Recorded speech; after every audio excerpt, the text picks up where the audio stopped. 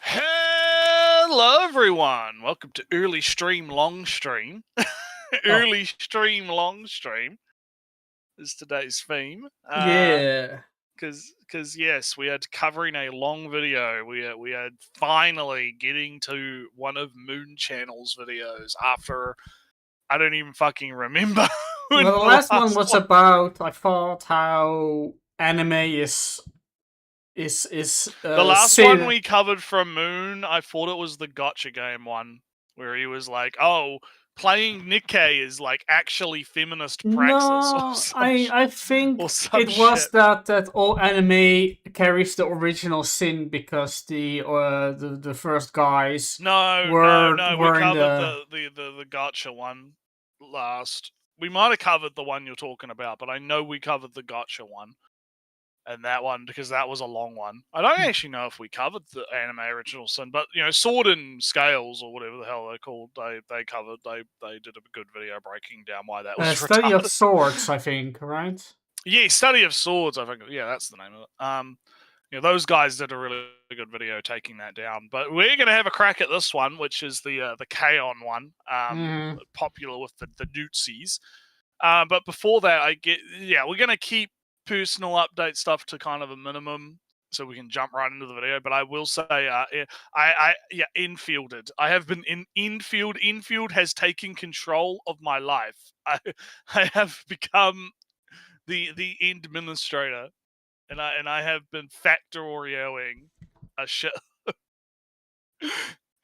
been big factories, Ali. You should try the actual games Nerds, actual Factorio, Dyson Sphere Project, Satisfactory. No.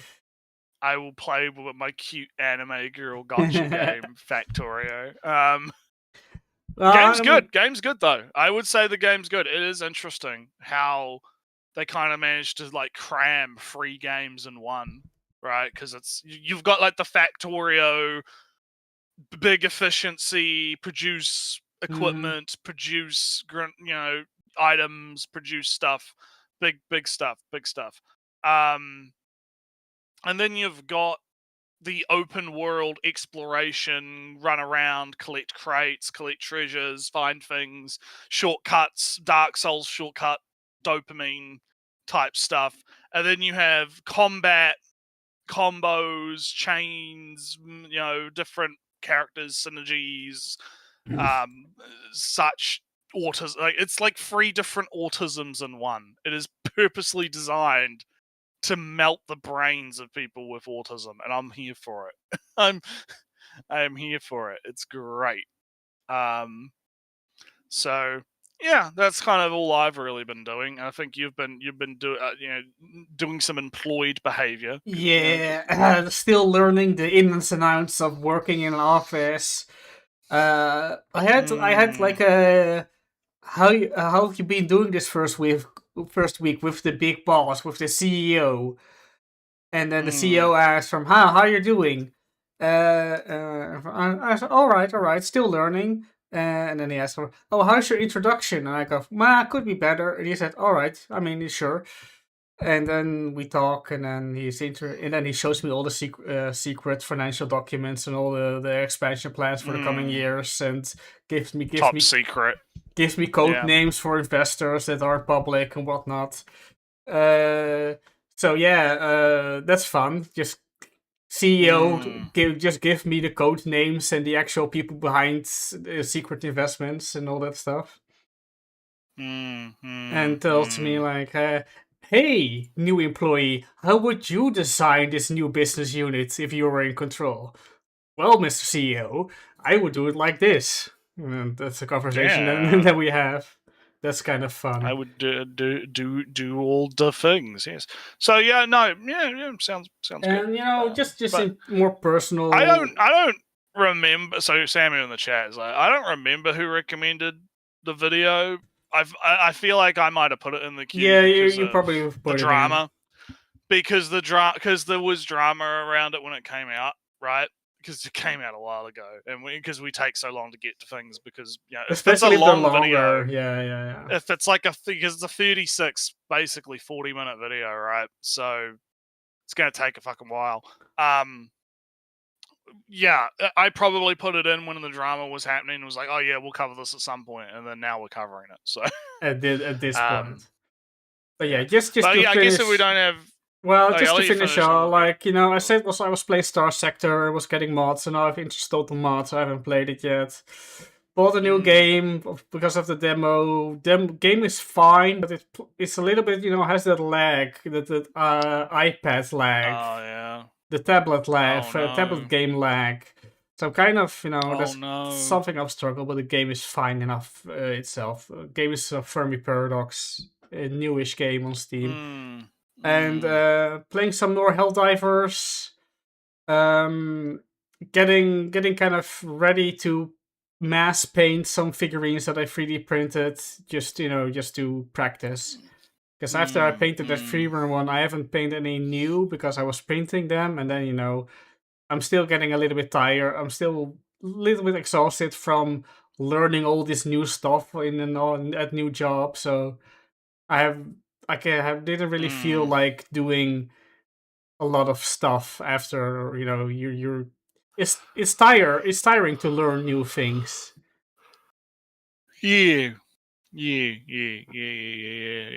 So I guess we'll just jump right into it then. We'll get right into the video. So yes, why is K-On! So popular with the Twitter Nazis? A very interesting question.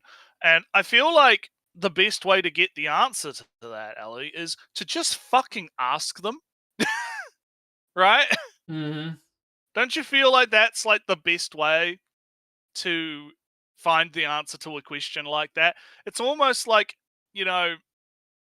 oh, why do commies like, I don't know, Star Wars or something, right? You could just ask them, and then they could talk about, oh, well, you see, Star Wars is an allegory for fucking capitalism, and it's actually a super deep critique of or whatever, right? I'm just using that as like a weird example, right? Like you could just ask people things, right? So I'm wondering if he put the work in, right? Because I'm expecting what I would expect from a video like this is, oh yeah, I went on Twitter and I just asked them, here is their responses, let's talk about them, right? But because if he's just going to be like, well, this is what I assume is the reason, because I have my own biases and those are going to taint my ideas on why people think things, right? I'm going to mind read the Twitter Nazis, right? Instead of just fucking talking to them like people, Yeah, that's kind of my predictions. I don't know if you've got any expectations. I cheated, or going I mean, in. I did some skimming to get a good idea from which for the thumbnail I should use.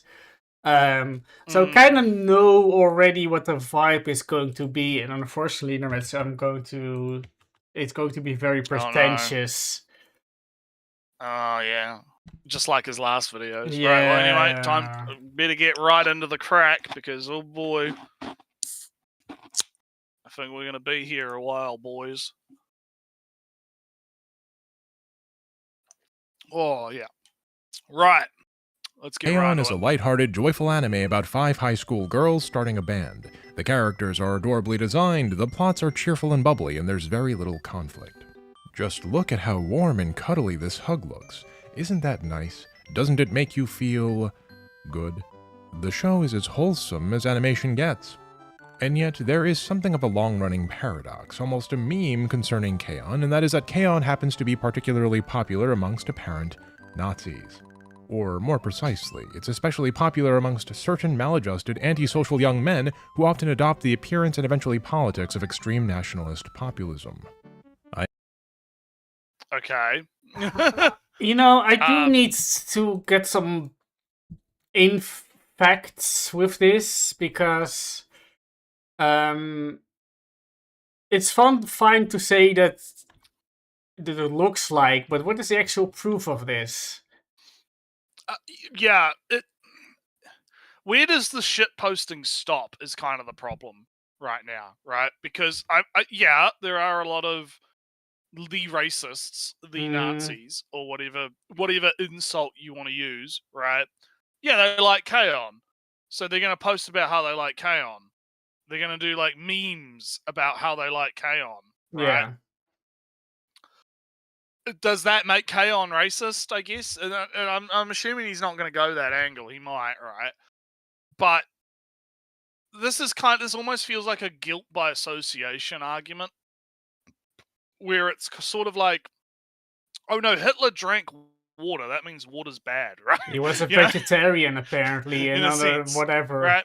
He was a vegetarian. He was vegan or whatever. That means vegan's bad, right? Or something. Well, we might talk about that when we talk about Darwin, right? But Yeah. but like again, it's like right off the bat, I feel like another big problem is it's very clear what Moon Boy, right? Moon Man here. I'm gonna call him Moon Man. That'll piss him off because of the whole Moon Man racism meme. The Moon Man. Kind of forgot that Moon was Man here. Yeah, that's funny. Those songs are fucking funny. I'm sorry. They're funny in like an absurdist kind of way. But with Moon Man here, right? It's very clear what his bias is. Right? He's very clearly a lefty. He's very clearly a commie. He's very clearly radical on the left wing side of things, right? So it makes it kind of difficult for me to really trust his perspective on this, because I have zero expectation that he's going to be impartial or good faith, right? In his analysis of why K-On! Has attracted a fan base that, according to him, is the racists, the maladjusted young men that he, loves so much, right? The maladjusted young men that he, insults and treats like shit, right? Which definitely doesn't have anything to do with them, jumping into the arms of people like Andrew Tate or anything. Nah, not at all. No, couldn't have anything to do with that. I mean, but this is the thing, right? Because I don't know, Andrew Tate is kind of just a poser that just says things that makes him more popular of the people that he managed to attract. I only use Tate because he's a good example, right? But and like Tate doesn't matter, right? Yeah. My point is that when you punch people in the face, they're not going to be very like amicable to like joining your side, right? And that means they're going to jump to whatever other group is offering vacancy, right? And that tends to be people like Andrew Tate who are like, hey, no, come here. If you listen to me, you'll be a Giga Chad and get the Ferrari, and you don't have to have guilt about being a man if you are, become a right winger or whatever, right? And that's what happens, right? And people like Moon, they don't seem to understand this, and it's why the left keeps getting its shit kicked in all the time, because they seem to think that being just absolute insufferable fuckwits is gonna win them votes, right? But yeah, let's let him cook. We're only like 40 seconds in. Let's let him. I imagine many of you have seen it yourselves on a social media platform of your choice. A hateful comment paired with a Man, I think that's an old one. The video itself is old. Sure. Well, it is, but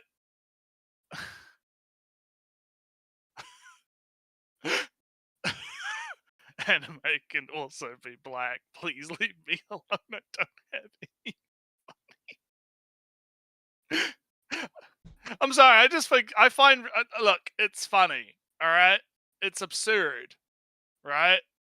It's got an absurdist kind of twinge to it, right? Yeah, like 50 agrees, right? 50 agrees. Like there's a joke in this tweet, right? And yeah, it's a little bit racist, but considering, listen, I'm gonna be a bit racist right now. Look, considering the way that the hoodweebs are acting on Twitter right now over Jujutsu Kaisen, this meme is actually kind of relevant.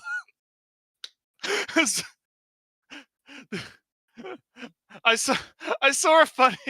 I won't post it. And I don't think the guy. This is another problem: is you got a bunch of people pretending to be Japanese right now, right, to stoke the fires of the controversy. So I will fully admit that that's happening, right, because that's a problem. But there was like some black guy or whatever who was like, the blacks will save anime. The blacks will own anime or something. Let me find the direct because I see it somewhere. Yeah, it was don't worry, black people will take over anime, and then you just have some guy saying a bunch of kanji and then the N word. Naretsu, unless I see the tweet, I'm just going to assume that it's just people trolling each other without It ever probably being is. That's Japanese. part of the issue. That's part of the issue with this, right? Is like none of these people are fucking real. Right? Yeah. Like the hoodweebs are probably 14-year-olds that think it's funny to pretend like hoodweebs, right? And then you've got the people pretending to be Japanese, right?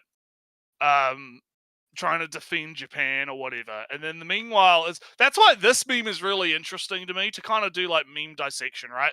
Because it's portraying like the K-On character as almost like just kind of like a normal person in a sense, right? Because it's like you've got this black person who's being very aggressive with like the bold text and the kind of like the way that they look, right? Anime can also be black, right? And then you just have the normal person being like, "Look, just leave me alone. I don't have any money. Fuck off," right? So that's one way you can interpret that meme, right? In a sense. But anyway, here you go. I found the screenshot of the thing I'm talking about. Oh, people We can won't put hear it the in there. Discord We won't sounds. bring it up, but you can read the kanji that I'm very sure is not actually like anything. It looks like gibberish to me. You let me know because I heard from someone.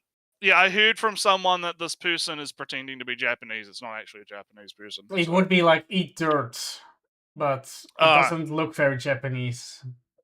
Like, looks a little bit translatey.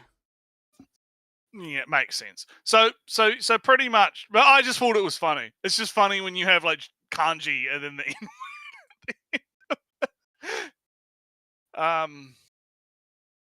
yeah, the foundation of this vid is based on a meme, and while the memes are true, I don't think the K-On memes are absolute enough for this certainty. Yeah, that's kind of the problem. What I was asking, right? Is this even a real thing? With this the video, the central thesis. Why the question? Why is K-On popular with the Nazis? Is K-On even popular with the Nazis?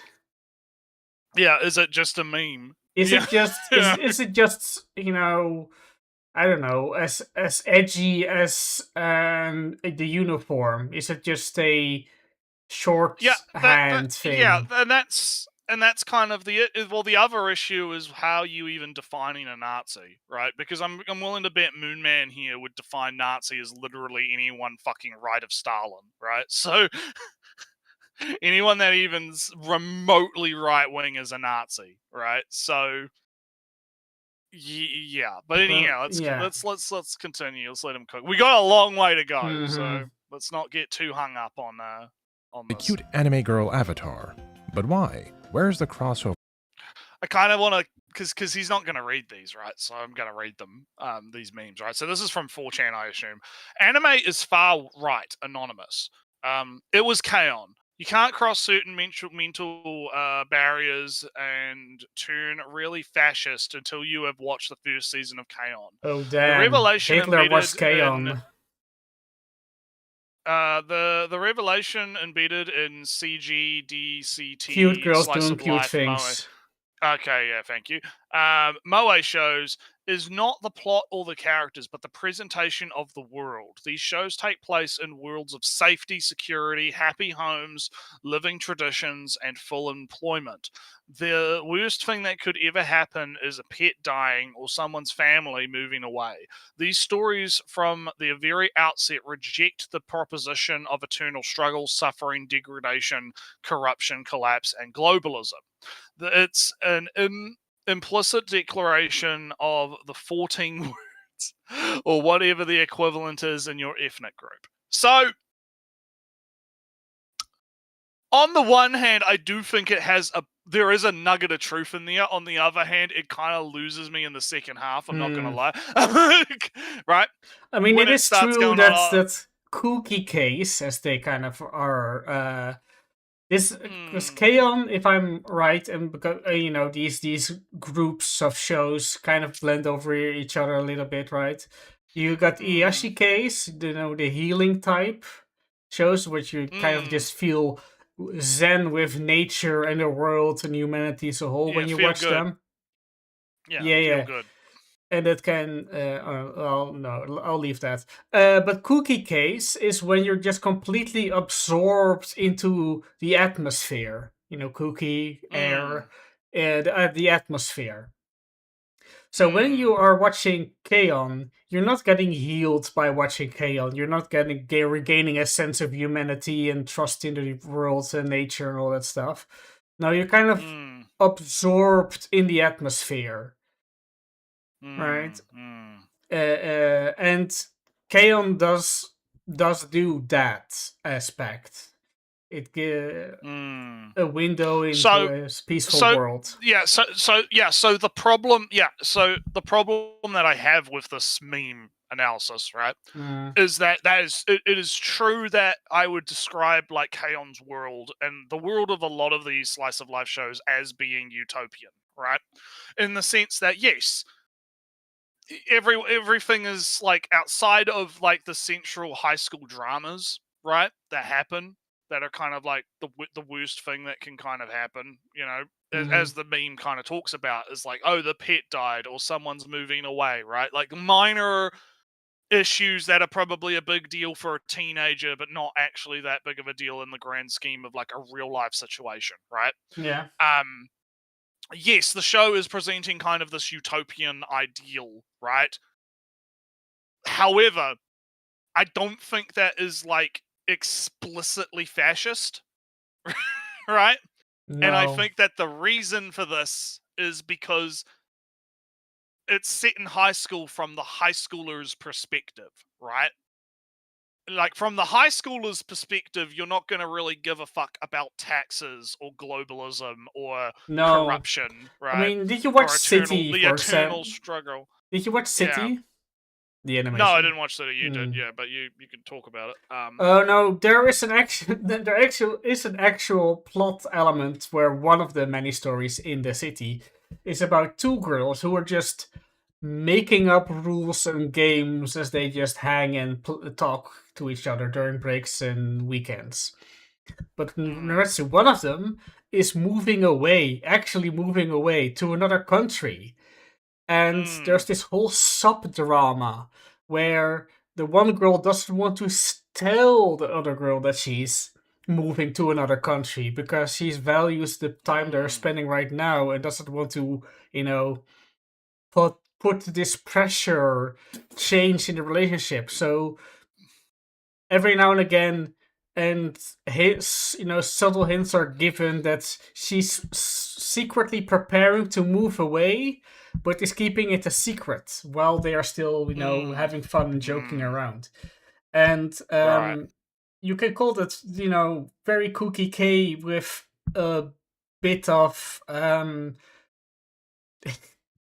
drama. Well, yeah, because at the end of the day, you need to have a little bit of drama. Yeah, right? You need to have a little bit of conflict in the story. Otherwise, a little bit of confidence, anxiety, or whatever. But looping back to the thesis, right? The thesis of, because we're kind of doing meme analysis. It's meme review right now, right?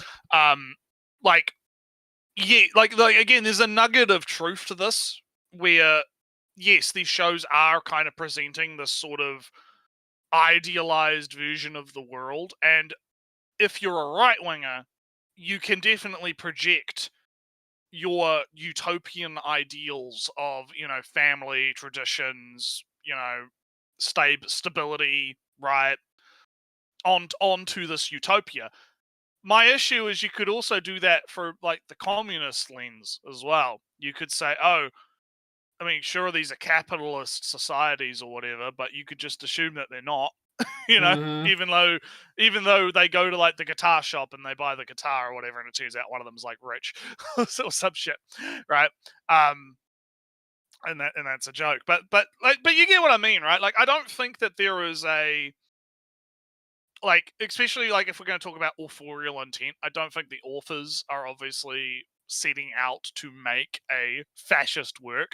I think that it's just because it does portray a lot of these things that the fascists, quote unquote, right, hold as being like utopian like ideals to strive for, right? Mm. It gives them an ability to kind of latch onto it with their own ideologies and their own stuff. And that really, like, we're only like a minute in almost, and that really kind of answers the entire fucking question of the whole video, right? Is like, yeah, they latch onto it because it, presents a world that is appealing to them, right? It's the world that they want to create, right? Now, they might want to create that world through fascism, which is not good, No. but but it presents a world that they want to make, right? And it almost kind of, like, if you, because it's interesting, because I don't think there's been like I can't think of an anime that presents like, a utopian communist world, I guess, because I can use Star Trek as an example of, the space communism meme, right? But Mhm. even then, it's not really space communism, right? Like, if you really think about it, right? No, it's But that's the utopian. meme. But yeah, but that's the meme, right? That it's space communism, and and I reckon that is a good allegory for what's happening with Kaon and the fascists, right? Like, Star Trek is viewed as the communist utopia because, oh, they don't have money and they have replicators and everything. No one actually like works because they have to. They work because they want to, and so and so and so and so, right? All these things that the communists kind of hold as core ideals to strive for, right? So therefore, the meme therefore becomes, oh, Star Trek is communist, right? The same thing has happened to Kaon, Yeah. except in the fascism sense, right? There we go. We can talk about anime now, Ellie. We've done the whole we've done the whole video. That's it. But anyway, let's see what Moon has to say. Let's see what Moon thinks, right? Yeah. But before that, we'll have a look at the chat. Because Samu was like, I'm not that political, but doesn't most ideologies think that their peak development results in a utopia? Yeah, but yeah, both of them do. Yeah, like, that's the thing, right? It's like, when you have a utopian ideology, that's usually how it goes. But anyway, Yeah. Between embittered young men and carefree teenage girls, how does an innocent slice-of-life anime become a signifier for antisocial behavior? It's a story in a sense without specific villains, but with many, many victims. And it is a story with roots far older than you might realize, roots which give way to a modern problem deeply is in Osaka. exacerbated by societal forces. So why do these bitter, angry young men cling to one of the softest, sweetest anime ever made? And how can something so gentle and sweet exacerbate bitterness and alienation? Let's find out. is Kaon exacerbating bitterness and alienization? No. It's a very weird framing for this. I mean, right? it kind of feels like Naretsu. It kind of feels like the Moe wars. I would just shorthand it. Yeah, The old influence days, yeah. of Moe and what it would do for the worldview instill. It's ruining. Oh no, my mecha anime is. Or is just getting the ruined by youth, the Moe. like unrealistic portrayal of conflictless society, Lucky Star, and he's kind of making the same argument that, I can't remember what his name was, but remember that one fuckwit who was like, oh, One Piece is like communist or something because people protest with the One Piece flag or something, right? And that makes it a communist work. He's kind of making that same argument, like, oh, because the Nazis like Kaon, and the Nazis are doing, Kaon must be making the Nazis worse because of something to do with how it's like made or something, right? Like, it has like a magic property to it that just makes you fascist, right? Which I think is fucking ridiculous, because again, it's like, that's not how that works.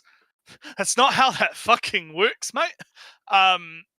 So it's a very similar argument to the One Piece political video we covered a while ago, right? Where it's sort of like you like, oh, they picked up like the symbolism, or they picked up like a thing. Therefore, now that thing is the thing, right? Rather than like actually analyzing like again, you could just ask them. You could just fucking ask them, and they would probably give you a number of different responses, right? That you could then compile and go, okay, let's actually analyze this, right?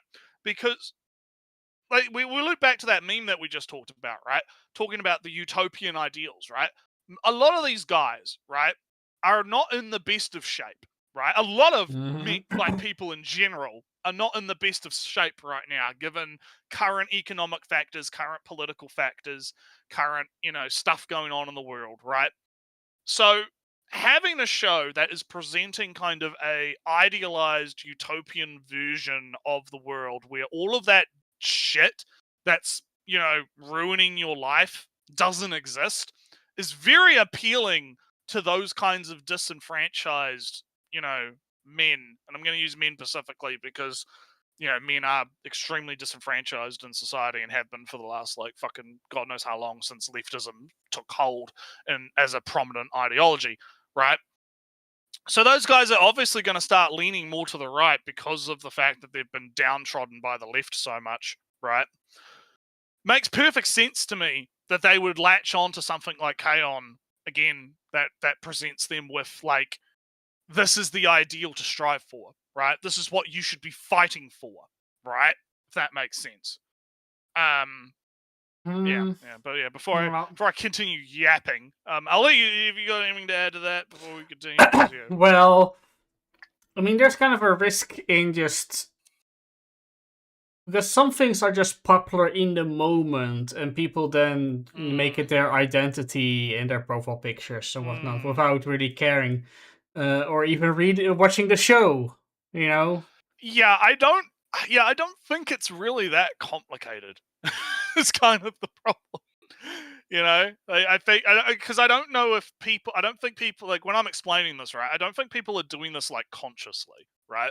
I think it's a subconscious thing that they're latching onto these things subconsciously as a safety net, if that makes sense, right? Well, it's kind of just the besides my whole skepticism that there is an actual significant or an even noticeable Nazi grouping that especially clings to K-On! There's like already 3 steps of verification and proof I kind of need for that. I'm pretty sure like Nick Fuentes, who is king of the Nazis right now, thinks anime is like degenerate or some shit. Yeah. So that's kind of the thing, right? Is you could get this is an issue with the generalizations, right? Because you could get really fucking granular with this and be like, okay, so we're talking about like a subset of a subsect of a subsect on Twitter, of the radical right wingers, right? Like we're talking about like a group of people that probably doesn't really have a significant amount of numbers, right? And even like it's not like I don't see K-On! Used a lot in. Like, Frarian honestly has kind of, like, taken over in terms of people making fascist memes or whatever. But that is entirely the leftists' fault. Entirely that one fucking YouTuber's fault for being fucking retarded about it. It's good to see that we haven't had a lot of that fucking with the new season coming out. Although, sadly, I didn't watch the last episode because I was too busy infielding, so we can't talk about it. No, unfortunately not. But yeah, so I kind of need to kind of 3 proofs already. Nazis on Twitter liking anime, liking K-On! That there is a significant overlap between the two, and that it's kind of ideologically and they're making memes and they're making if memes it just not because it's funny images and readily available images, and because they have some ideological connection to the themes of the show. That's a kind of a lot of steps I already kind of need. And besides Yeah. that, it's I don't really feel that Chaos World is something kind of you strive to protect, because Chaos World is as Cookie K is that static everyday life. Maybe it is a kind of a days gone by, and when you were 14, 15, and your concerns were school. But in that sense, Nemetsu, that's kind of the same longing for a history that never existed, longing for the past that never existed. Well, yeah, you can never go back. Because you can never. Because also that from never a past episode. Because it because it also never existed. That's the time when you were just a teen or barely 20 years old, where you were old enough to be conscious and know things, but not old enough to actually share, have the burdens of responsibility and knowledge and feeling the consequences of it.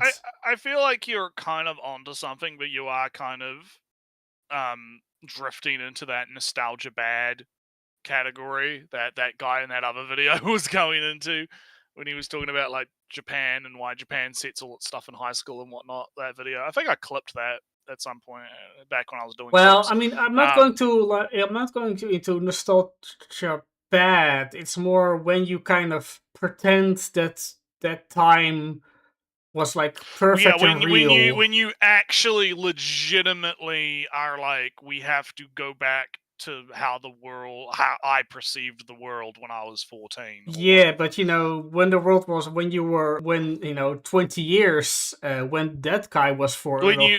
When you were in your naive, ignorant bliss, yes. No, but I said this before, right? If you take somebody who's now 60-year-old and ask how the world was for them as a 16-year-old, that's 40 years ago. That's 20 that's 1980 or something. And then you have, oh no, nuclear war. It's imminent. Every waking moment is possible nuclear war with the Soviets or whatever. And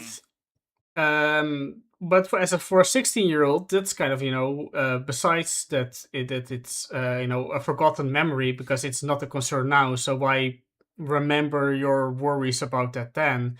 It's also they weren't responsible. They didn't have to make plans for an imminent nuclear destruction because they were not old enough to have to make those plans. And for them, the 1980s were the future. Not the future. Was that glorious past that we need to return to. But to actually live as a responsible adult in the 1980s, I mean, is the time when you were deathly afraid of nuclear war. And so that's kind of that's the same for every time. And that's kind of the Sam, we might be on to something in the chat. Hang on, this is just a long-winded way of saying that fascist ideals are childish. Could be. I mean, we'll find out. We'll find out. Maybe. I mean, this is we'll find out. You can ascribe it to my opinion on fascism as a kind of a childish revisionist history thing. And communists are murderous retards. Yes, we know. But anyway, enough fighting amongst ourselves. Let's get back to the video. And we'll start this time with a little bit of literature. Oh, literature time, Ellie. We're going to read some books. Hell yeah. Let's go. Oh, look at the cute girls. Why is there like AV? In the year 1951. Oh, sorry. No, we're going back to 1951. Let's go. Sorry, no, I was just going to say, why is there like subtitles for a song that isn't K-On or something? Never. I don't fucking know. But anyway, let's hear about 1951, Ellie. Totally relevant. American author J.D. Salinger published his one and only novel, a story about a young man named Holden Caulfield who encounters a world that doesn't seem to have a place for him. He's alienated by society and in turn disgusted by it, by its superficiality, by its hypocrisy, by its what he calls phoniness.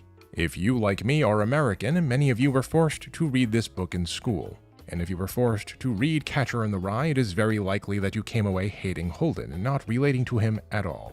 But of course, that's kind of the point, right? That's the meta layer to this book. Of every 10 readers, I'd say maybe 9 find Holden to be whiny, immature, and nonsensical. But I promise you, there was at least one person in that 10 who saw themselves in Holden Caulfield, and felt alienated by the other 9 people who simply never got it.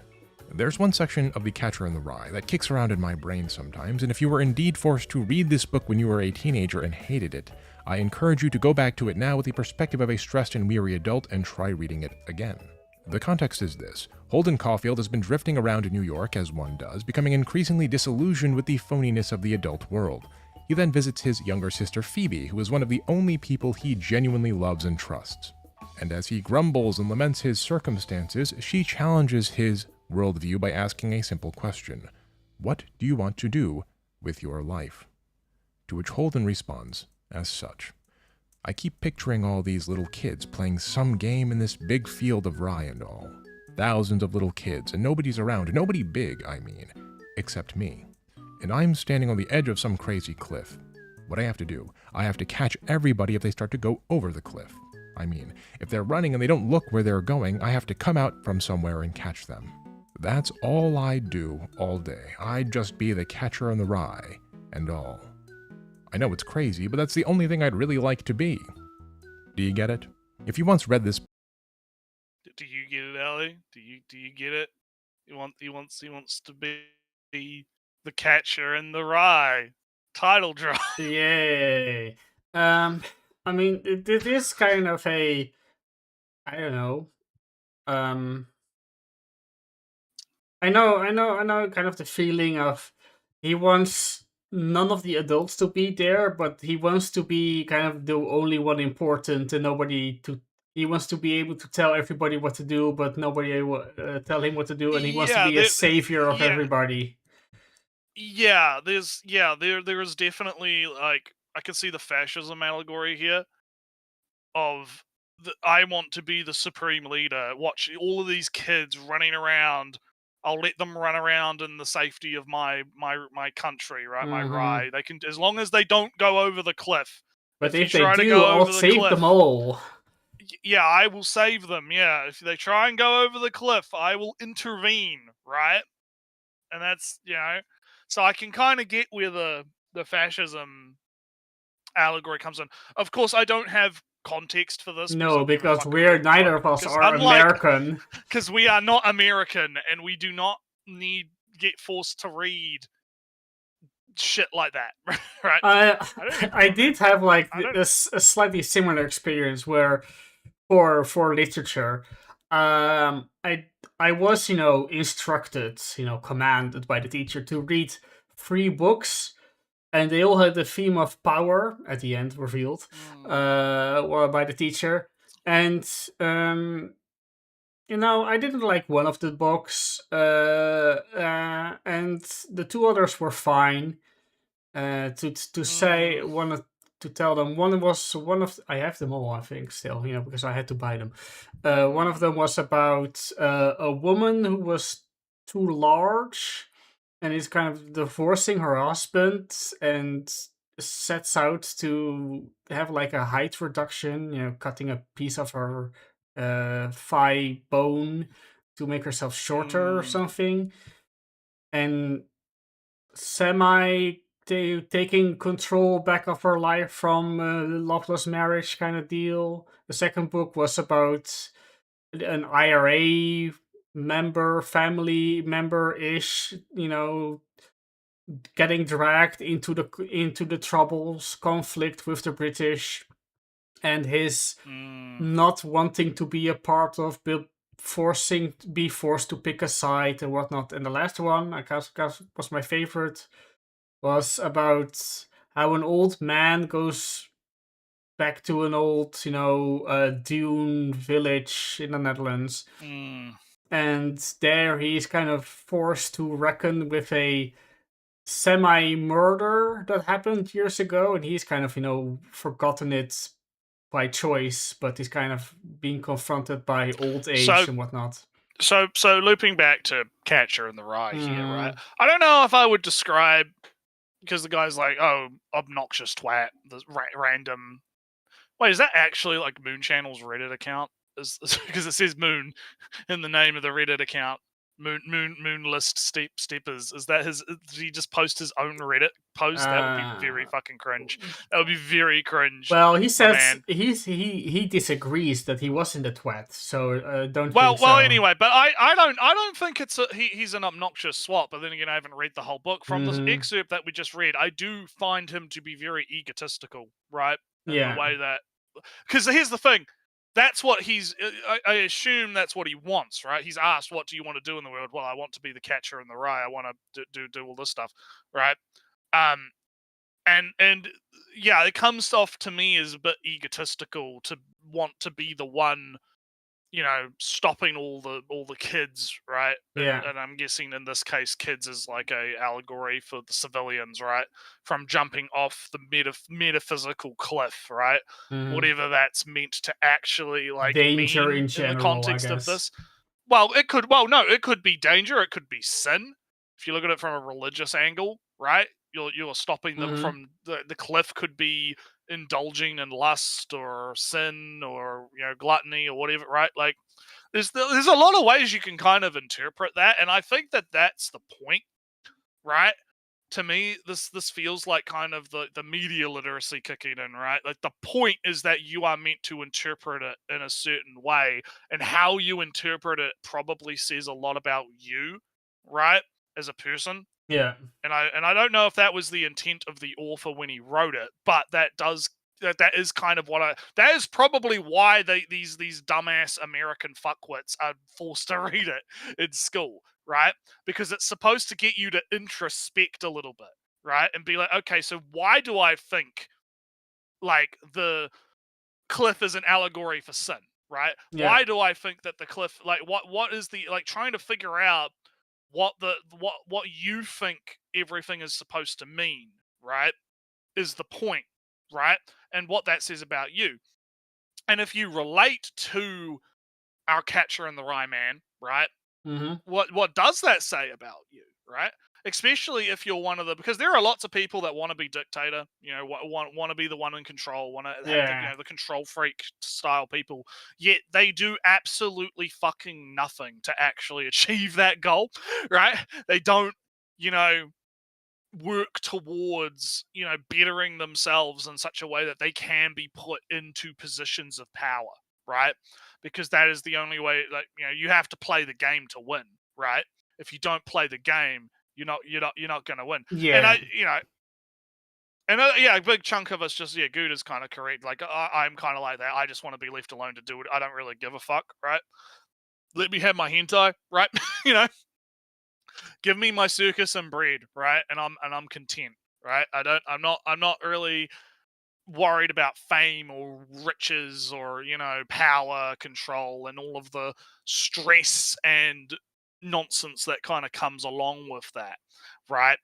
So when that's why I think that the guy's egotistical, because to me, someone that wants that seeks that control and power, right, without really actually doing anything to earn that power, right, to do something that would, make people trust them enough to give them that power, to me comes off as egotistical, right? You're kind of It's reminding me. It's almost like they feel that's what they deserve to get, if that makes sense. This right? reminds me of ancient times in Red Sea. This is remember when some guy suddenly said, "Oh, Viola, that good old Viola philosopher guy. He was so cool." turns out that Viola was like one of those Nazi philosopher guys. Oh, you mean yeah, when we did the stream covering Academic Agent and the Academic Agent, that was the guy. Yeah, and it was the whole tomboy fiasco. I've actually rewatched that stream. I've rewatched that stream a couple of times because it's so fun. Our reactions to that were great. If you guys haven't seen it, it's in like the deep recesses of the channel. You can find it by it's now. like, Yeah, it's like late. I believe the title is like late night schizo posting with the boys because we like all jumped into like the stream at like, for me it was like 1 a.m, and we were just fucking watching that video live, fucking around.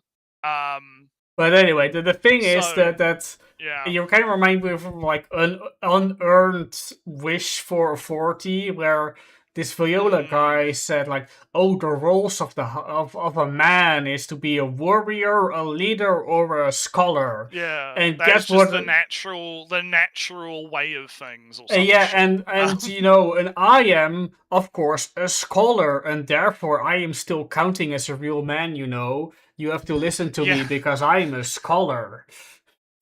Yeah. That video is good nostalgia. Yeah, I would definitely recommend people. I wonder what he's up to these days, Academic Agent. Oh, he's still doing. He's doing some shit. He's still doing some fucking crazy shit. He's gone even more down the fascist rabbit hole. All right. But let's see what Moon Channel's an analysis of Catcher in the Rye is, right? Like I've kind of talked about my analysis. Let's see what his is. Fucking scoffed at this. Do you get it? Now. Holden idealizes innocence. Ignorance is bliss. At some point, we must all grow up and face reality, engage with the responsibilities of adulthood, engage with our sexualities, with relationships, and the myriad seemingly impossibly complex troubles of the world. But the world of adulthood, the so-called real world, has been constructed in such a way that is phony. It is deeply inauthentic, more so now than ever before, and it takes active effort as an adult to ignore the dissonance and merely exist. And Holden sees his little sister and thinks to himself that if he could, he'd shield her and innocent, pure beings like her from this inauthenticity and corruption, from the bitterness of reality. In his mind, it's not a selfish endeavor, but a selfless one. His own needs aren't even a part of the equation. He sees himself as a lost cause. This theme of being a lost cause, an alienated and excluded person, abandoned... This is a video critique here. Mm-hmm. Don't fucking, like, this is a fucking half an hour video. Yeah. A lot of people are probably going to be fucking tabbing out and not looking at the screen. So it's not a good idea to put, like, relevant shit on the screen, right? If you know, and I know this is a little bit fucking zoomery, like, the way, like, you know, media is made now, you got to cater to like the lowest common denominator. But yeah, a lot of people are not going to catch, like, the Smiths make music for people who self-identify with Holden from Cat. What the fuck is the Smiths? What are we? I'm just saying American codes for something, and I don't get it. I don't fucking know. But again, why is it on the screen? What does this mean, right? It's kind of the same thing with like the memes earlier, where he's putting the memes. That meme that we dissected was actually kind of important to the general thesis of the video, right? So why the fuck is it, you know, at least fucking, you know, oh God, it's just annoying. But anyway, let's continue. Yeah. By society, but still having the power to protect the innocent, or more precisely, to protect innocence, has led to Catcher in the Rye becoming something of a cultural totem for what society deems to be disturbed young men. In 1980, Mark David Chapman assassinated John Lennon of Beatles fame. When the police arrested Chapman, he was carrying a copy of Catcher in the Rye, which he declared to be his statement. When Robert John Bardo murdered actress Rebecca Schaeffer, he too carried a copy of Catcher in the Rye during the crime. It's incidents like these that have given... Yeah, when the otaku killer killed a bunch of kids and he had a bunch of anime at his house, that was totally related, right, Elliot? Oh yeah, because he was killing people because he was an otaku, of course. He totally He named You know, himself. was- He called himself, "I am the otaku killer. I'm killing people because I'm an otaku. Please call me the otaku killer in news reports from now on." That's what he said. Yeah, he totally said that. Yeah, totally said that. It's so weird how he's making that argument. Like, I don't think, like, yeah, okay, maybe they were inspired by Catcher in the Rye through some psychosis, right? Through some fucking crazy bullshit. But is that Catcher in the Rye's fault? Right? That they went and did bad thing? You know, is that like, you know, it feels a little bit fucking like he is making the right wing's argument about media influencing people to do things, right? He's kind of making that argument, which is very, very, very weird. No, he's not making that yet. It's more of a kind of reverse. Well, he's like slightly touching it. He's touching the orb, right? He's getting ready, and he's leaning a little bit on that, a little bit. Because he's trying to make this argument of, oh, well, Catcher in the Rye has some fascist undertones, and these people that assassinated or did some other stuff for political reasons or whatever were totally, you know, they had the book on them, and they said it was their mission statement, and you know, fucking. Yeah, I don't think he wants to step on the can of worms. Yeah, Gouda's kind of getting the point. Yeah, but let's see. Maybe I'm wrong. Let's see what he Giving says. Catcher in the Rye sort of a reputation as a dangerous book. People who don't understand the book or the Holdens of the world believe that the book inspires the behavior, thereby banning it from libraries or schools. Okay, so he's moving it to like the opposite. So he is So he is good. It's not the book's fucking fault. Well, but he did do the whole original sin thing, but yeah, which is a bit of a thing. And he's also like, oh, the you know, Marx of the world, or the, you know, whatever.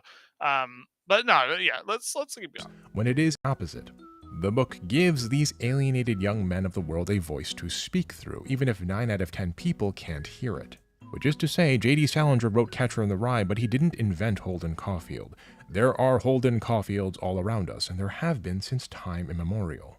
A prototypical example might be the ancient Greek myth of Hippolytus, written in 428. Here's the one of the things. I warned you for this pretentiousness, Naretsu. This is the thing I saw. During this game. Like this is the thing I don't like about Moon is he tries to make himself seem so fucking smart. Like, oh, look at me, I'm gonna quote this ancient Greek novel story from fucking the hundreds. This definitely relates to what I'm talking about when it comes to K-On! Nazis. Right? Yeah. Like it's very. Come on, my man. Come on, my man. Like, come on. To be fair, if they did outright state the book was their statement, yeah. That's fair to say. But you know, yeah, blame the murderer, not the weapon. That's true. Yeah. Samu's making good points in the chat. But anyway, let's keep going. Let's hear about Greece. It's Greece time, Ellie. We're going to learn about the Greeks. Yay. The Greece and the Greeks. And the Greeks the are... and the myths and whatnot and stories are kind of cool, even though they're all kind of retold when the Renaissance... Did you know that the Greeks invented the incels, Ellie? You don't understand. Oh yeah, that was like... Which one was it again? Right, forgot. All right, well, let's see what he says. BC by none other than Euripides in the form of a stage play. At the opening of the play, the goddess of love, Aphrodite, explains to the audience that Hippolytus has sworn a vow of chastity, refusing to revere her and instead choosing to honor Artemis, the virgin goddess of the hunt. Let me perform for you a little snippet of the play, wherein Hippolytus talks with a servant as he stands before a statue of Aphrodite. How then, no word for a high and mighty goddess? Which, careful lest your tongue commit some slip. The goddess here, who stands beside your gate. I greet her from afar, for I am pure. Yet she's revered and famous among mortals. I do not like a god worshipped at night. My son, to honor the gods is only just.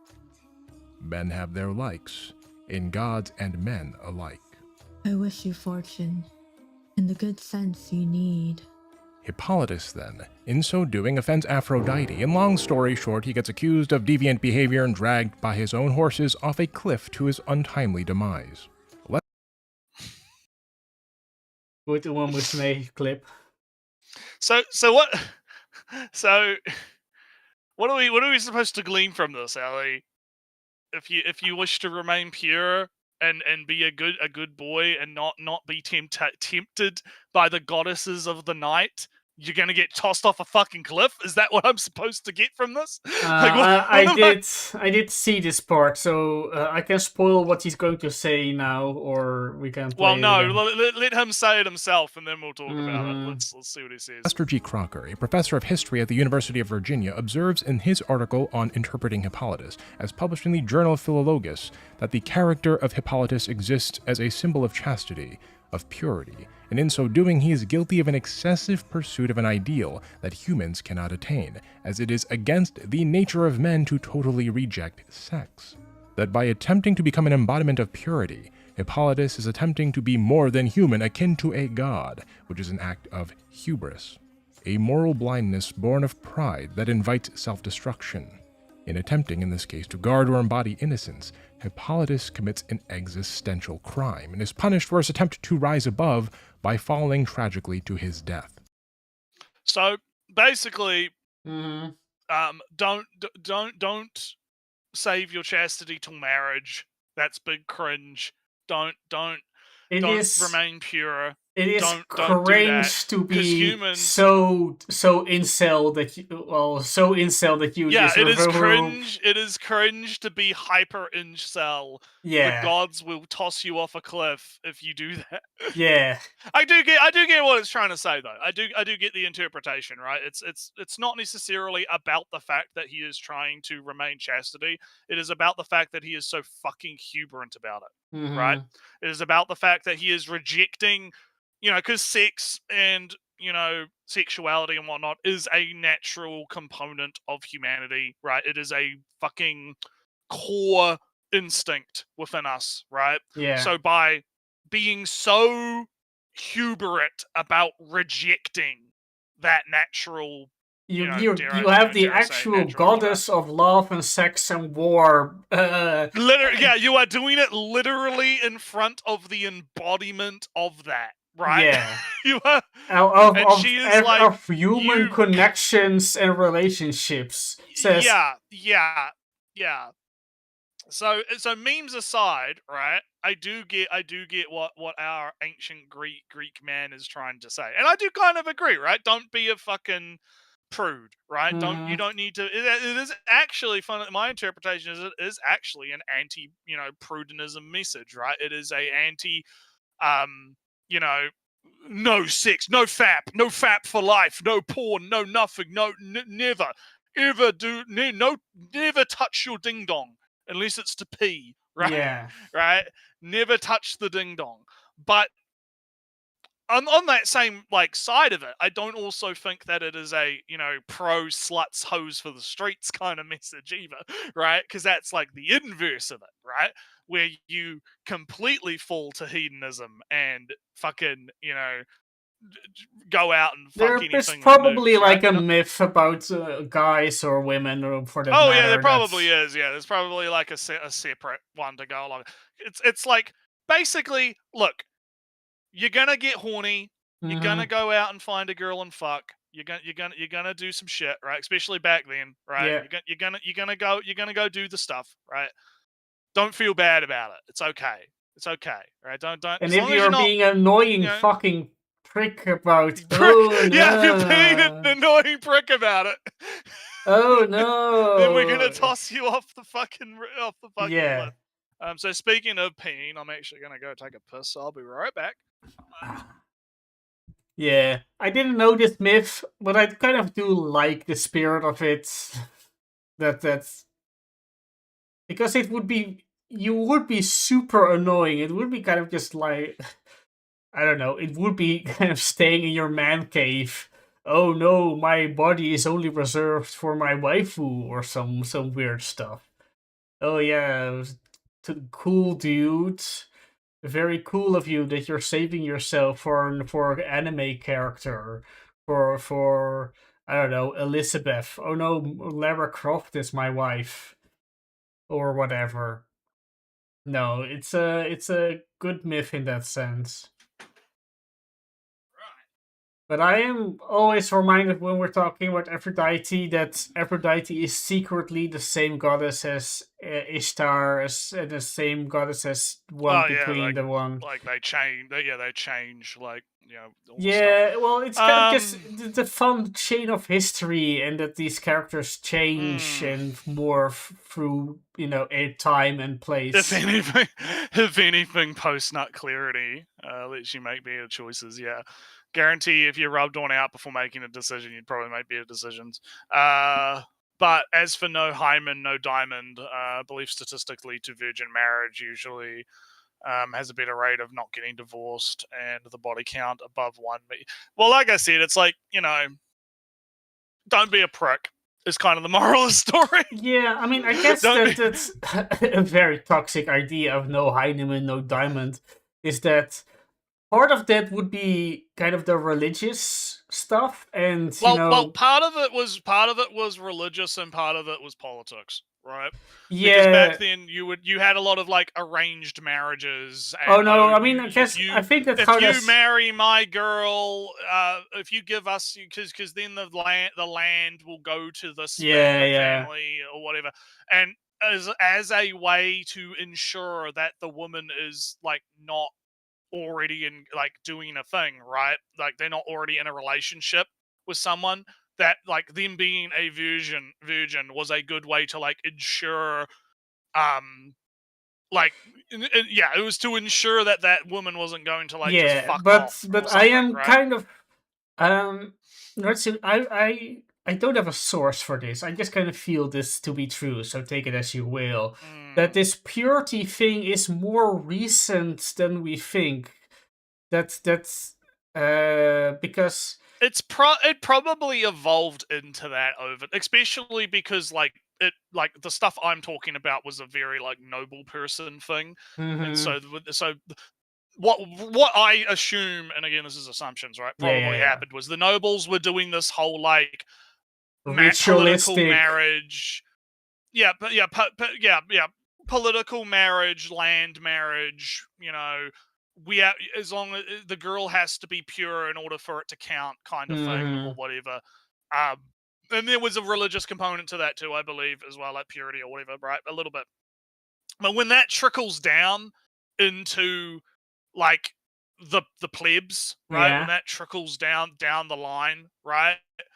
They kind of skip the whole political marriage because funnily enough, I believe I watched a little video about this where like back in the day, like plebs didn't even really get married a lot of the time. Like marriage was more of a like higher class thing to do. Yeah. Right? Like the serfs weren't really like they were getting into relationships and having kids and all that stuff, but they weren't like having big ceremonies at churches and big parties with the whole family or whatever. Like maybe they did a little bit, but it wasn't the same kind of marriage, right? No, and it was like so what probably happened was, as like the nobles or whatever did their thing, and the information about that trickles down through the game of Chinese telephone, right? It ends up with the plebs going, oh, virginity equals purity good, look for virgin value, big stonks. Right? Yeah, but I mean, I'm just saying that this whole Puritan idea, I mean, it's not like, I think at least, that we have so much writing about the Middle Ages that we know the daily lives of a farmer and how they go through from birth to this is a question for full. It's a question for full when I next chat with. And but virginity practices in medieval history, because he'll know. Because just one funny anecdote. There's apparently a church with a church tower that is kind of bent and crooked, and the myth is, and that is, the church is old, Middle Ages built, and the myth is, Naretsu, that church that happened when there was a virgin getting married, where a church tower went, wait, what? A virgin here?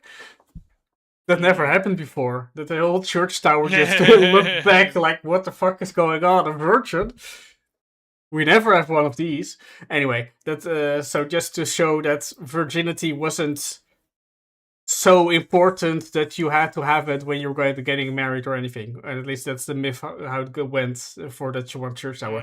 But for what Gouda said about current year, I was just going to note that the fact that virgins are are less likely to divorce doesn't mean that the marriage is successful in that sense. It could just mean that they are way more religious and way more likely to stay in a marriage regardless if it's a good marriage or not. Yeah, well, there's that, and then there's the fact that I would have to look at the most updated statistics, but how many people are actually getting fucking married right now anyway?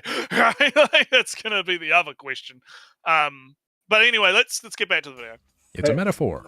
Euripides is arguably making the point that Hippolytus and men like him mustn't obsess over or take pride in purity. By scorning Aphrodite, Hippolytus puts one aspect of human nature on a pedestal while denying another, and to the Greek mind of the time, that is rejecting the natural order. The story seeks to warn men like Hippolytus away from such innocence-obsessed behavior. An obsession over innocence, over purity, is unnatural. Now look, I get it. This myth doesn't map exactly upon our overall narrative, but consider this. The idea of alienated young men obsessed with specifically innocence and spurning love, as well as warning against this behavior, is at least as old as 428 BC. There are... Well, I mean, I think that for the incels specifically, right, they're not necessarily obsessing over, like, the purity of the woman. They're obsessing over the fact that they have not been impuritied by the woman. Well, little bit. We had like well, actually, let me clarify here, because the issue with the incel thing, and this is the problem that he's running into here, is that the whole entire philosophy about inceldom is I want a relationship, right? Because it's not just about the sex. It's the common trap that people like Moon Man here fall into. It's not just about the sex. It's about the emotional connection, right? Because if they just wanted sex, they could just go get a hooker, right? Just go get a hooker, right? Go to the strip club. Yeah. If you want the temptations of the flesh, there's like 50 million avenues for you to go and get like the temptations of the flesh. What the incels are actually mad about is the fact that they don't have the cute goth GF that actually loves them and, you know, gives them affection and does things for them and whatnot. And they feel like they are owed that by society. Because they, again, I don't agree with this. I just understand it, right? I understand where they're coming from, even if I don't agree with it. So I don't want people accusing me of fucking, you know, inceldom or whatever, right? But I get it, because they feel like they were sold a version of society that's not real. It kind of goes back to the Catcher in the Rye thing with the phoniness, right? Which I guess is why Catcher in the Rye is resonating with these people, because they were told, oh yeah, if you just get a job and work 40 hours a week and you know, go to college and get a degree, you know, you go through life and do the stuff, you'll just, you know, you will be rewarded for that with the cute goth girl GF. Right? Yeah. You will find a girl. You will get love. You will do stuff. And then what's happening is, because they are finding out real fucking fast that all of that shit was maybe not necessarily a lie. And from their perspective, it is a lie. But, you know, they're finding out that you need to actually do a little bit more than just, you know, do society stuff in order to get a girlfriend, because it turns out that women are like human beings, right? And you have to actually interact with the woman. They just right? don't you have to give go out you there. what you want and just like, hey, women. Yeah, oh, you no. have to, like, you also have to, like, you know, dress cleanly, and take a shower and you know you have to like have a clean room. Jordan Peterson, clean your room, right? You have to have a clean room. Mm-hmm. You have to have good self-improvement. You have to do things, right? You have to do things in order to get the girlfriend, right? But from their perspective, they believe that they should, because they think that society is supposed to provide that kind of thing to them, right? They go, that's where the inceldom starts to kick in, right? It is the I deserve to have the to have the girlfriend, right? I Yeah. have done everything right. I did everything I was told. Why am I not being rewarded the way that I was promised, even though they weren't actually fucking promised that, right? That's not how that works. Yeah, I mean that's a kind of what the myths that you're getting told by the en routes and the fitness stuff. Yeah, that's what they lean into. That's what they Mhm. lean into. They lean into this feeling that these young men have that society has abandoned them, right? And so they need to find an alternative philosophy that will provide them, even if it's a lie, right? In their mind, they view the Andrew Tate philosophy as their pathway to get the thing that was promised to them, right? Even though it is fucking yeah, like Gouda says, pickup artist stuff is a meme, right? But because they're desperate, right? Because they're desperate and they feel like they're not going to get it So otherwise, they're right? going to get the rich quick, but get girl quick schemes on the internet, Yeah, they're going to whatever that get roped is. into the thing, right? And so looping back to the Moons video, right? I think that there is a misunderstanding of kind of the incel philosophy, right? Because it isn't just about like they don't value the purity for the same reasons he thinks they do, right? Like I don't think they're necessary. Like I think a lot of that comes from the tradition, the fact they get suckered into the traditionalist, right wing side of things, right? That you talked about with the virginity and whatnot. They get roped into that because that's the only side that's offering them a solution to the problem, right?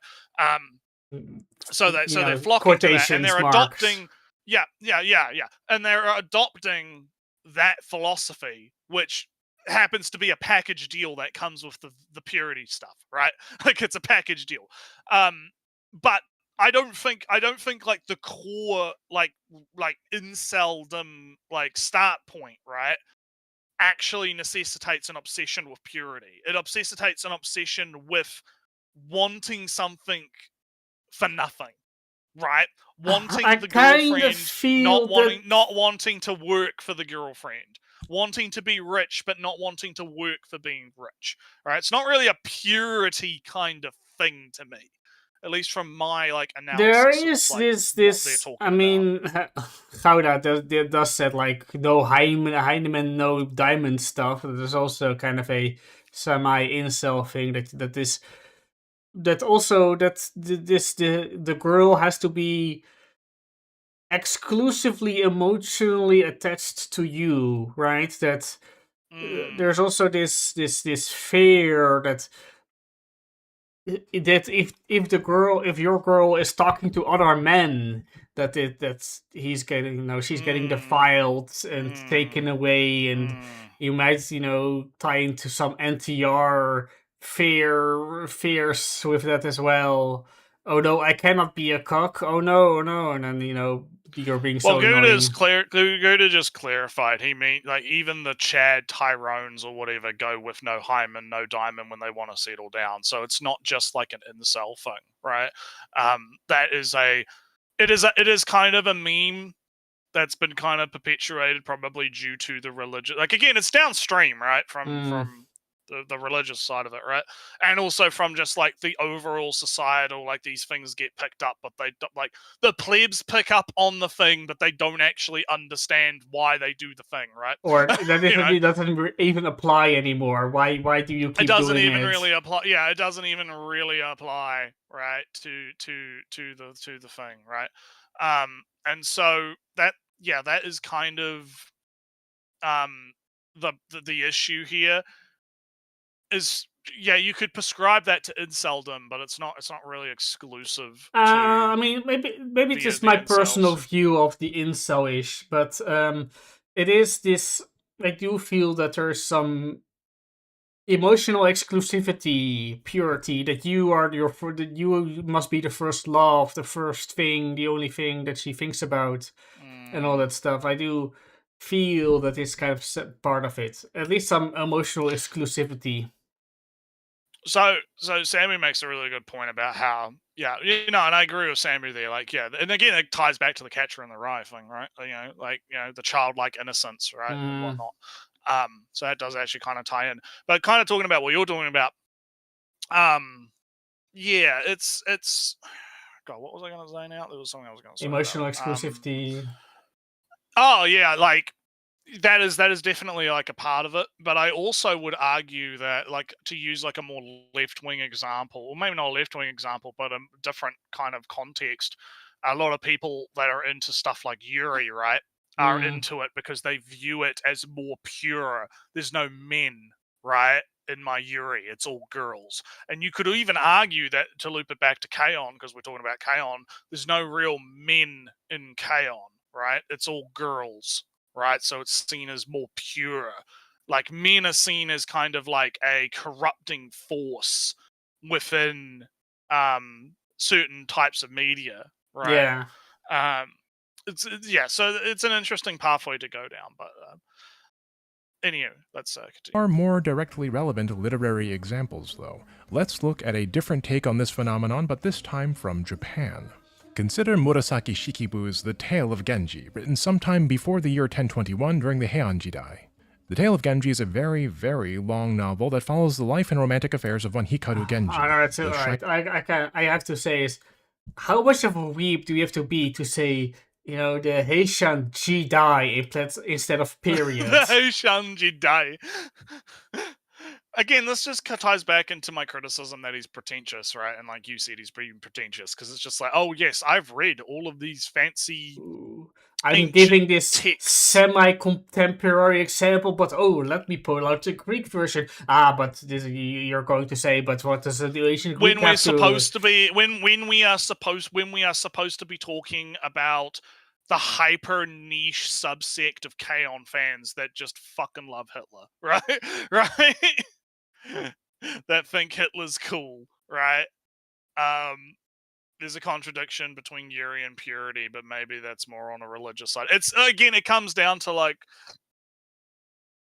yeah, there's like a purity. There is, like, when you talk to people about like Yuri and stuff, you often find a lot of them talk about like the purity of it. Like, Hmm. there's a purity element to it. I But mean, you yeah. can write the most pure, hetero love story that you have ever seen. That doesn't really matter in that 5-0's sense. like, hey, Moon, don't care, didn't ask, didn't read, sorry, not sorry. Okay, but anyway, let's Yeah, I let's mean, King I Prince. know. He's a noble.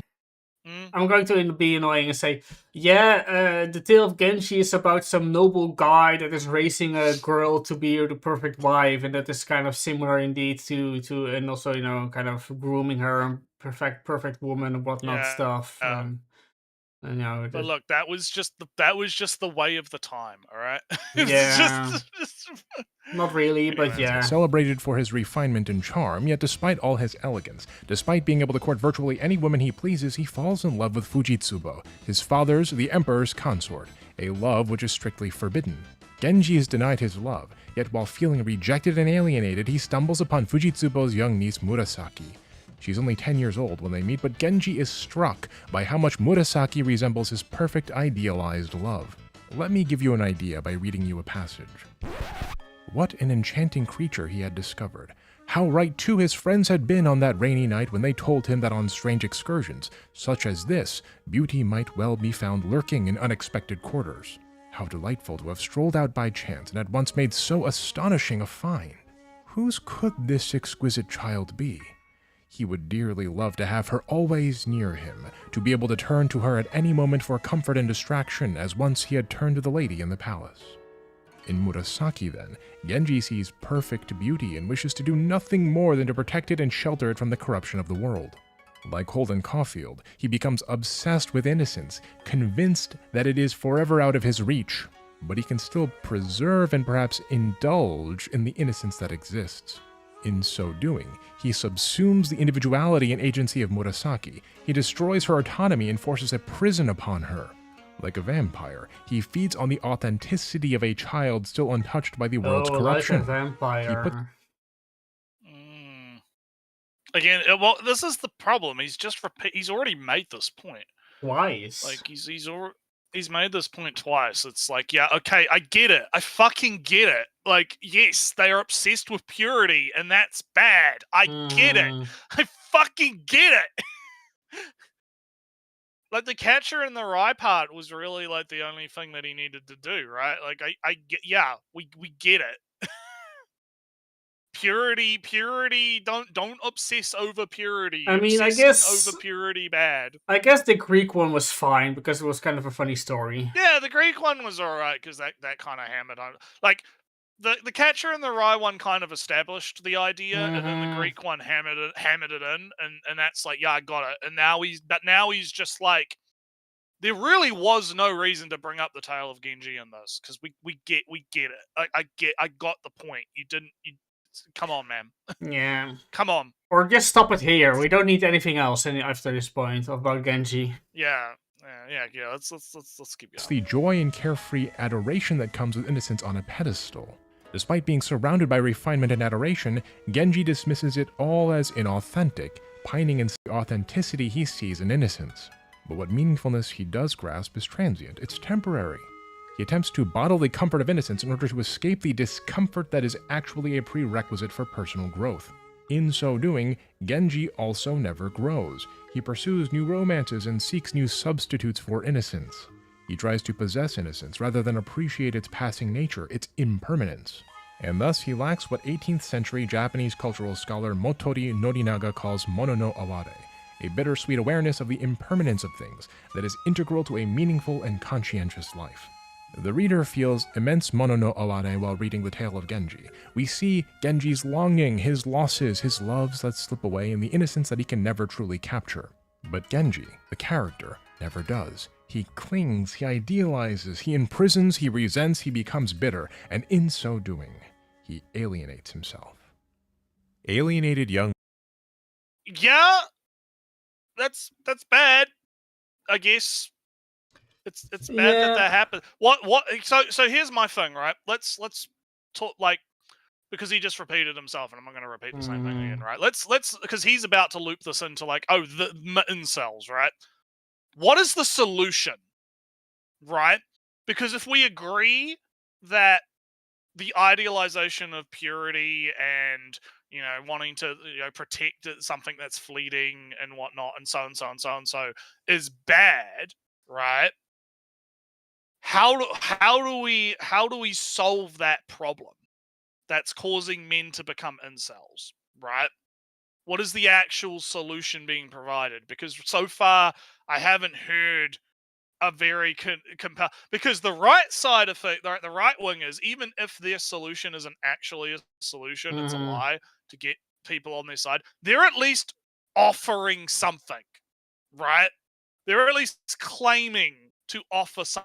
And you're saying, hey, if you just join the Hitler Club, right? And when we you know, have Nick Fuentes as president of the United States, right? You'll have your perfect, precious, innocence utopia, right? We'll do it. We'll kick out all those disgusting, you know, minorities or whatever, and then it'll be pure. It'll be fine, right? You know, the right wing, or even the extreme right wing, is at least like creating a logical through line, right? You know, what's Moon Channel's solution? What is, outside of just, you know, ruthlessly mocking and insulting these young men, right? Like, what is the actual what outside of partaking in shame culture to try and shame them from doing the bad thing, right? Which is very, very conservative of him, by the way. What is the left wing solution? What is the left wing's like? This video is just about this video is just about why the Nazis like the Kaons, you know. Yeah, but why? But if he's going to bring this up, if he's going to make this point, right? about, you know, purity being, you know, because he's trying to establish kind of like, okay, why are these people incels, right? He's kind of trying to be like, okay, so the reason that these people are incels is because they're obsessing over purity or whatever that they can't obtain or capture or whatever, right? How are we gonna like, so again, it leads me to ask the question, all right, you've identified a core of the problem, how the fuck are you gonna solve it, right? How are we going to solve this problem? And because he's not, again, and this is the thing, you're correct. Like, the video's not actually supposed to be about this, right? The video is not actually meant to be about how to solve the problem, but because he's presented the problem, that leaves that question open, and I want the fucking answer to it. I want the left wing to actually fucking propose an answer, because I don't want fucking fascism. I don't want the fucking Nick Fuenteses and the Andrew Tates and all that to win. I'm not a fan of that shit. I don't want, you know, It's I don't not want to on. become black pilled, you know? I don't want to fucking. It's not. It's neither on me to give answers. I'm just kind of thinking No, and about. I'm not asking you to no, specifically. I I'm not am. asking you to come up with like a whole thing. I'm just saying, like, no, I'm not asking you to like try and steel man or devil's advocate or whatever, or come up with a fucking solution. Like, I don't even have a solution, right? Mhm. Like, I'm only saying it because Moon Channel is positioning himself as like an authority, and he is trying to present this thing as a core element of the problem. The reason why the Nazis love K-On! Because my prediction for the next like few minutes of the video is going to be, okay, the reason they like K-On! Is because, unlike the child, right, Yeah. in Genji, that is a child that is eventually going to grow up, whether or not Genji likes it or not, those K-On! Girls are never going to grow up. The K-On! Girls are in a time capsule, right? Yeah. The anime exists within itself, right? It is a, like, frozen point in time, and you can rewatch that frozen point in time over and over and over again, and nothing is going to actually change in that frozen point in time. So it is actually the embodiment of the kind of purity that Moon Channel is talking about, right? It is literally pure because it cannot be corrupted by the stuff that would happen in reality, right? It's not going to, like, the Yui and whatever are not going to grow up and become like fucking music stars and died to a drug overdose. If people Yeah, understand that's that kind of. reference, You if are. people understand that reference, you're a real G if you've read that Dojin, all right? If you understand that reference, but So you are really touching on what Cookie K kind of embodies. Cookie K embodies the yeah, timelessness where time doesn't move forward, where this time of transient is permanent. Actually, the transient innocence is actually permanent in worlds like K-On! even though time does eventually pass in these shows. I suppose the most No, permanently. It's not Shonda. It's not Metamorphosis author. It's a different. I don't know if it's the author that you said before, Gouda, but it's a different Mizurike? author. It's the one that did all the Girls on Panzer dojins that were really hardcore. Same author. That did those. But it doesn't matter. If people understood it, they understood it.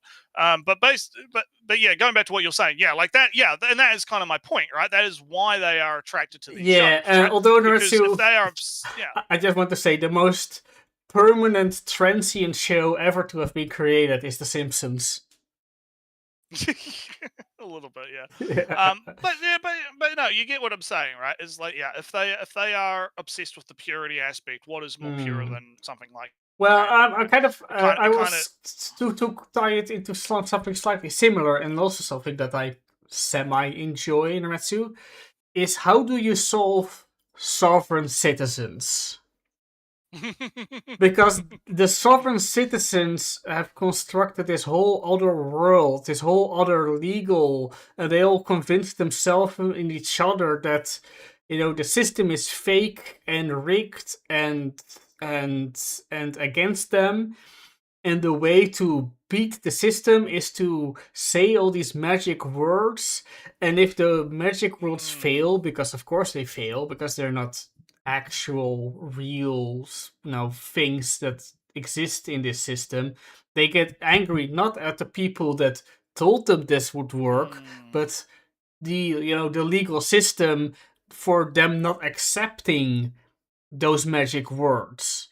So in the same sense that the incels or the Twitter Nazis get angry at the world because not get angry at the world instead of the Twitter guy that told them to do this thing. If you do this, you get a date. They're not, and then they try it on the girl, and the girl says you're being a creep or just ignores them. They get angry at the girls. No, it's the girl's fault. Yeah, it's the girl's fault. Yeah, it's the girl's fault. So, and in the same way, it's extremely hard to convince the sovereign citizen, no, the system is not explicitly against you, but these magic words are fake. You've been told a lie. You've been convinced that this whole magic, this whole kind of conspiracy that you should, and the shortcuts that you were told that would work aren't working because they are not shortcuts at all. You have to actually, get the actual legal definitions and the the analog. You have to actually go into shower or something. Yeah, it's like I was saying before. You actually have to put the work in if you want the thing. You have to actually do work. And whether the look maxing shit. Yeah, you fucking see. So whether it is the actual legal procedures, following actual legal procedures, or looks maxing, you have to do that effort, and you can, and unfortunately, you have to break your jawbone so that you can get the Giga Chad jaw. No, yeah, sure. But this is kind of also the small issue in that these people, sovereign citizens or incels in this case, are putting a lot of effort into being, following the advice to get the girls or beat the legal system, and they put so much effort and money and time and belief and mental exhaustion into it, and it doesn't work. Of course it's very frustrating. You put so much work into it and it doesn't. So much effort into it and it doesn't work. And to be told then so that your efforts were all for nothing. No, of course the judge is not going to accept your weird legal letter. It is worthless. But it can't be worthless. You spent so much time on it, and or so much time on this pickup artist stuff, or this weird fitness program. It has to work. I've put so much time into it. And so the first step would be... You get sunk cost, basically. You get major sunk costs. And so this first step in convincing the people that you have to let it go is very hard. That sunk cost, let it go. And that is kind of step one and a very hard step. We gotta sunk cost ourselves into a video. So yeah, let's see if Moonchan sees what I'm talking about. I mean, one last thing maybe, and this is kind of this is not I'm not giving here a solution to the incels or sovereign citizen in that sense. I'm just kind of showing from it's very hard to well, it's like getting people out of a cult, right? Or cult or gambling. That first step of letting go is so hard to, and it's but before we move on, right? Like the looks maxing stuff, right? Yeah, there's nothing wrong with like getting fit and being healthy.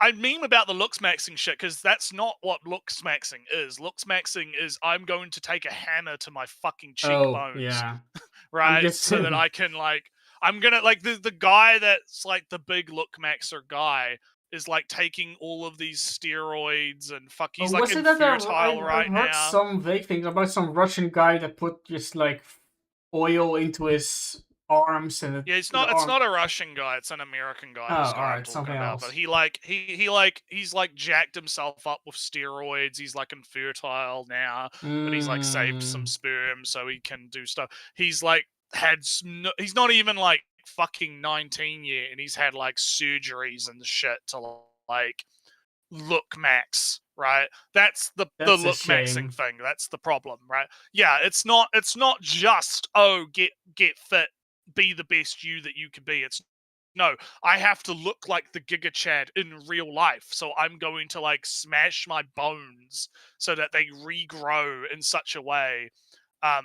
Dude, he's had all kinds of fucking surgeries. I'd have to go look him up, but he's making waves in like the Nick Fuentes spaces, and like he was arguing with some boomer Republican guy about how he'd rather vote for Gavin Newsom over whoever succeeds Trump, right? Because Gavin Newsom is more attractive or some shit, right? Oh, Like well, there's a whole alright. thing about it, right? Yeah, these guys are fucking insane, Ali, right? They're fucking crazy.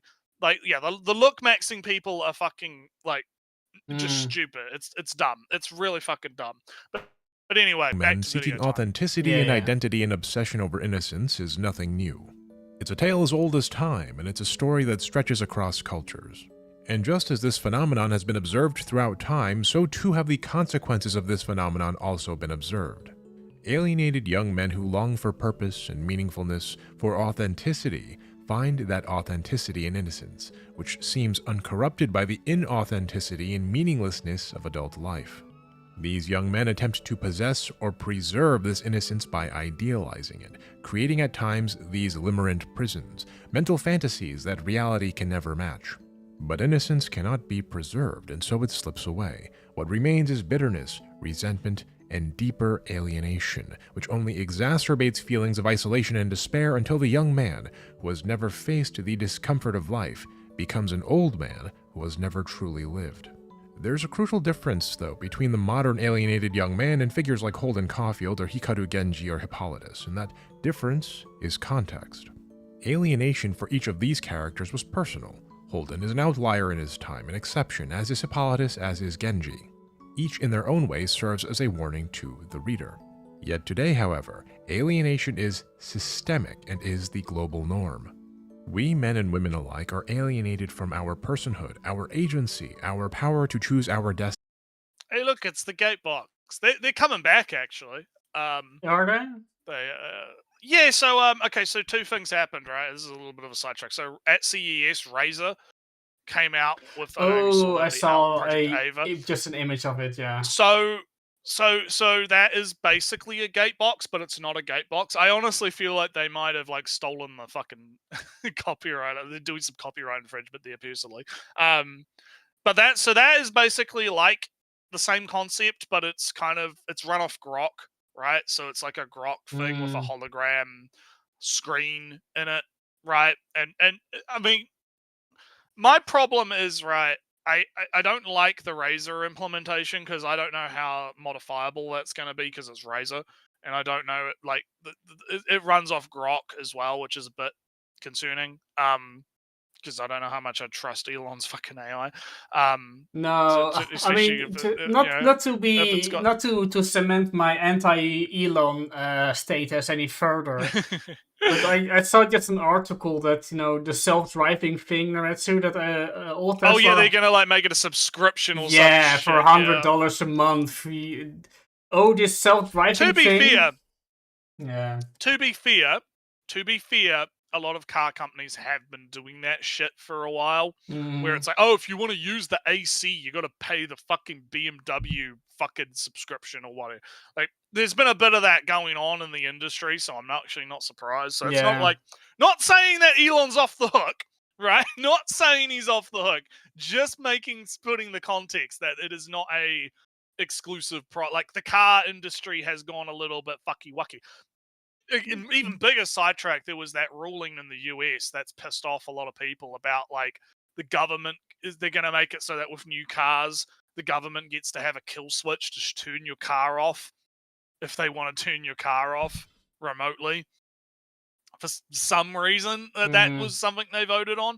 But getting back to the gearbox, right? So what happened was, so Razer comes out with the announcement of Project Ava or whatever it's called, right? And people are like, "Oh, it looks pretty cool," whatever. The Gatebox has been in a weird situation because what happened was they sold the technology to some company in America, and they ended up just using it to make fucking like kiosks for gyms or whatever. It ended up flopping really fucking bad because they took all the anime shit out of it and didn't sell it as like a, because the way the Gearbox was initially sold, because people have to remember, this was like pre AI. Yeah, This yeah. was it was basically a smart home hub where you would tie it into like your smart devices in your home, like your light bulbs and your And it would say stove or fixed, whatever. it would say canned lines when you wake up or time or whatever. Yeah, and it wasn't like an actual AI. It was just a, almost like a routines thing on your phone, right? Which I think is fine. That's fine. I'm not, that's okay. I'm okay with that. That's all right. That's fine. So they've kind of been dormant for a while. They did start making kind of these interesting like anime figurine things that are like the hologram technology in like a box, right? Like a figurine box, Yeah, right? yeah. They made some for Girls Band Cry. I don't know if you've seen the one because they had a collaboration with Girls Band Cry where you could get like the figure, you buy like the figurine like it's a figurine, but it's actually like a 3D video hologram thing of like the girl in the room, right, in the box, Yeah. right? And you can like put it up on your shelf and it looks like she's like actually in the box and she like taps the glass or whatever, right? And they're kind of cool. They're kind of cool. I think that's an interesting idea. Right? That is kind of a neat idea. They announced on Twitter after Project Ava, hey, we're going to be doing like a crowdfunding thing soon. We've got a thing that we're coming out. Right, and I wonder if these things are connected, right? If the Project Ava thing is like, oh shit, maybe we should get in on that, because I feel like the Gatebox was a bit ahead of its time, right? Because again, it was pre-AI, pre-smart, like major smart home integration type stuff, right? Yeah. It was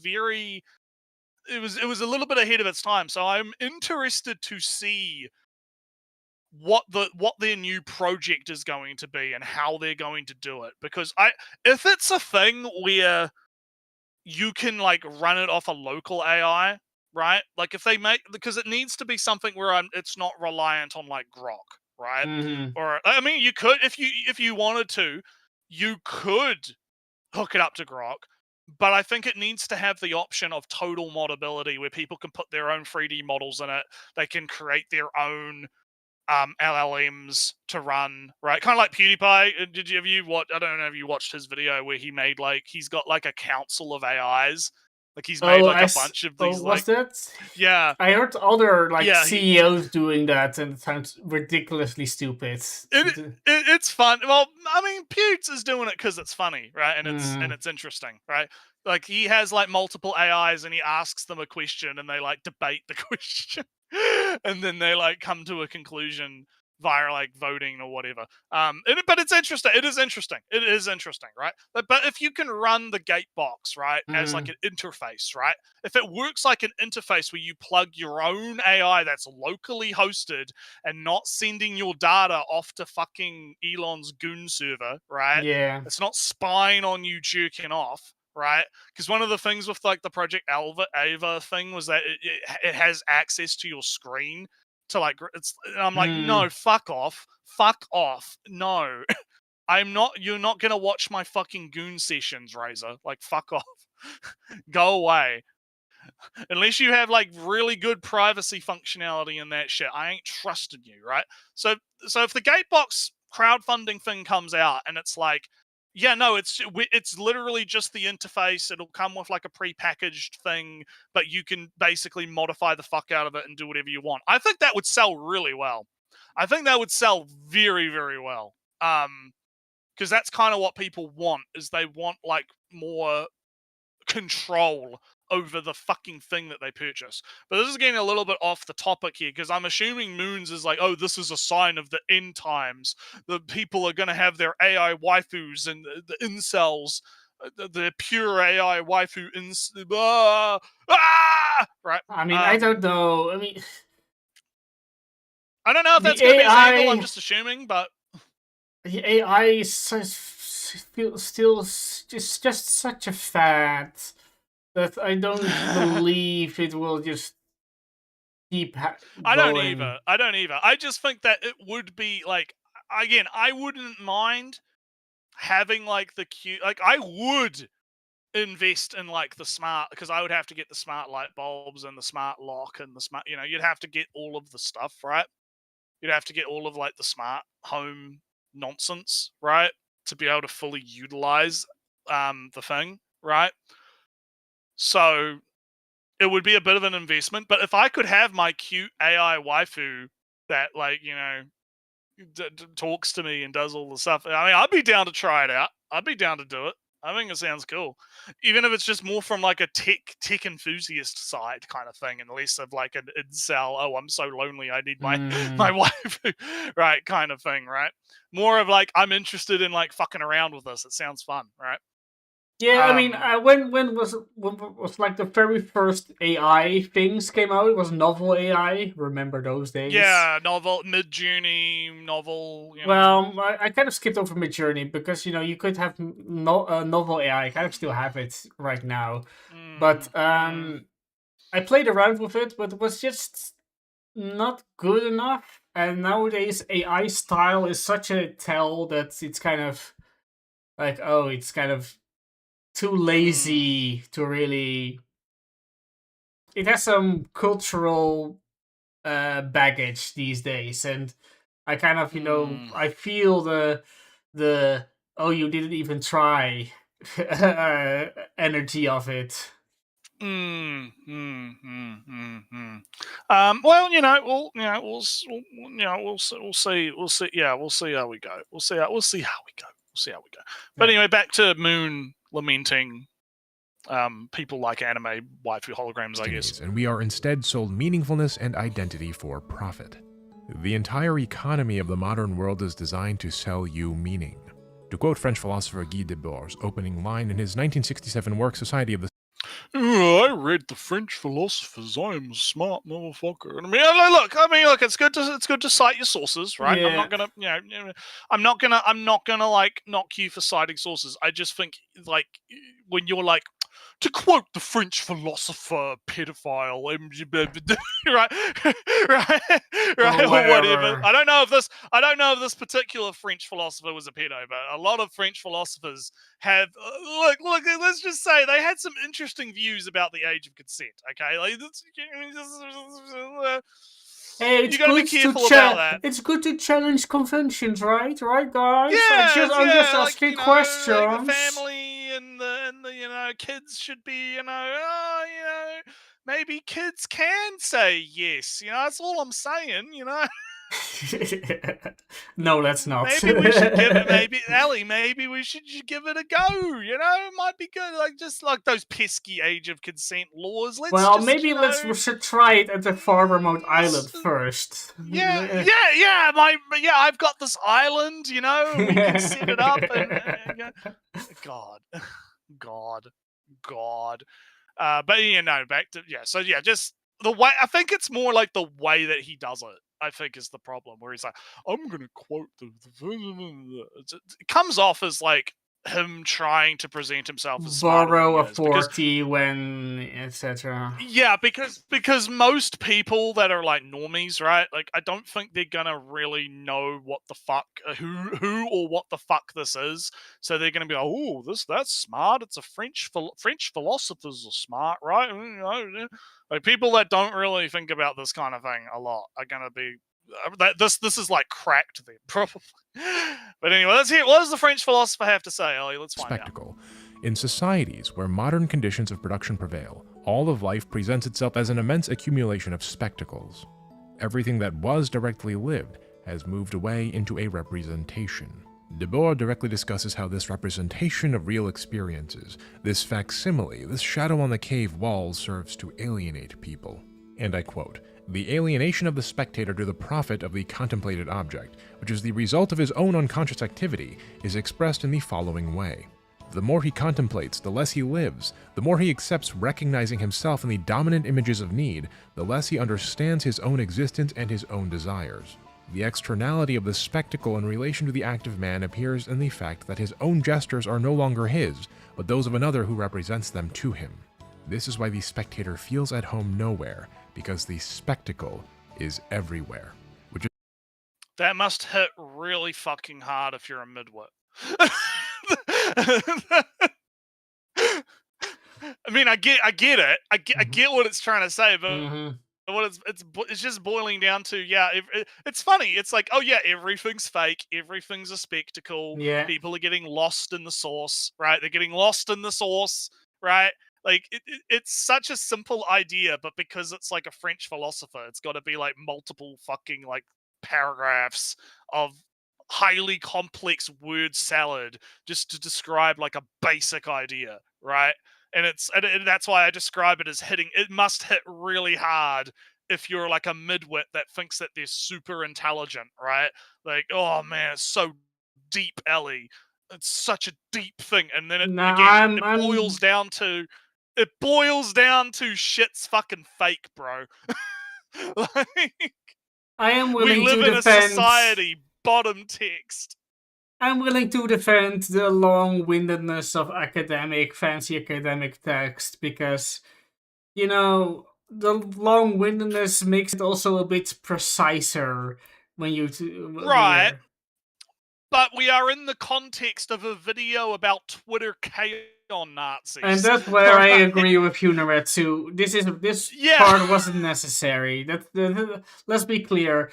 I'm all for. We're not doing like a fucking college thesis here, right? We're not doing a dissertation, right? No. I am all for the fancy academics with the fancy long-winded sentences. Good on them. Keep going. You're doing a great job over there. But in this video, I don't really. What more points are you covering which you already didn't cover with Genji and the Greek myth? Yeah, or even the Greeks, or even Catcher in the Rye, right? Mhm. Like it's just oh yeah, it's just oh yeah, shit's fake, bro. Like, you know, the Catcher in the Rye guy, he's 100% correct. Everything's phony, everything's fake. You know, it's and you know, but never, ever go for purity. Never ever obsess over purity, Ali. You never try to hold purity forever in your hands. Because you'll die. Never do that. Yeah, just never, ever do that. Ever. Just don't ever. That's bad. But I'm not gonna give you another solution, right? Just be miserable, Ali, right? Just never enjoy things.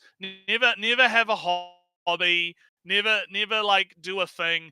Don't enjoy K-On because it's pure or whatever, right? Don't just fucking like rot.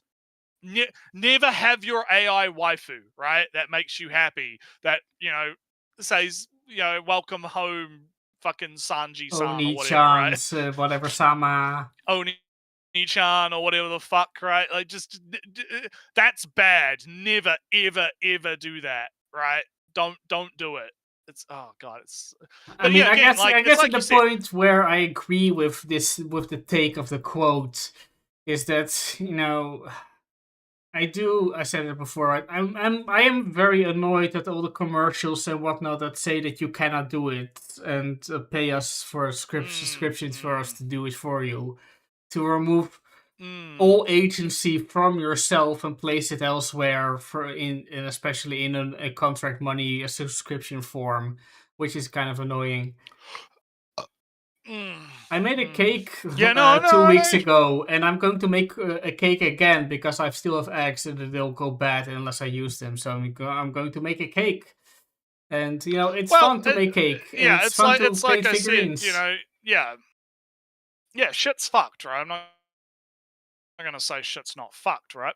However, I do think that there is a, you know, this is just like pretentious nonsense, right? Again, like it's like you said, like using the academic stuff on its own is not necessarily the problem. It's like Mm. it's the context in which he's doing it, right?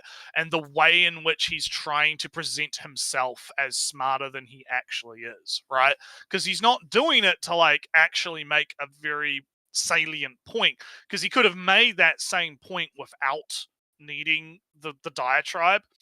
It's him essentially, look, I can quote the big French philosophers. I'm a big brain man, right? When but people like me who are like, listen, get to the fucking point, right? Don't waste my fucking time, right? I'm not here to read a fucking college thesis statement on incels, right? I am here to understand why the fuck the incels like the K-On, and I've kind of already come to the conclusion of that, and we're not even halfway through the video yet, Oh, damn, right? halfway. Play We're the not video even nerd halfway. too. We're We like have to.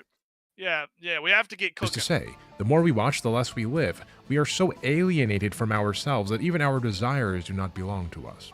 They're taken, twisted, and sold back to us in a commodified form, and we end up feeling at home nowhere precisely because there is no place to hide from the spectacle. Yep. Yeah, capitalism bad, I guess. Right, cool, great, Mm. awesome, sweet. I don't even know what the fuck this is. Friend.com, It's a kind human of. connection. It's an AI chatbot service. Oh yeah, okay. I guess it's cringe or whatever. Yeah, it's great. Yeah. Yeah, whatever. Shadow on the cave wall from the identity being sold to you. If you, like many of the young people watching this video, have never owned a home but would like to, let me ask you this. Why do you want one? Oh no! Oh, what the fuck? What? Ellie, you own a Mhm. home. Are you I glad that own you my own a own, home? my apartment. You owning a home, does owning a home make you happy? Are you a happy man? So Naretsu, I kind of understand where he's going right now, and it's somewhat true. You will own nothing and be happy. Fuck off. No, That's Naretsu, what he's I going for right understand now. because owning, it is kind of a I don't know. It's kind of a moving goalpost forever, right? Whereas I kind of felt like my life would really start when I have my own apartment, because when I have my own apartment, my own mortgaged place I own, because then I have stability and blah blah blah blah blah blah, and I will be some measure of success in life and all that stuff. But in actuality, Retsu, I didn't need to have my own apartment to feel that success in life to begin with. I didn't need to have an apartment to do that. It's just kind of a semi self-imposed, semi society Okay. value. So the problem that I have, right, is part of because we were just talking about the shitification of cars, right? Yeah. Where everything's going to become a subscription model, Mhm. right? Eventually that's going to just turn into you just rent the car. You don't own the car, right? You don't own it. That is the, like, when he's talking about like owning a house being like, why do you want to even, like, Ellie, why do you want to even own a house? Look, Ellie, why do you want to own a car to begin with? Why do you want to own anything? Why don't you just be happy and not own anything, right? Just don't own a thing, right? When not really understanding that not owning things is why things are going to shit.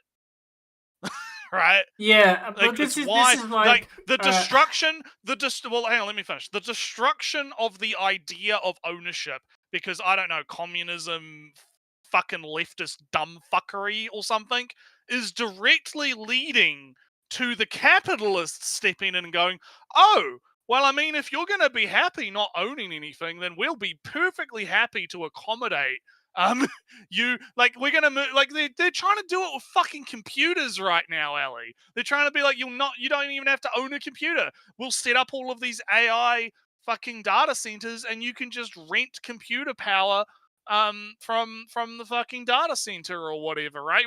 Why do you need to buy a graphics card, right? That Why will would be a you need to Stadia buy a too. graphics card?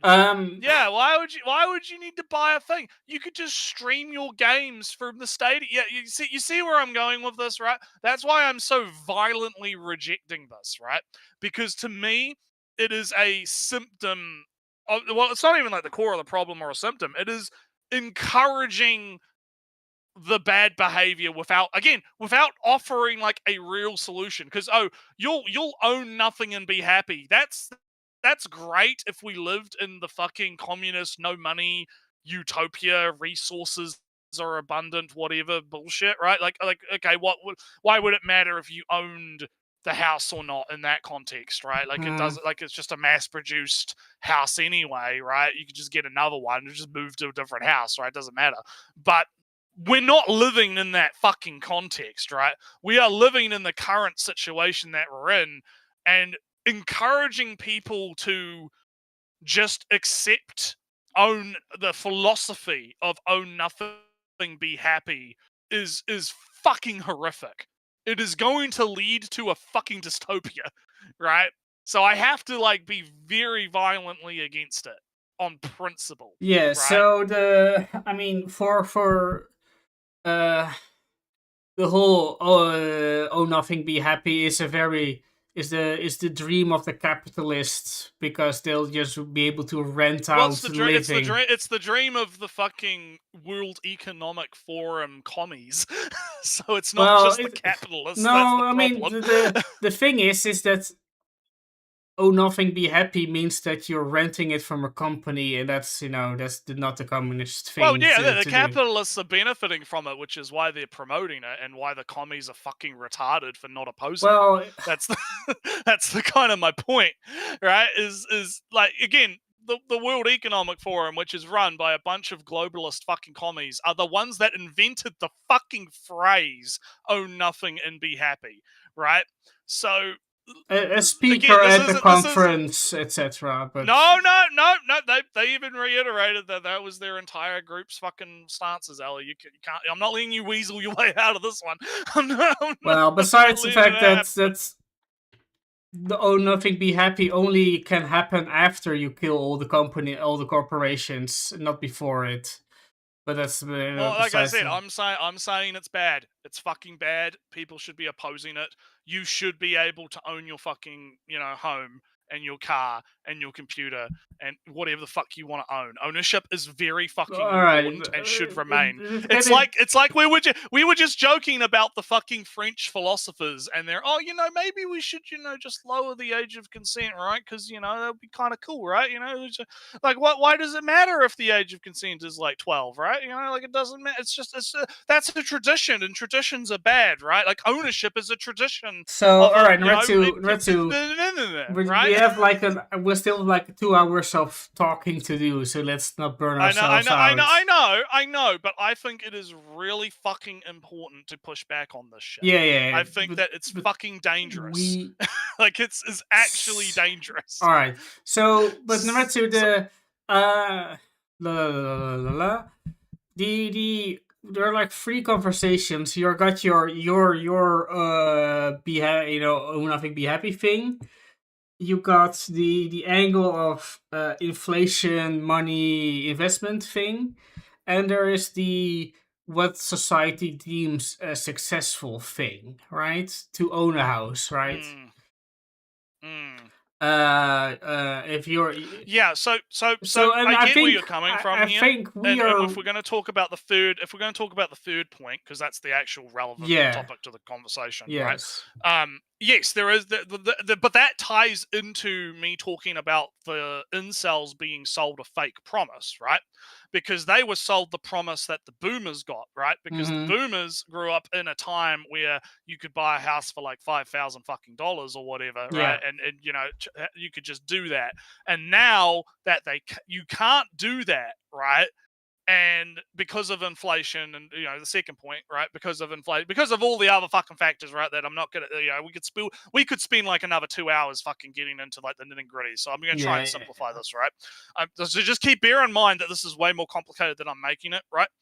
because they were sold on that promise, and then when they don't get the delivery on the promise, right, because they can't afford to own the house, they're being told by the right wingers, oh, well, just work harder, right? Go work 50 Grind hours a sets. week and grind yourself to death so you can maybe own a house when you're 60, right? But then what is the left wing situation? The left wingers are like, oh no, just don't worry about it. Just don't own the house. Just it's fine. Well, It's it's not a problem. the left. You'll be happy the anyway. lefty. Just don't worry about it. It's The not a the problem. lefty You know, would be is more of a blame corporations. Yeah, but even that's not a fucking like actual solution. Because again, the No, right wing because solution they- because it's not the- actually a solution, but they're at least giving you something you can do. And right? this is You maybe can where adopt a grind set. You can adopt. Well, let me finish. All right, you can adopt a grind set and fucking work yourself to death to own the house, right? And do the thing. It's not fucking optimal, and it's not what was promised, right? But it is a thing that you can actually do. Whereas when you're saying, "Oh, the left wing position is just blame the corporation," well, what does that actually do? Right? What So, are you and actually this going is- to do yeah, about yeah. that So- outside of just fucking like rot? Because what, you're going to go firebomb a Microsoft data center or something? That right? would be very gonna, cool. like, but the thing is, this is where listen. I'm not gonna feed post on the channel, but what I'm saying is that's not realistic for like most people, right? That's not a realistic expectation of for things. So that's why so many people are getting disenfranchised with the left, because the left's answer to the problem is not satisfactory enough. Right, it's just part of the reason why is that it's roll over and die. Oh, let me. All right, I know I'm ranting. I know I'm ranting. Yeah. That's why I keep interrupting. Let me finish this point, and then I'll let you cap off, and then we move on. All right. Yeah, sure. The left's solution is roll over and die while crying and shitting your pants about the corporations being evil, while not actually fucking doing anything about it. That's the left wing's. That's the perception of the left wing's stance on the matter, right? And that is not appealing to most people, right? Most people are not going to want to roll over and just shit themselves to death over the fact that the corporations are fucking them over. People actually want to do something about it. Yeah, right? and this is where it's also happened here, but let's be international minded and just focus on the American politics just for a second, right? Neither of us are American. We both live in small countries with our own analogs that we can very mention. different. We have very different like similar problems, but we're not going to get into the nitty gritty of it. No. But the thing is that worldwide, kind of left wing is kind of in the decline, and even though I mean that's. What's the guy again? The New York mayor, Madani guy? Madani guy was, very popular left-wing housing and affordability and stuff. From what I understand, the Democrats, the left wing, went, "Ugh, affordable housing, that's way too communist for us. Time to suck up to the corporations." So there's I'm not gonna like explain to you why Mandani's a retard, but I am gonna say that just because he says that doesn't really mean it's gonna come to fruition, which is probably why but the Democrats are being a bit a lot of that can be said about a lot of policies. I think the actual I'll bring up this point and then we'll move on. That in those elections happened, and it was multiple places that had elections while Mandani was having his elections. And the actual interesting trend from those elections was not actually Mandani winning. It was that the majority of the people that won overall in other regions were moderates. It was not the extreme communist, we have to fucking tear the whole system down and do stuff. It was more, hey, things kind of suck. We should probably do some stuff about it, but let's not just burn everything to the ground. So or I do mean, really fucking retarded things like what Mandani wants to do to New York, right? So the that is thing a more I interesting trend to me. so what I moderates are actually wanted winning. to say is that every slightly left wing in Democrats, from what I can tell at least, of course, we're both not in the United States or following that news very closely. At least I don't. I don't think you follow American news very closely either. Well, I kind of do. Oh, all right. Well, I mean, it's hard to avoid, right? it's kind of hard to avoid. But not like I mean, whatever state-based, whatever. I don't know what happens in one state or city or whatever, and what Congress is voting on in one specific week. What would be? Oh, anyway, never mind. That just the Democrats also are very pro-corporate, so there's not very much and running as an independent is an impossibility because big money is so much money in those politics over there. You can just be bought by corporations, so you can't really, if you even say corporation bad, you'll just get kind of banned. Not to cut you off, right? But kind of dumb this comes though. back. This comes back down to, and then we got to move on, right? Yeah. This comes back down to me saying, okay, well then what is the offered solution, right? Because if you're saying, oh well, if you vote for the Democrats, you're just voting for the corporations anyway, right? It doesn't matter what way. Like what again? It's just roll over and shit yourself. Is like the only offered solution. Well, it's roll over and shit yourself and just vote Democrat anyway. Right?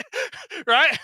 Because they're not gonna not vote. They're not gonna punish the Democrats for not doing what they want, right? Mm-hmm. Like they're not gonna just not vote, because if they don't vote, then Trump's gonna get a third term. Yeah. Some retarded shit, right? So they're just again. What's the again? That's where I'm going to cap off. I'm going to put we're hard capping it off, Ellie. We're hard ending this discussion. I can tell you the briefest future solution to it, and that's kind of a when the power of the shareholders wanes. That is kind of maybe the moment of this revolution. Look, I could propose some solutions, but I would probably get a knock on. Oh no, I would very agree with your solutions, so don't worry. Some data centers over there. What was his name? What was that Unabomber guy? The fucking whatever his name was. Not Ted Bundy. That's the serial killer. What's his name? Kalinske. We gotta put Kalinski's face somewhere on the industrial civilization and its consequences or whatever. Ted Kalinske. Yeah, get old Ted. Yeah. But anyway, let's hear about how you'll own nothing and be happy. It's quite common in many cultures for multiple generations to live under one roof. Why do you need your own home to feel complete? Is this home? God, I don't want to fucking. Because okay, all right. I gotta calm down. Just give me a second. Because I'm getting triggered. I'm getting triggered by the commie bullshit. I'm getting triggered by the fucking own nothing, be happy. Ellie, in other cultures, it's normal for multiple generations to live under one roof. Like why do you need to go? It was normal in our cultures 50 years ago. Yeah, it's not like there are benefits to moving out and doing your own thing. It's not like that. Sometimes that doesn't fucking work imagine a scenario, Ellie, where it's like, oh, you are in the most abusive, hyper religious fucking household you've ever fucking seen in your life. It's multiple generations of the most radical Christian fundamentalist evangelical motherfuckers, and you are a gay man, right? And you're born into this family, and Moonfucker here, right? Moonfucker is gonna be like, well, why would you want to own your own house? Why would you even move out? You've got your whole family's generations in one building, and that's normal in Asia.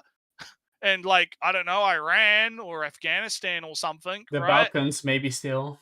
The Balkans, right? Or some shit, right? Why would you possibly want to own your own house and start like a new family somewhere else, Ali? Why would you possibly like? Because that's not even this is not even talking about like you mentioned like the whole what is like what does society view as successful, right? What is like, because who gives I don't give a fuck about society, right? I'm probably not seen as a successful person via society. I view myself as successful personally, right? You know, Mm. I do my work, I do my, I got my little unit, right? I'm living on my own, right? I'm independent. I view independence as my success, right?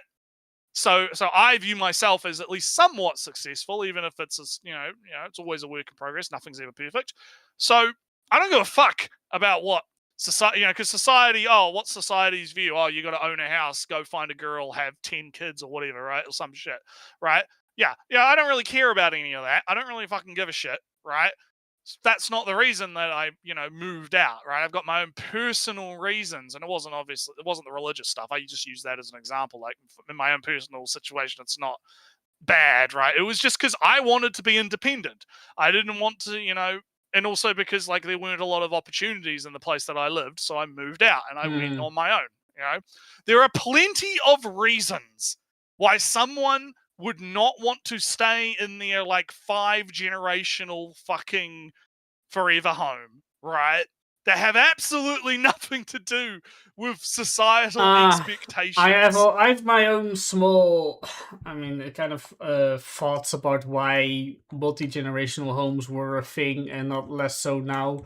Besides, kind of capitalism, home ownership, real estate, there speculation. is like plenty of reasons why, and Mm. it's a very complicated issue that we could spend the next 2 hours debating. But we have a video about. to watch. But we have a video to watch, and also it's like my criticism of Moonman here is he's just completely fucking ignoring these nuances. Again, if you presented Moonman with the scenario of you're a gay man, but you're trapped in the most abusive fucking situation ever with multiple generations of abusers, right?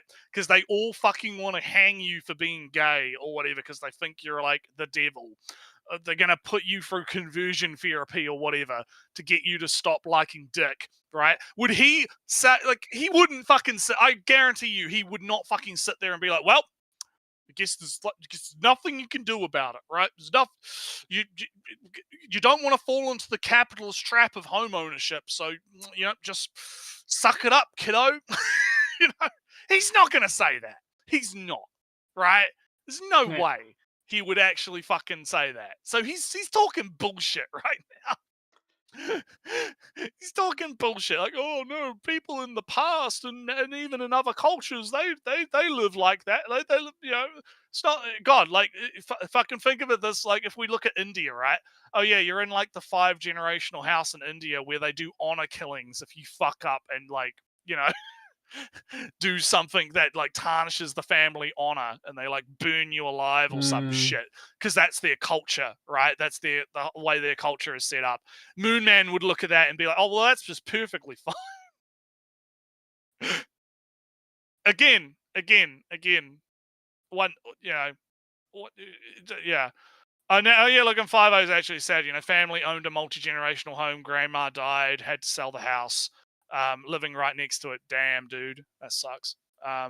Oh yeah, I've seen stuff about fucking Izzat or whatever. I'm not gonna get into that because I don't know what it is, and we have already spent enough time on this. It's India stuff. It's India stuff. Don't worry about it. But like, I'm only bringing up India because I know that they have honor killings as a cultural component. That is a thing that's been a problem, right? Where they like families are just murdering people for doing shit, right? And it's like that's not great. That's not good.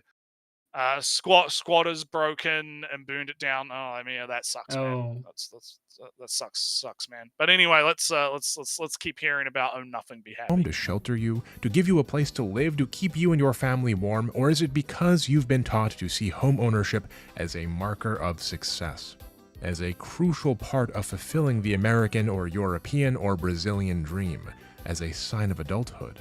You want a house because it's your dream, but the dream was not written by you, it was written for you.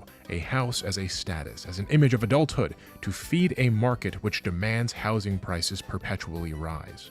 Though the desire feels personal, it has already been shaped, packaged, and handed back to you as if it were your own.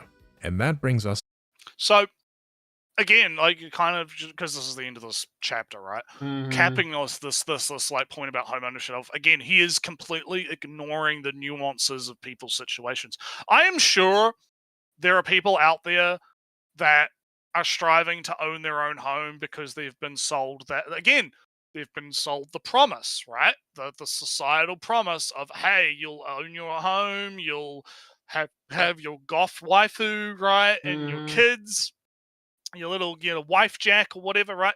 Yes, they've been sold that lie by society in pop culture, in just looking at every people around them, looking at their parents, looking at their grandparents, right, looking at how they live, and all of that kind of stuff. So yes, you can definitely say that they have been sold into a thing that is exploiting them. The housing market is exploitative, 100 fucking percent. It's filled with scalpers. It's filled with people house flipping, and the number go up, right? Like I 100% agree with like the criticism of the housing market, right? Yeah. Especially down here in NZ, because that is a massive problem down here in NZ. Like the average fucking house price is $500,000 New Zealand dollars, right? That's a fucking problem. It's been a massive issue. However, I feel like he's glossing over, number one, like people have their own individualistic reasons why they might want to own a home that might not have anything to do with being sold on the lie, right? And two, the actual reasons for housing market issues that are a lot more complicated, such as supply and demand. Is the government building enough homes? Is there enough, state owned housing, to be able to fill the gaps? Are there lobbyists that say don't worry about the lobbyists that make big money from high house prices? Are the lobbyists that are saying, oh yeah, you just rent, because there's no point in owning anything anyway. If you just rent your house from some rich fucker, or not even like a person, you rent from like some conglomerate, right? Or something, because you might not even be renting from the government. You'll be renting from like some fucking BlackRock or whatever that owns the fucking apartment building or some shit, right? Like that's another factor to it. So again, he's taking these really complex kind of issues and really like dumbing them down to a point where it's not really realistic to how most people are thinking about it. Like, I don't think that a lot of the incels or whatever, right? Because that's what he's supposed to be tying this into. Yeah. Are mad about the fact that they can't own a house just because of the whole, that's. I think again, some of them maybe, but not all of them, right? I think a lot of them maybe just want to have that independence, or they want to escape a bad situation, or they want to be able to, just feel like, they own something, like owning things makes you feel good. It's good to own things. So, yeah. You now own your own asset over being a slave, right? It's not not being a financial slave. Yeah. Natsu, how much video is there left? Let's. We are 15 minutes out of 36. Ooh, that's. Well, like I said, this is why I wanted to start early, because I knew this was going to be a long one. So finally, to K-On! Let me be very look, clear. we're finally going to talk about K-On! K-On! Evil. It's not that simple. It's merely a product that fulfills an economic niche where opportunity exists that was not previously filled. However, the effect as it relates to the spectacle is nevertheless insidious, even if the damage it does is not by direct design. Let me explain. This is going to be fucking hilarious, I can already tell, because he's like, listen, it's not K-On's fault, it's not the K-On's fault, but it is actually, it's just filling a niche, and he's using a lot of words to basically say, people wanting, I swear to fuck, he's going to say escapism bad. He's going to be like, oh, you want to watch K-On! and idolize the cute girls in the perfect utopia. That's just because you live in like a shitty rental apartment and you work for like 550 fucking hours a week, right? That's bad. How dare you, right? Right? I swear that's where he's going with this. I swear that's what I'm getting the tingles. In Western fucking tingles. cartoons that feature school-aged teenage girls going on adventures are considered so-called girls' shows. These shows are written for girls, marketed to girls, and often produced at least nowadays by women. One might imagine then, if one is not well-versed in anime, that K-On! As a show about little girls doing cute things might also be a girls' show, made for and marketed to young women. But it's not. In Japan, manga or graphic novels, Oh no. Oh no. and by proxy anime, are no. categorized generally into 4 demographic groups. There's shonen manga, like One Piece or shoujo, Naruto, which targets seinen, adolescent boys. yosei. There's shoujo manga, like Sailor Moon or Oran High School Host Club, which targets adolescent girls. There's josei manga, like Paradise Kiss, which targets adult women. And finally, there's seinen manga, like Berserk and Akira, which target adult men. Also, Let me ask you this, Kaguya-sama. dear viewers. Which of these 4 categories does K-On! Belong to? All right. What do you think, Allie? What are you reckon? K-On! Feels the most shonen. I would agree. I think he's gonna say shonen as well because it's not shoujo in the sense of yeah, and I think that's gonna be his point. Is he's gonna try and be like it's. But that's the thing. You already destroyed his argument by bringing up Kage. Yeah. Like Kaguya-sama is in the same like shelf as like Berserk, right? So There's K-On! so being in much- the same K-On! Being in the same shelf as like One Piece is not really that big of a fucking thing, No. right? Like it's not really gonna be, and again, even if it is, right? Let's entertain the argument for a minute, right? Why is that bad? That it's a shonen? How does that make it bad? I guess he's gonna try and explain his point, but like again, how would that be an issue if it was targeted at young men? Like where is the issue? Yeah. So let's see what he said. Unless you got something to say about it. No, I mean it's kind of it's all everybody knows the demographic categories and that they're kind of not real anyway because they're magazines and the magazines are more about the vibe, coherent It's vibe a category. together. It's categories that have to exist for the sake of there being something to categorize it as, because we as humans love. We as humans like need that kind of thing. Like we need to be able to describe things, right? We need to be able to use language to describe what a thing is. It's why we have, genres and stuff, right? And the categories of shonen and shoujo and all and seinens are way more to have some mostly similar manga series that can exist next to each other, that readers can read both of them without being completely leaving one series by the wayside and just getting the other, reading the other. So that's why you got your shoujos are somewhat grouped together, because the if you're liking one shoujo, it's probably likely that you'll be reading the other shoujos. And for that same reason, you're grouping the type of series together so that somebody is more likely to read one and or all of those, and it's way less about the hard-defined categories of shonen, shoujo, seinen, josei, etc. Yeah, but anyway, let's continue. I'll give you a big hint.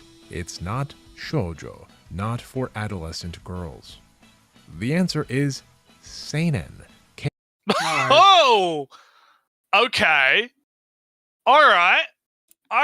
Let's let him cook. It's my second. Was my second pick, but Well, it probably still. would have been, but yeah, but I would have leaned more into the shonen side of things. But yeah, so K-On! Was designed for and marketed to adult men. Which is to say, Designed no, 4chan did for. see, this is where he loses me. This is where he fucking loses me, right? Because again, this is what's the thing that I'm always talking about, Ellie? What's the thing that fucks me off the most? Prescribing intent, right? He is prescribing intent to the author of K. I don't know what the like. Did the author of K-On! Want to like make this thing, or was it just, oh, I want to make a cute story about cute girls in the fucking And it was picked up. The editors of a seinen magazine picked them up over a shonen. Because Yeah. remember that literal fucking coin toss, right? because it wasn't the case that Attack on Titan was pitched as a seinen, but was picked up as by a shonen magazine instead, or one or the other way around. I don't know. So it was really just kind of not random, but because you kind of tailor your manga towards the magazine that is kind of fits together with it. But sometimes you get picked up by the other magazine. That doesn't really tell much about the individual series in the magazine. That doesn't really, say that it's definitely of this one category, that this young adult, that the young adult, young adults have suddenly a major connection to K-On! If K-On! Was in a shonen manga instead, how many adults read Naruto or Boruto by this stage? The other problem here is none of this fucking matters in the context of the anime, right? Or and the Twitter because clips. How many people because here's the thing, how many of the Twitter Nazis are using snippets from the manga in their memes? Yeah, it's all None of them. meme. It's all the anime. It's all from the anime. It's all like the anime style, the anime screenshots, right? I don't even think half of these motherfuckers have even read the manga. No. So why are we even I get like talking about it in the sense of like, okay, yeah, let's look at like the lineage of it, right? Like, yes, it came from this manga. The manga was like this. It's different from the anime, right? But I don't really see the point in going into this whole, well, the manga was in a seinen magazine and it was specifically designed to be marketed and made for adult people from the ground up, and that is why the Nazis fucking love it, right? Again, none of that fucking has anything to do with Nazis watching the anime, connecting with the anime, and then using the anime to make memes, right? This is the problem, right? He's overthinking this way too much. It's not this fucking complicated. And at the same time, he's kind of missing the obvious that the placement of the manga in a specific magazine doesn't really tell you anything about why it's being read, because I was saying that how many adults are reading One Piece that is in a shonen manga? Does that suddenly mean that because One Piece is in a shonen manga, it's so targeted towards children that the adults are irrelevant? If K-On! Was in the same magazine of One Piece instead of in a seinen magazine, right? In this video, this whole argument would not suddenly stop existing, but because it isn't, the argument is, but it doesn't really matter in which magazine it pops up. It's all about did the editors feel like it was a good fit for the magazine, and it's irrelevant for the for who actually reads it in the end. Anyway, let's keep going. Let's hear about how K-On! was created to be Nazi propaganda from the ground up. Let's not go. Invent adult Cute and Cuddly K-On!, Cute and Cuddly K-On! Was designed specifically for adult men, like No. those on 4chan. K-On! No. was first serialized in Mangatan Kirara, a magazine which focuses on 4-panel seinen manga. And K-On! Is not the only cute, cuddly innocence bomb in this magazine for adult men. The whole magazine features manga series such as Surou Stato, Yu Yu Shiki, and Sancha Sanyo. Hey, I like you, Shiki. Adult men like cute things. Big fucking shock. More news at 11. Right? And hey, did you Holy catch shit. that this magazine specializes in 4 comma stuff?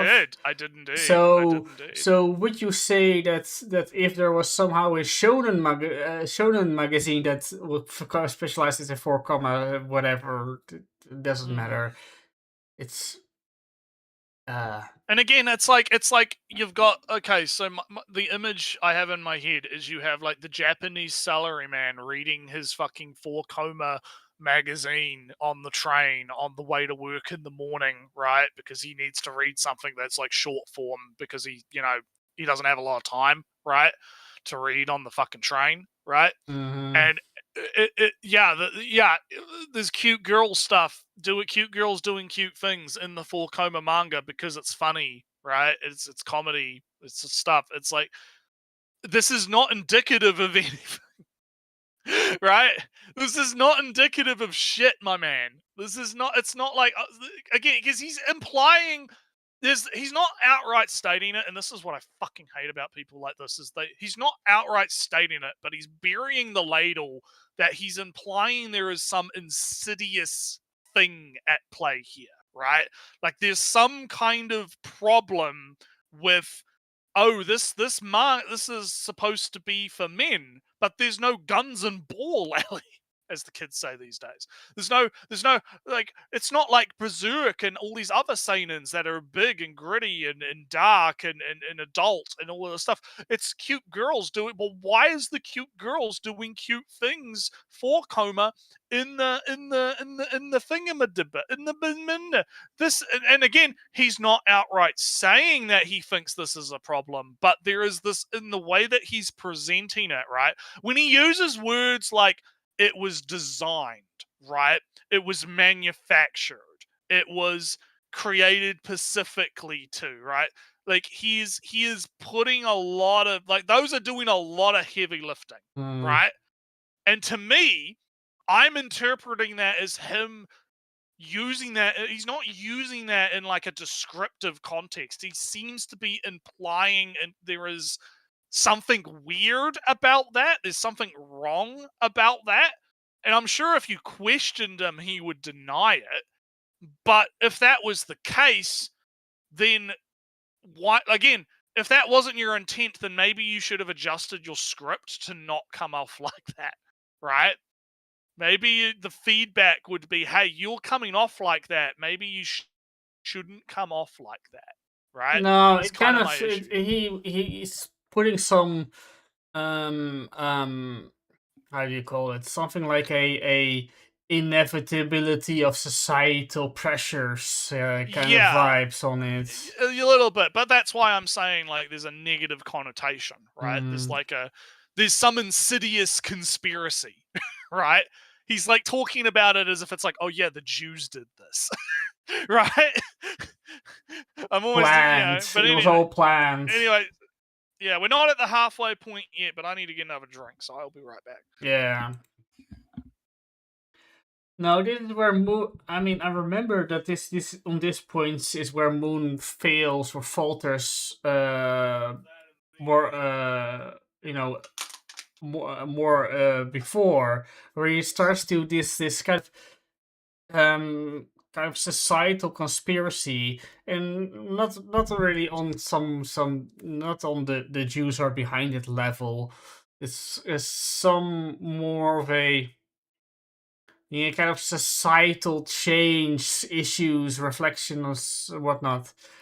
And we're not against leaning into looking at what kind of media is being consumed and what can we tell about society because of it. Because I kind of feel that the whole thing about the whole Understanding Disaster series of Joe about the anxieties of the era being reflected in the media that is made and consumed, is the terrible word that it is, that's of isekais and whatnot. On a tangent, as Marissa is not back yet, I do see that there are slightly less isekais being made right now, and it's more of an less outright escaping the terrible situation of the modern world, and deaf games don't work. Time for time to escape to the other world. Less of those. I do feel that the world is unfair and struggle through Right. it is starting to You're come getting up a with 2-for-1 of this episode. Yeah. Hey, Samu, did you hear that? Yeah, we're getting you get 2-for-1. Just to my talk to the chat over, right? That's kind of what I feel like in Sentence to Be a Hero, like the unfairness that is put on you. But that's the I'll end it. Maybe we'll talk about that when we talk about it. But yeah, let's crack on. Let's hear about how this is all a Jewish conspiracy or something. I'll leave summaries of each of these manga on screen. Astute viewers among you may have noticed that all of these are about groups of cute little girls doing cute little girl things. But why? What is the appeal of cute little girl manga to adult men? The presumption I think many observers have is that the answer is perversion, prurient. Yeah, man. Yeah, man. We just want to fuck those cute girls, man. Where the funniest thing about Yusuke was the massive conspiracy theories that went around the anime. Oh, Did you catch any of those about Yusuke? No, but let's.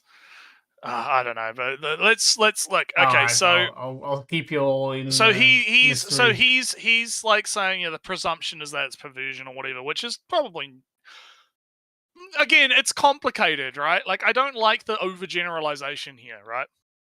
I think for some people it might be, but I think when I'm again, the vision that comes into my head is you're a Japanese salaryman, right? And you need something like a quick shot of something. It's like having a shot of espresso or whatever, right? You need like a quick hit of something to give you some dopamine while you're on the train.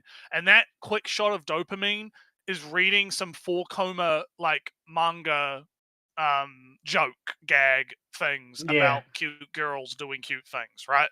That, to me, that is what I would assume is both the target demographic and the average reader of these kinds of stories, right?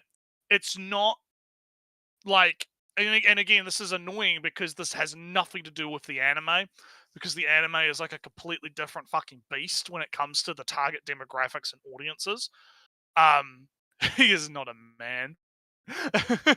But like, yeah, no, so let's keep going. We'll see what he says, because I think he's going to dismiss the whole perversion thing. It seems like he's about to lead into that. So let's see what he says. Obscenity. For some of these men, sure, obsession with innocence can manifest as extremely antisocial, prurient behavior, and we'll get to that. Oh, will we now? Okay. But this is not the prevailing reason behind the popularity of manga and anime like K-On! K-On!, you see, is often described as a moe anime or manga. Moe originally referred to a feeling of affection or protectiveness towards fictional characters, but has since evolved into an aesthetic term, describing the yeah. Look, I read the Wikipedia. Appearance of idealized innocence, cuteness, and purity. Moe characters are designed to evoke in the viewer a sense of protectiveness, comfort, and warmth. Imagine big round sparkling eyes, tiny little mouths, soft gentle expressions, and a shy demeanor. The Moe characters like a Murasaki to Genji or Phoebe to Holden, but who will never grow old, never hurt you, and never make you. I miss the classic meme format, Ellie. I miss this. Memes peaked in this era. Shows how old I am. I love. I sometimes still hold a grudge that a singular joke is called a meme. Well, meme, of course, is a whole is the whole thing about the dispersion of an idea with multiples that is slowly being transformed and modified over time. A singular piece is not a meme. The category is a meme, but that's a thing a gripe I largely left behind. But you agree with me, right, Samu? Not Samu, sorry, Naretsu. Samu also. Yeah. A singular Okay, funny let's image is not a meme. A series of well, Photoshop I'm images talking are. about kind of the format, right? The black border and the white text and the thing. Like Yeah. that was more the meme. That was the meme. The meme was the format, not necessarily the content. Yeah. But anyway, back to it. You uncomfortable. The innocence of a moe character can be adored forever. An anime/manga like Keion, which are especially comforting, especially blissful even, are categorized in Japan as Iyashikei, a healing type. No, Iyashikei wrong. emerged in the Wrong. It's Cookie K. Keion is Cookie K, not Iyashikei. Oh no, he read the wrong Wikipedia. Yeah, you read the article. wrong article. I'm sorry. Disregard everything he says. The late 90s is a popular subgenre of slice of life, meeting media portrayals of everyday life. The late 90s was a time of substantial turmoil in Japan. There was the Great Hanshin earthquake, the Tokyo subway sarin gas attacks, and of course the aftermath of the economic collapse. Paul Roquette, a professor of Japanese studies at MIT, states in his article Ambient Literature and the Aesthetics of Calm, Mood Regulation in Contemporary Japanese Fiction, as published in the Journal of Japanese Studies, that these traumatic events provided, and I quote, the emotional context for the emergence of calm as a lucrative and marketable feeling. There's a danger, though, in treating commodified escapism and treating a lucrative and marketable feeling as if it were healing medicine. A medicine is meant to cure you, to move you forward. A commodity, however, is meant to keep you coming back for more. Instead of He's a very cynical. He is a very cynical individual, is he not? Sorry to cut you off. But. Not every medication is meant to cure you on the spot. Some medication you have to take for the rest of your life. Depression. And some medication is in fact snake oil bullshit. Some of it is like, homeopathy or whatever. Yeah, exactly. So it's like just because it's the Naretsu ship name would be. Alright, maybe it's the length of that we're talking about this. Maybe it's the video itself, but he's kind of just dropping balls left and right now with piloting the Iyashikei, the magazines, and again, medicine it's all in service of being like really fucking cynical as well, right? Like I just pointed out, like he's like, it's all just like all of these animes, right? These cute girls. It's all just it's part of the grand conspiracy to get you to forget about how fucked life is, right? Like it's all part of this weird capitalist conspiracy theory, right? Where I don't know, maybe the author just wanted to fucking write cute girls doing cute things, man. Like I don't fucking know. Like I mean, it's not that complicated, like because he's running under this assumption, like you pointed out like a few minutes ago, that like these shows are like manufactured from the ground up by who knows, I don't know. The Jews, I guess they're manufactured by the Jews. Japanese Jews, the Japanese Jews, the secret Ainu society that has taken over the government. The Ainu are manufacturing moe anime to get you to forget about, I don't know, the economy or some shit, war crimes, whatever. Mm-hmm. Like, it's this really cynical, like, view of the world, right? That everything is everything's stacked against you. Nothing is real. He is the Catcher in the Rye right now. He is actually doing the Catcher in the Rye right now. He is trying to catch people going off the cliff by being like, "Look, everything's fake, and you don't want to go off the cliff is fake. Don't go into the don't go into the real world."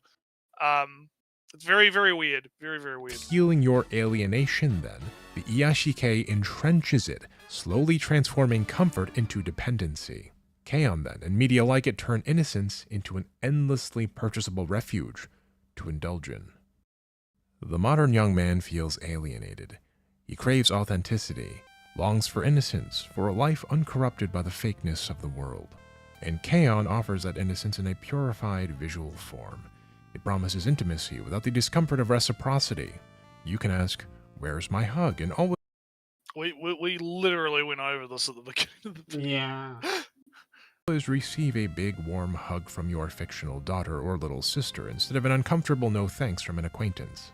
But it is in that no thanks that one experiences discomfort, that one learns, that one changes and grows. Why did I get an awkward no thanks? How do I conduct myself in the future? How can I grow? With Moe Holy fuck, man. It's so just like it is really pretentious. It's I don't think people are like again, do you want to get like a random hug from a stranger or an acquaintance? Like what context are we even fucking talking about here? Where it's like, oh, people are just getting like hugs all the time? Like what do you mean? Oh man. anime with Yasha is never a no thanks and thus no growth ever occurs. The commodity provides the young man with a perpetual refuge of healing calm. The refuge, however, is artificial. The innocence Oh, never this fades. Doshin works. We that? are at 20 out of 36. So we've got about We're 16 making minutes up to go. time. Oh, sorry, Naruto. Just making for progress. funsies, the series on the cover of the magazine, you know, five frames ago or 1 second ago, is Mhm. Doshin Works. Oh, yeah? Was a fun manga to read. From what I understand, it just ended very abruptly. You know, axed or whatever. It's about this artist that went on. The mangaka went on to do other bigger, better things. But this manga series is about making dojins and how hard and costly and weird people are in dojin markets. If you want to sell your comic on Comic-Cat, this is how it went back in 1999 or something, when it was written. But anyway, let's continue. Never encounters resistance, never grows. Instead of being healed, the viewer becomes entrenched in a loop of fantasy designed to be consumed endlessly. He grows comfortable in his dependency, which removes him further and further from an authentic and meaningful life, even as his bitterness and anger Just a quick pause. This sounds like anti-drug shit to me.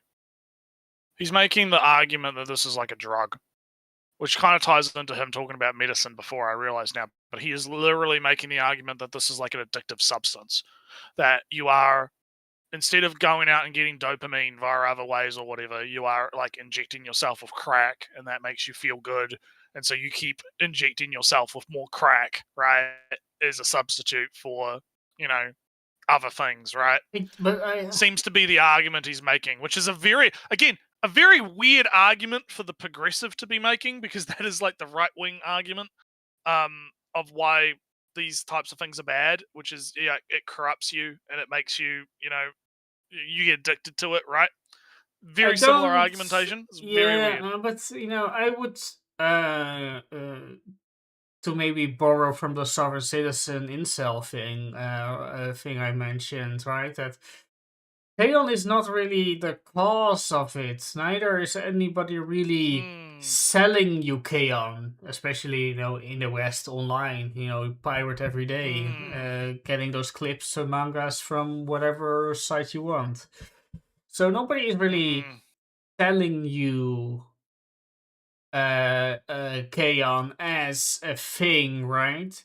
So K-On! Is not a cause or really a contributor to disenfranchisement.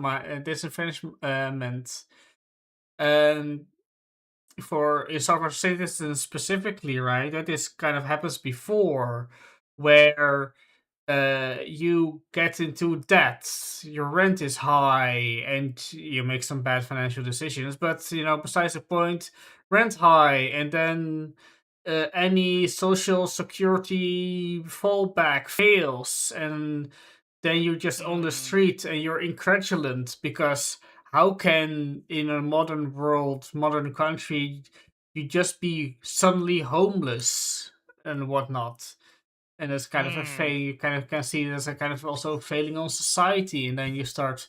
Well, the legal system has to help me, but then it doesn't. It just says "fuck you," pay up everything you own, even though it was a medical bill that should be covered by insurance, but it didn't because they're assholes. And so you're kind of blame the whatever legal system, and in that sense, the package that you are being sold for $100 that says here are the magic worlds and the judge will agree with it and then you'll be get $1 million. The package isn't really the fault here. It's the broken trust beforehand. And Yeah. so in that sense, Yeah, you and cannot blame if you want K-On! to solve, and if you want to solve the problem, right? If you want to actually solve these issues that um are you have to tackle the root, and the root of the problem is not K-On! Is like creating a feedback loop and people are getting addicted to the feeling of K-On! It's like I've been saying the whole time. You have to identify the areas in which we can actually improve things and then actually provide a solution to those problems. And I don't think Moon Channel or particularly other leftists, right? I know I pick on leftists a lot more than the rightoids, but like, they don't offer any solutions, right? They don't offer like, okay, we're actually going to do a thing, and that thing, like, even if it succeeds or fails, right? We're actually, like, it's a thing that actually could help, right? Because they're too busy just pissing and shitting themselves and worrying about what the other person's doing, right? The rightoids are doing, right? Like, oh no, they base the entire argument on not being the other guy instead of actually offering something that might entice people to actually not go down the trap, right? But anyway, I'm just repeating myself. Yeah. Towards the outside world grows. It's almost like Huxley's Brave New World, right? It is Another sedation book. sold as healing, and it creates a society without discomfort, and thus without maturation or growth. The end point of this cycle, then, is the hikikomori. Hikikomori is a Japanese term which describes young people, mostly young men, but not exclusively, who withdraw entirely from society. They don't work, they don't go to school, and they rarely leave their rooms. Instead, they retreat into the media they consume, such as video games, manga, and anime. Without the imprisoning aspect of consumption, there is no hikikomori. They're not just lying in bed all day, they...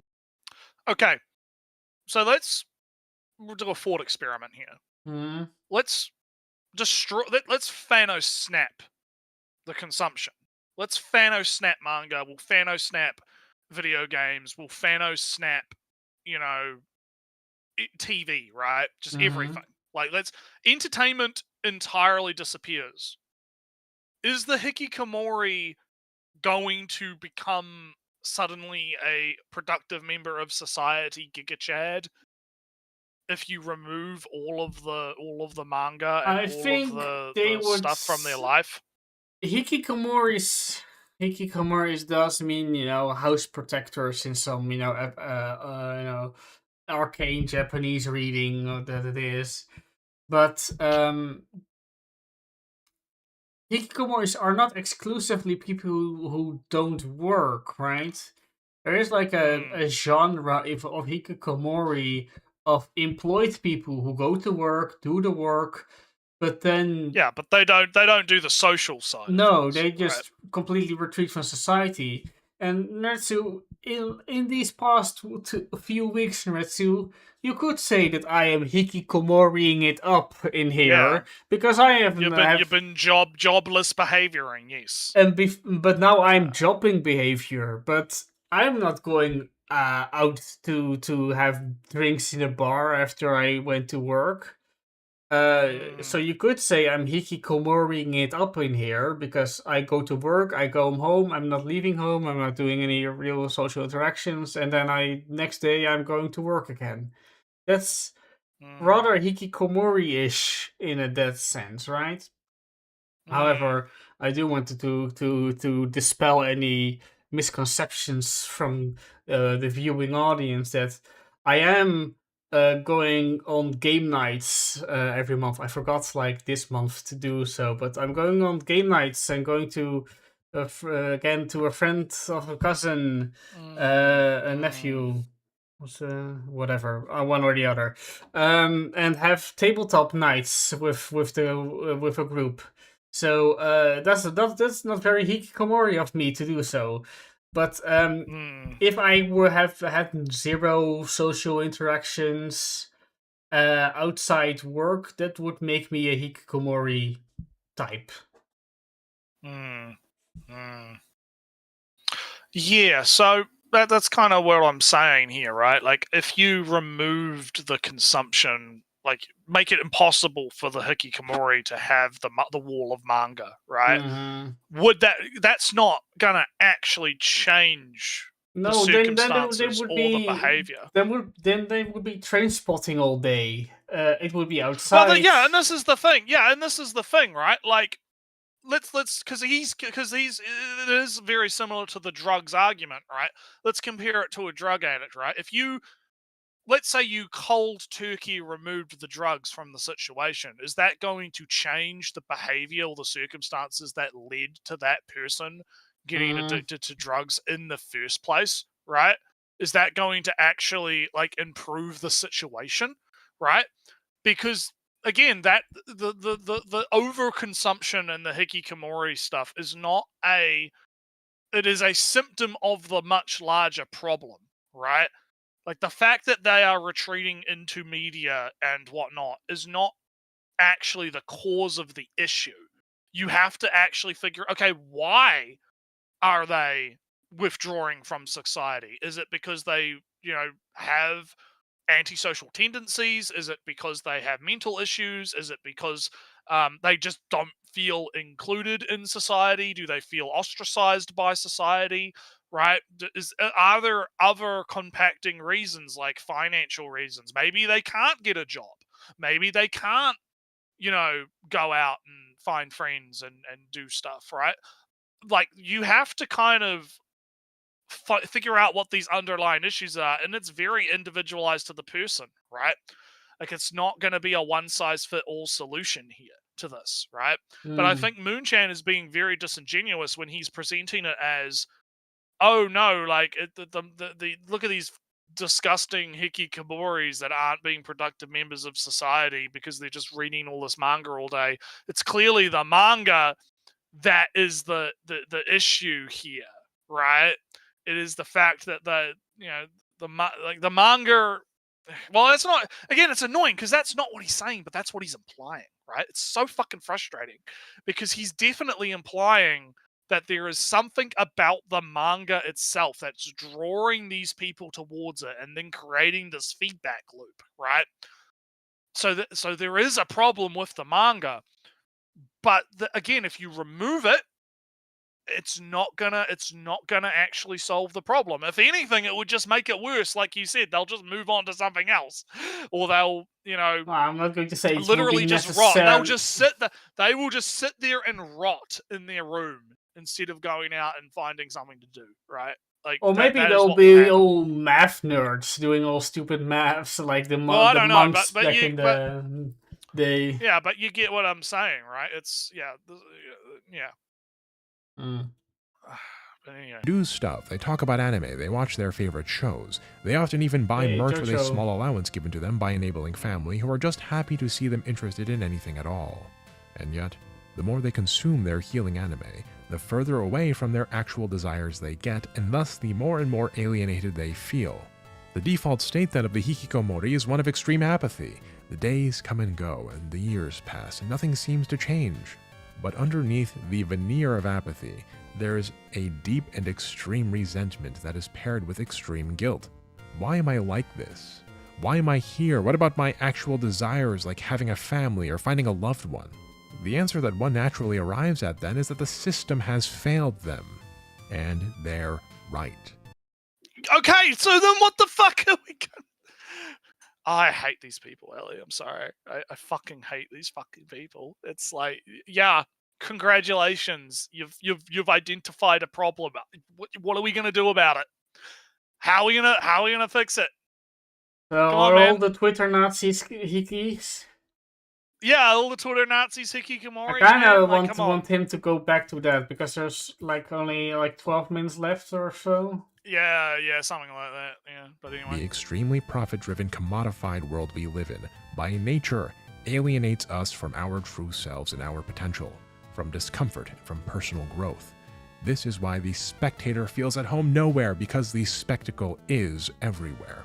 The resentment is fair, it's legitimate even, but the desperation and resentment creates a fertile field for bad faith actors to offer false solutions, which, instead of Okay, so offer the real solution then.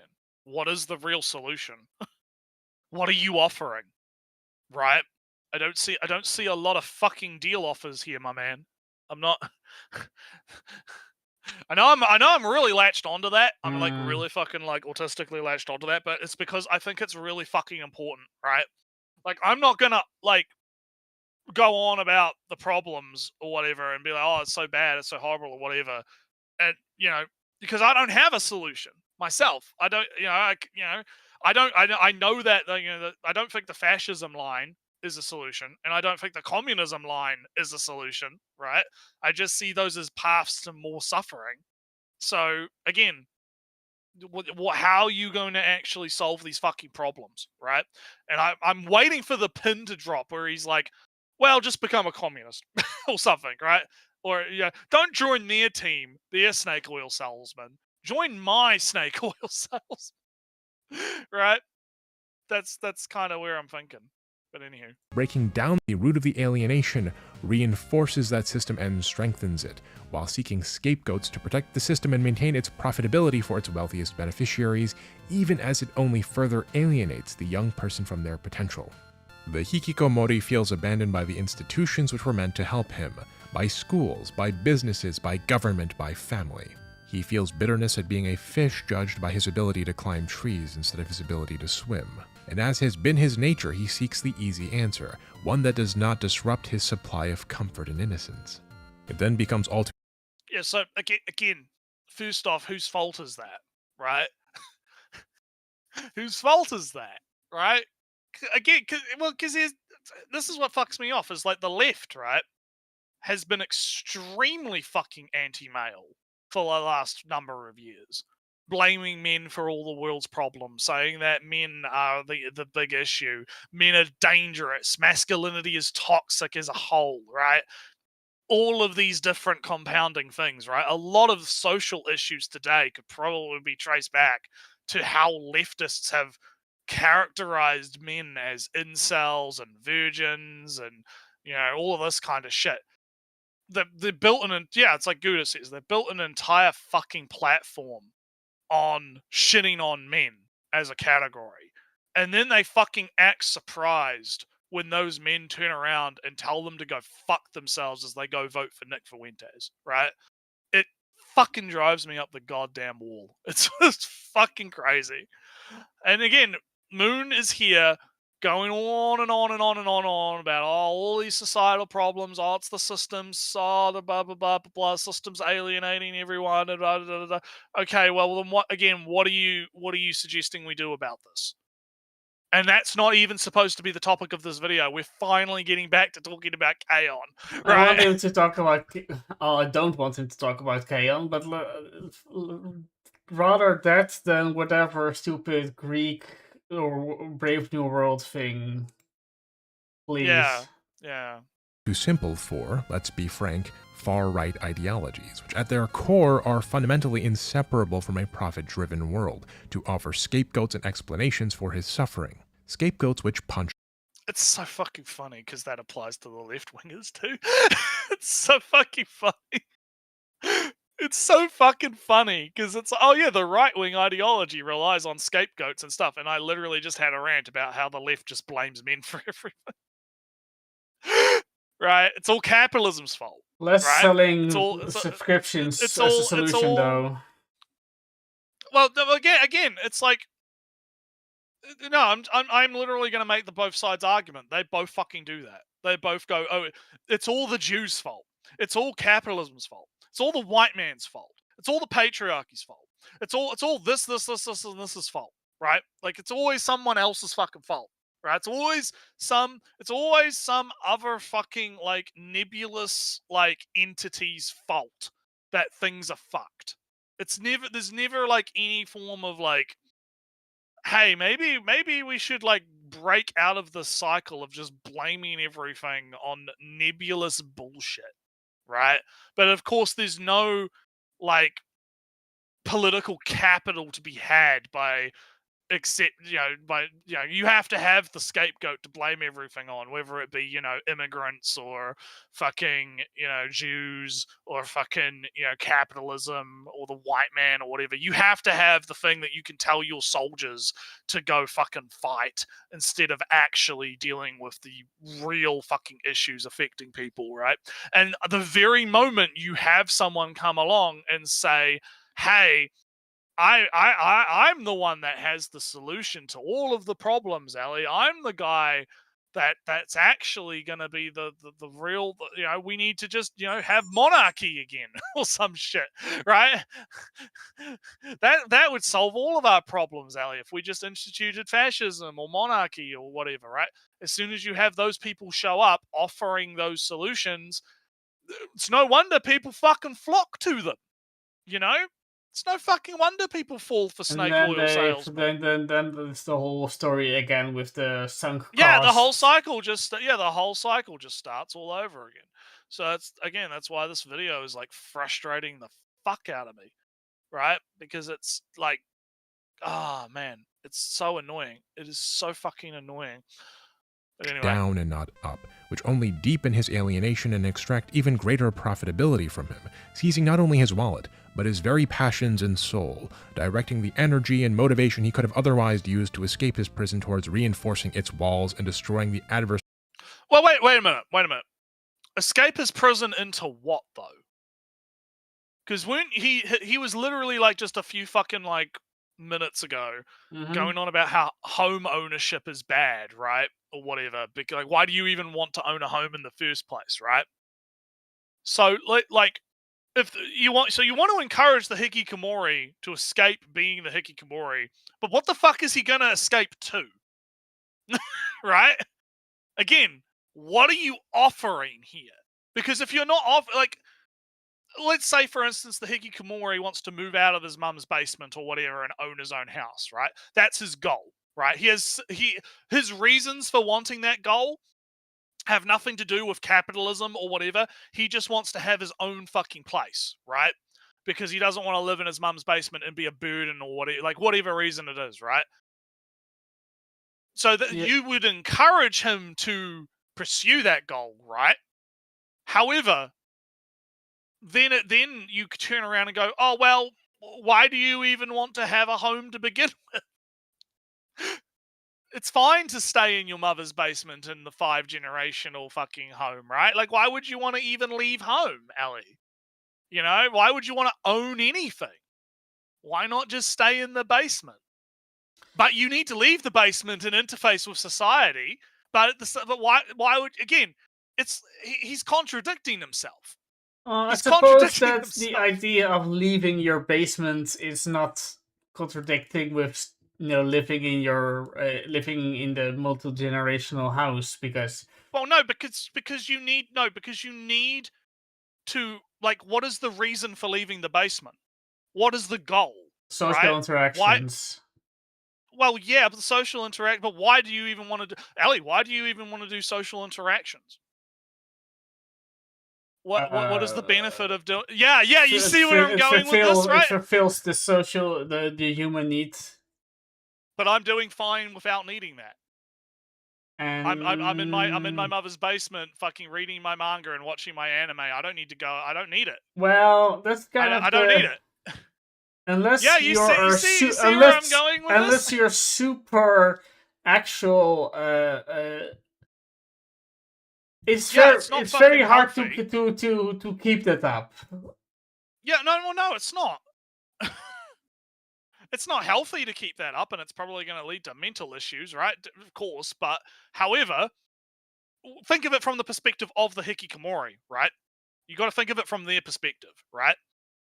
There's no reason to go out and do the thing. It's like you're talking about with like the fucking, you know, sovereign citizens and whatnot, and getting them to leave the cult, right? What is the incentive structure in place to get them out of the fucking basement, right? When all of those traditional things that would be the reason why they would want to leave the basement. I want to pursue a house. I want to pursue a career. I want to pursue, relationship or whatever, right?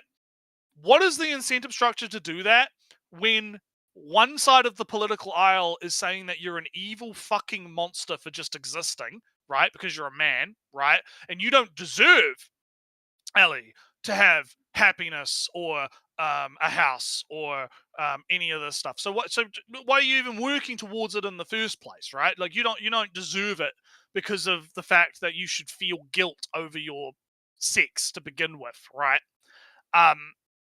Like again, this Moon is presenting a contradictory fucking trap here, because why again? What is the point of leaving the mother's basement and going out and doing stuff and trying to socialize and trying to do all of this shit if there's not going to be any actual tangible benefit to it from the hikikomori's perspective?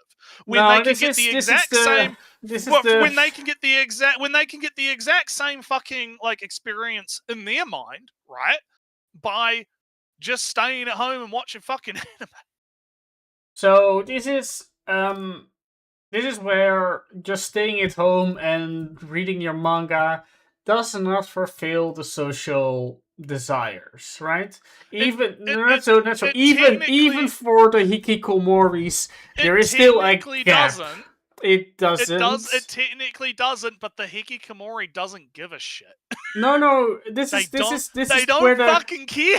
But Retsu, if this were the case, there would be no loneliness epidemic. Loneliness is when you feel there's something missing. Yeah, they feel like shit, but they don't care. Again, there's an No, they apathy, do care. right? That's They the don't whole care. this whole statistic. They do care. They do want the social interactions, but they are trapped in the anxiety and whatnot, and they don't Okay, leave their home. all right, but again, how are you going to get them the fuck out of that when you are not presenting them with a way out? Like Moon is not presenting a way out. He's just saying, and anything that could have been a way out, because in the process of buying that house, right? If the guy wanted to move out and buy the house, right, and that's his goal, in the process of doing that, he's going to need to go and get a job. He's going to have to interact with his fucking like workmates. He's going to have to possibly be pushed into social situations, right? It suddenly becomes a snowball of things starting to fucking fix themselves because he's allowed to have the dream of owning a house. So right? No. But when you make that dream, well, let me finish. But then when you make that dream, one, unrealistic because of, you know, all the complicated circumstances, house costs, right? Whatever. It's a blah blah blah. You make it unrealistic for you to even achieve that dream, and two, you de-incentivize the dream.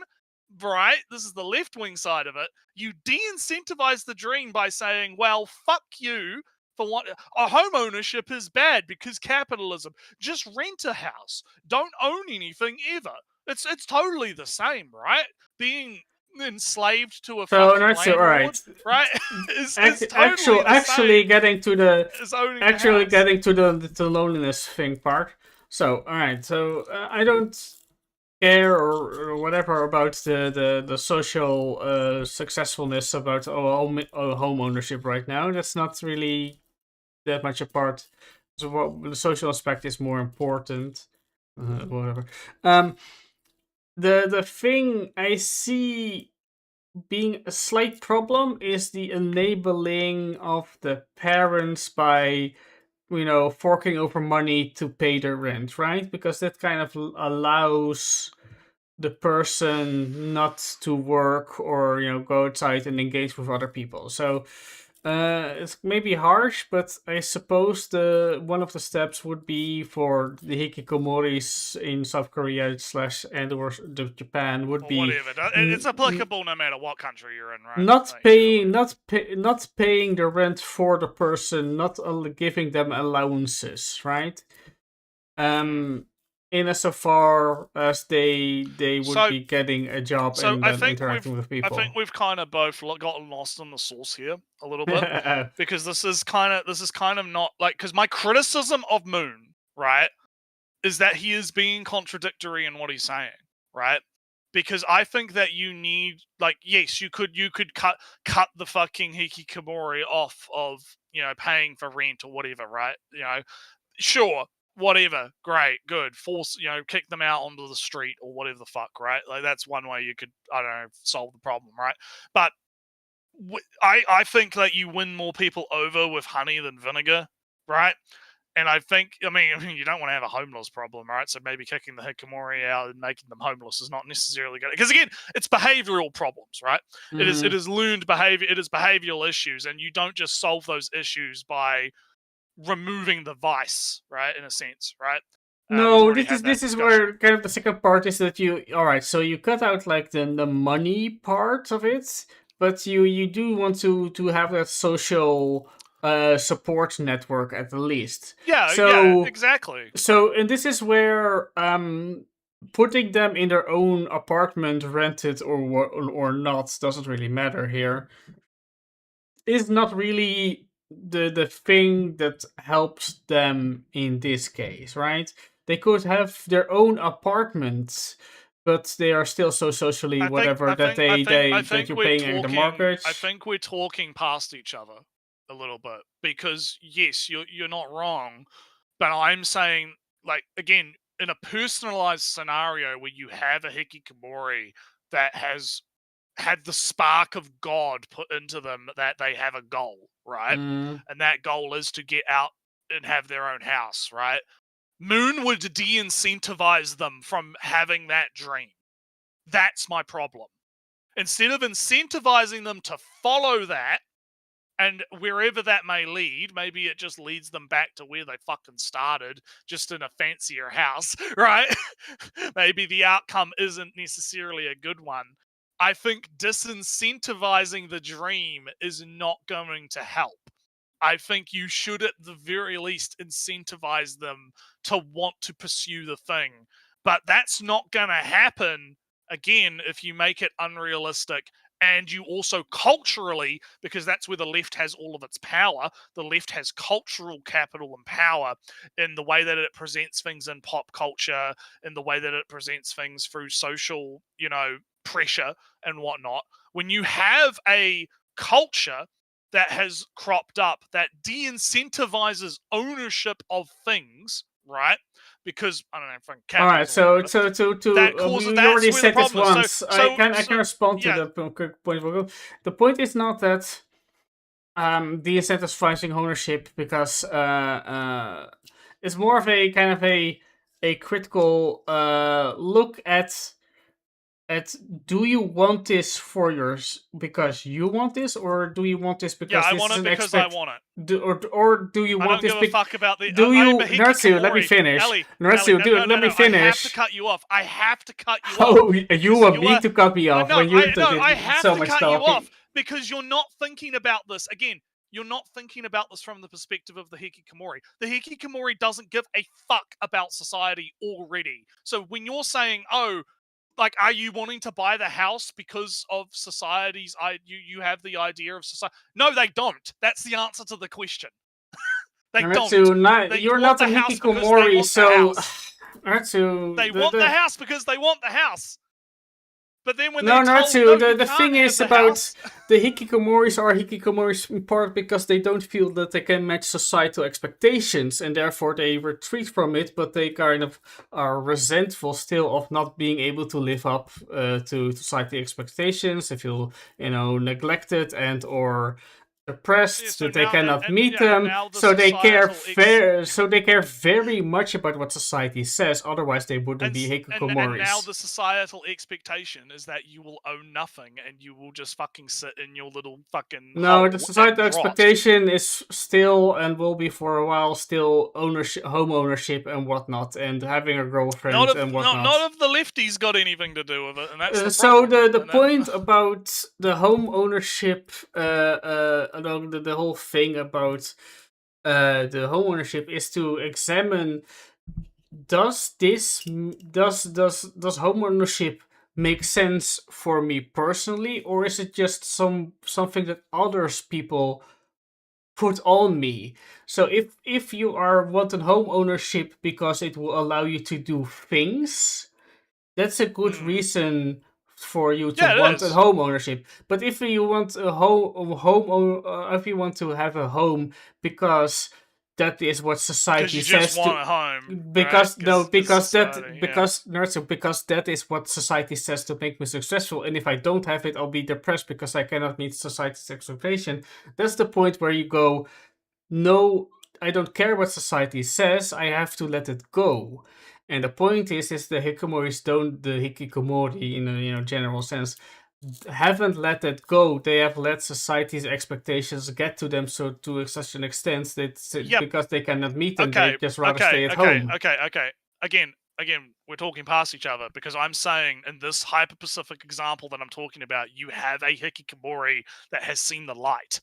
And it's like, no, I don't care about the societal expectations, Ellie. I don't give a fuck about if society thinks I need a house. I want the fucking house because I want the fucking house, right? And then when they try to get the fucking house, they get disincentivized from both ends. They get told, fuck you, why do you want to own the fucking house in the first place? You disgusting capitalist piece of shit. Get the fuck back in your basement, you fucking incel, right? And then on the other side of it, they get disincentivized because the actual goal has become so fucking unachievable because of, whatever XYZ reasons, right? That Because they just get completely kneecapped. They get completely kneecapped right out the gate, and then they go right back to where they were, even though they had just been enlightened.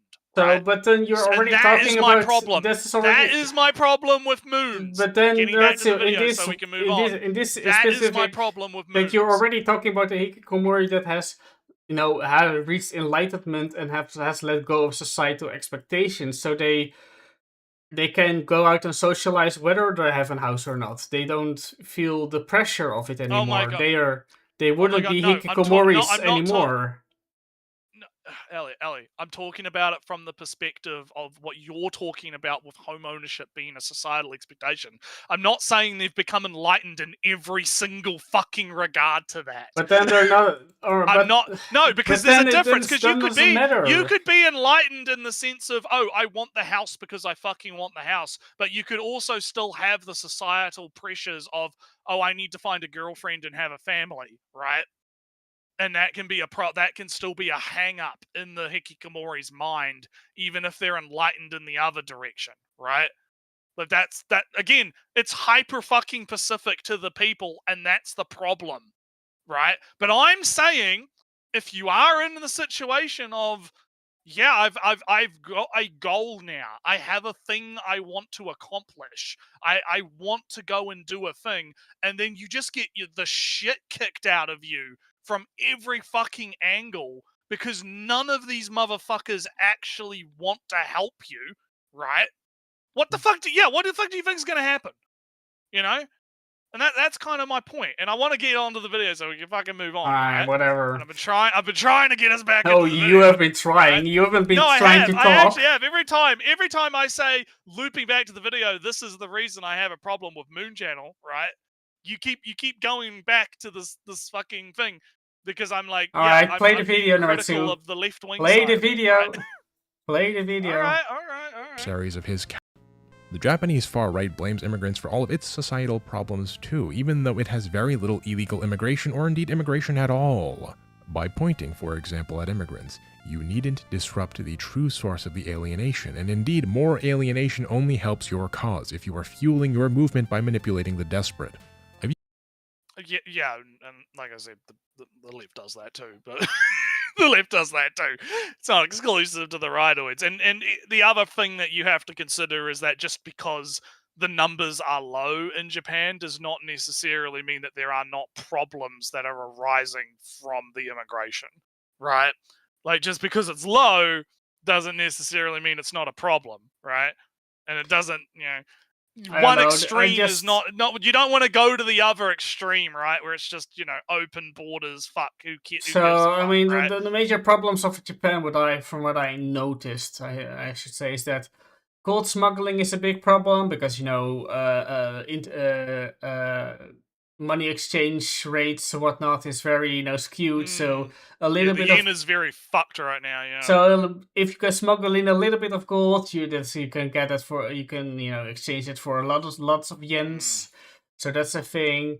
Other than that, I mean, I suppose I saw some immigrants at the combinis when I was shopping every now and again. Oh no. Oh no, the no. Indian immigrants at the combinis. The Japan society is over. And that's about it for societal. And besides the in my eyes slightly unmaintained houses and roads and stuff. But you got Well, no, earthquakes. I'm not gonna go into like an entire analysis of the immigrant issues in Japan. I am just saying that I don't believe it's good that our Moon Man here. Again, I'm focusing my critiques of the video, right, of the man, right. I think he's being very dishonest when he presents it as like, oh well, it's just not actually a problem, right. I mean, clearly it is a problem for people, and you have to actually go through the process, right, of figuring out is it actually a problem or not, right? I don't like the dismissal, right? And now I guess he's going to talk about gacha game gender war shit because that's his claim to fame, right? These two videos that are all about gacha game shit. Even spoken on this alienation and media loop before in the video on gacha games and gender war in South Korea. And so the hikikomori, the consumer of endless innocence, becomes a perfect subject for online radicalization.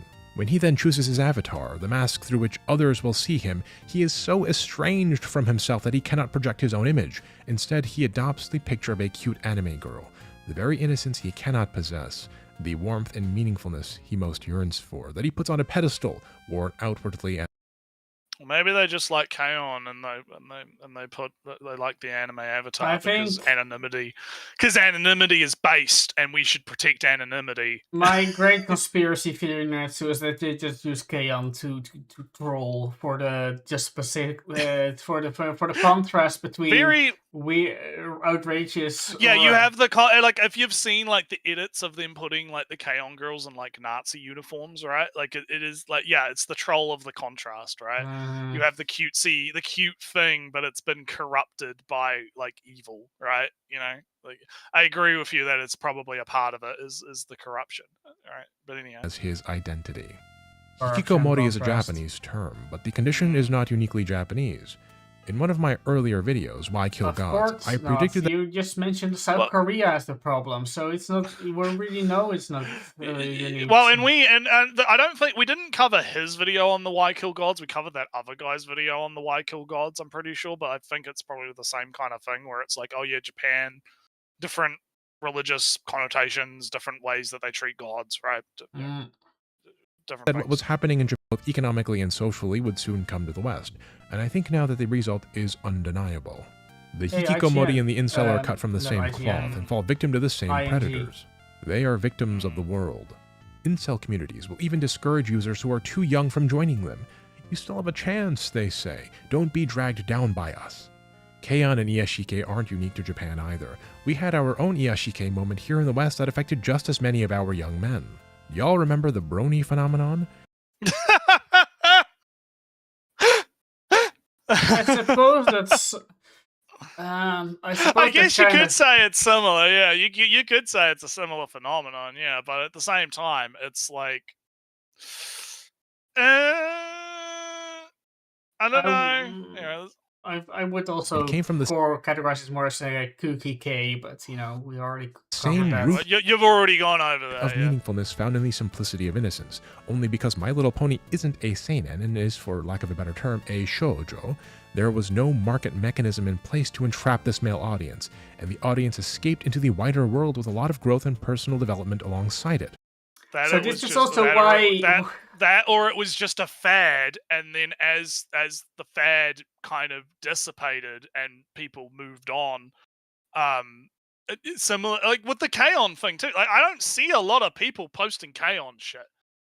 Like seriously, like legitimately, right? Like Yeah. K-On doesn't really come up a lot, right? I mean, this video is already yeah. like a year old, but even by then, No, K-On! even was... then, even a year ago, you're not seeing like people mass spamming fucking K-On! Nazi memes on Twitter, right? It's not happening, right? And So, I like quickly- this guy was out of touch even before the fucking video dropped. And again, with the brony thing, like it was just a fad. It was a thing that kind of, yeah, maybe it was the same kind of thing with disenfranchised men getting into it, right? But eventually they did kind of move on to something else, whatever. A lot of your favorite content creators started making My Little Pony space and grew out of it and into themselves. Quick, over the ravine! There are a lot of trans women who discovered themselves and grew into themselves thanks to exposure to the brony community. I will note that Iyashikei and even K-On! Is like this as well to a lesser extent. It's not all bad, and we must not forget that any nuanced observation of these trends requires us to think in terms not of black and white, or good or bad, but in gray and with nuance. Right? But I digress. Yeah, which you've not done in this entire fucking video, you disingenuous fuck. Some weird political compass thing. Oh no, it's like watched by gays, Made Republicans. for- Yeah, it's alright. just some meme. It's Some just, bronies yeah. never engaged with the discomfort of emerging into the wider world and entrenched themselves into the alienation and obsession over innocence. And thus you have the rather peculiar Nazi pony phenomenon too. What does that say down there? June 33, 2010? 2020, 6 years ago. Jesus. The Atlantic is doing a God. I didn't even think the bronies were still a fucking thing. With 2020. Well, 6 years or 5.5 years ago is a long time, so Okay, anyway, it would Internal be feelings of more alienation, relevant. born of a mark that one's 2019. All half a decade ago. Yeah. market-driven society can be easily co-opted by the market towards defending the interests of the market, thereby deepening the alienation. The market, in other words, sells a healing salve for the loneliness it creates, and the consumer, in seeking relief, becomes an endlessly monetizable product. The alienation itself becomes a commodity, and the lonely and alienated become conscripted into a defense of their captors, waging war against their liberators. So, but again, like, he talks about nuance or whatever, but he's like, this only happens to the right-wing side of things, right? It's not like the leftoids can ever fucking do the same kind of behavior, right? You never see left-wingers on Twitter latch onto things like, I don't know, let's say Uma Musume, right? Which is a primarily male marketed, and if you look at statistics on things, male played franchise, at least in Japan anyway, right? You never see the leftoids, right, latch onto that and make it all about how the horses are all gay or anything, right? And actually it's a leftist there's no like gross male harem love stuff or what gross male stuff in it. It's pure, Ellie. It's a pure thing with none of that gross heterosexual stuff. You never see those tweets on Twitter ever. It never happens. You never see the leftists with the Uma Musume avatars posting Uma Musume memes. Never. They would never, Ellie. I do wonder what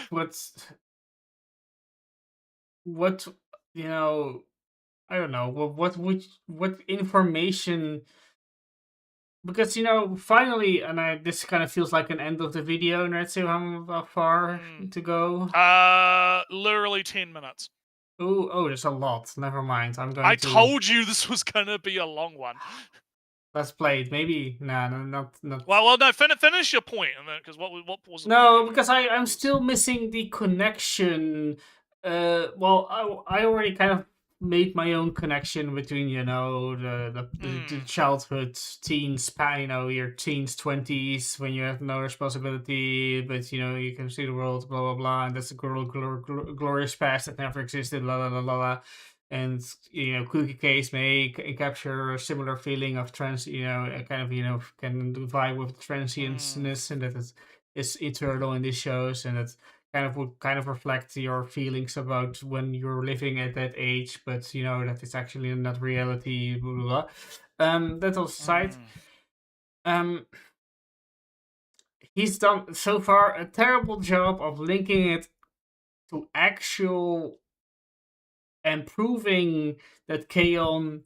and Nazis are linked in some way, right? Besides just some edgy memes, but I don't count edgy memes whatever direction it is. To as a show being a banner for a group because the group posts memes about it, I'm not accepting any allegiance. Again, One Piece is not leftist just because a bunch of people in protests wave the fucking flag, right? Like that's not how that works. Right? K-On! Is not like fascist because fascists like K-On! That's not Hitler drinks water. That doesn't mean water is Nazis. But anyway. So we understand now how shows like K-On! Can appeal to alienated young men and assist in their radicalization. But why do these alienated young men? It's so strange that K-On!'s what K-On!'s fandom is like. It's essentially the same show, an empowerment and celebration of girls being able to be cool and do what they want. But for some reason, its Western audience is awful. Love it to bits, but damn. Okay. The eventual Twitter Nazis specifically gravitate to K-On! And not some other show or manga. Well, why did the people in the West gravitate to My Little Pony? Right? You could ask the same question about literally fucking why did all of the fucking Yuri tards and the left wingers gravitate to Uma Musume? Why didn't they gravitate to MiHoYo? Or I mean, I guess they probably did, but you get what I mean, right? I've seen a bunch of Yuri-ish stuff around MiHoYo games. Yeah, exactly. So it's like what do you why did they gravitate towards certain things? Like you could apply that to For literary analysis so far, we've discussed The Catcher in the Rye, The Myth of Hippolytus, and The Tale of Genji. But there's one more influential novel that cannot be avoided in our discussion of K-On!, and that is Vladimir Nabokov's Lolita. Oh my fucking Christ. Oh my god. I forgot I saw Lolita when I skimmed through. Is he gonna be like... There's like the perversion, because he did mention he was going to bring up like perversion or whatever later in the video. Is this where he's going to bring it up? Is he going to be like, oh yeah, they're just all pedophiles? Is that what he's actually going to say? Is that actually what he's going to fucking say? Oh man, I'm excited. I know, just the title drop hits like a ton of bricks, but bear with me. The book opens with the confessions of one Humbert, a man awaiting trial for murder in an American prison. He recounts to an imagined jury his romantic and sexual obsession with a 12-year-old girl, Dolores Hayes, whom he calls Lolita. After the accidental death of Dolores' mother, Humbert abducts Dolores, posing as her guardian as he takes her around the United States, hiding out in motels or roadside towns along the way. Humbert frames their travels as if they were lovers on a romantic holiday, but underneath Nabokov's rather beautiful prose, there is the connected sense of horror that the reader gets, as they contextualize the terrible abuse suffered by Dolores against Humbert's flowery narration of events. Humbert himself knows that he is committing a monstrous act, but he cannot face his behavior as monstrous. To do so would destroy the edifice of his ego, the image he has of himself, and the facade of innocence he has lost himself in. He converts the unspeakable into the ostensibly beautiful or even romantic by exerting control over his shame. As we've discussed at length, the obsession over innocence is nothing new. When Lolita was first translated into Japanese back in 1959, Japan was still rebuilding from the destruction of World War II. And as the Japanese economy moved from austerity to consumption, homegrown industries emerged, selling products and ultimately lifestyles to young people, even as the Japanese people as a whole yearned for an escape from the tragedy of war and all that was lost. In so doing, innocence and youth emerged as commodified products. The adolescent girl, in particular, emerged as a symbol of lost time. And that's not different, it's completely unique to Japan or something? Yeah, it's not like youth is like seen as a maybe not a commodity, but something that's sought after.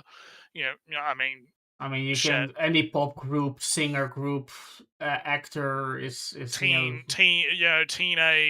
Disney live action shows showing an idealized version of high school or whatever, right? Like it's not like unique to Japan, right? That's purity and like I didn't pause a lot because he's not really saying anything new, and I don't actually really have a whole lot to and really add to that. I'm not going to force you to pause because we're still we're kind Yeah, of approaching. like his like analysis of like Lolita. It's like, yeah, that's what happens in Lolita, right? And yeah, it's like it is an interesting story because you are getting like the unreliable narration, right? Because it's from the point of view of the abuser, right? It's from his point of view. It's like you said, flowering the language and showing it as like this romantic thing when the subcontext is that it's not, right? That he's abducted this poor girl, right? I actually have the book and I tried to read it once, but unfortunately, years ago I bought it, right? It was a bit too high level for me. the prose was a bit too dense for me. So like after 2 pages, I already gave up. Like, all right, man.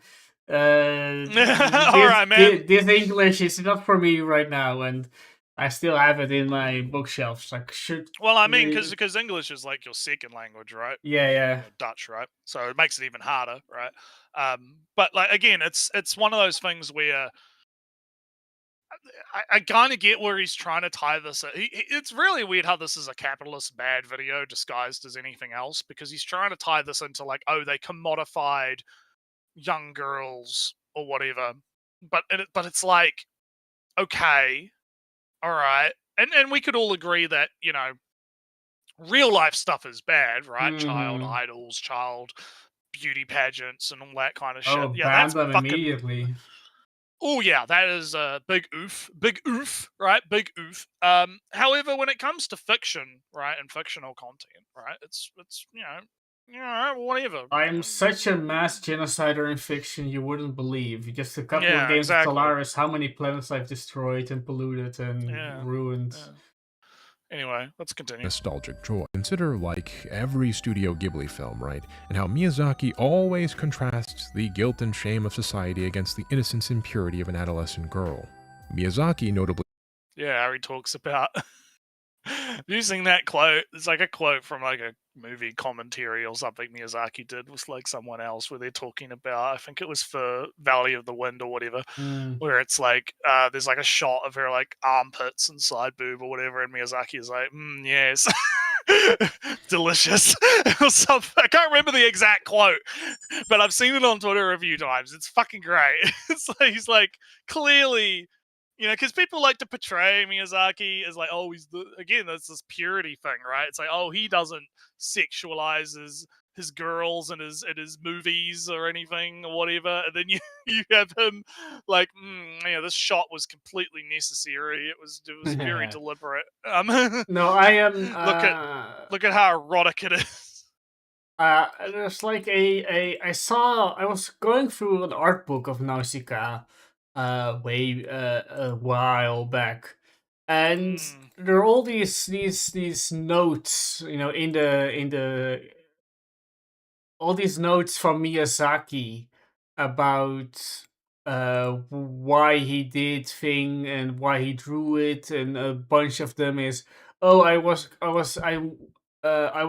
ordered to make calendars, so I just did.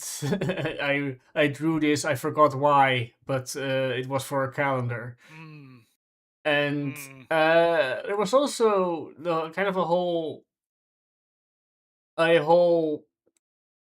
almost timeline from, oh, this was like an thing from before it was Nausicaa. I've imagined it like a fantasy thing, and later it transitioned into kind of a sci-fi thing. And oh, I wanted to represent like humans living in this shell of a spaceship, like parasites would on a carcass, and that's what I kind of envisioned and whatnot. And the whole what Nausicaa was and would become, and the evolution of her. And at some point, I forgot, he said something like, I kind of saw her like a daughter, so I stopped doing it in this style or that style or something like that. All right, but anywho, let's keep going. He detests the despoilation of his image of innocence. Oh, here we go. We got a quote. I ultimately became the subjects. Wait, hang on. We got to read this full quote.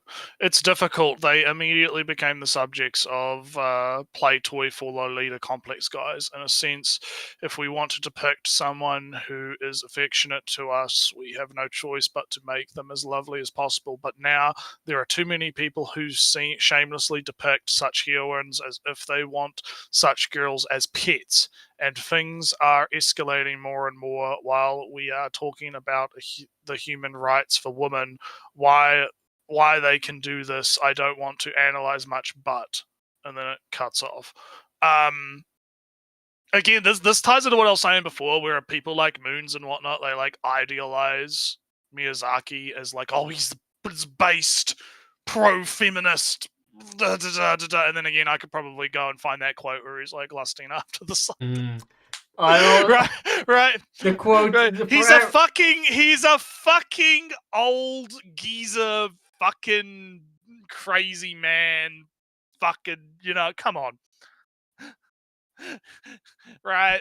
No, and let's always remember where he says that the otaku are wrong because they have no eye for human whatever. He's doing a small rant on how otaku are obsessed and are not contributing.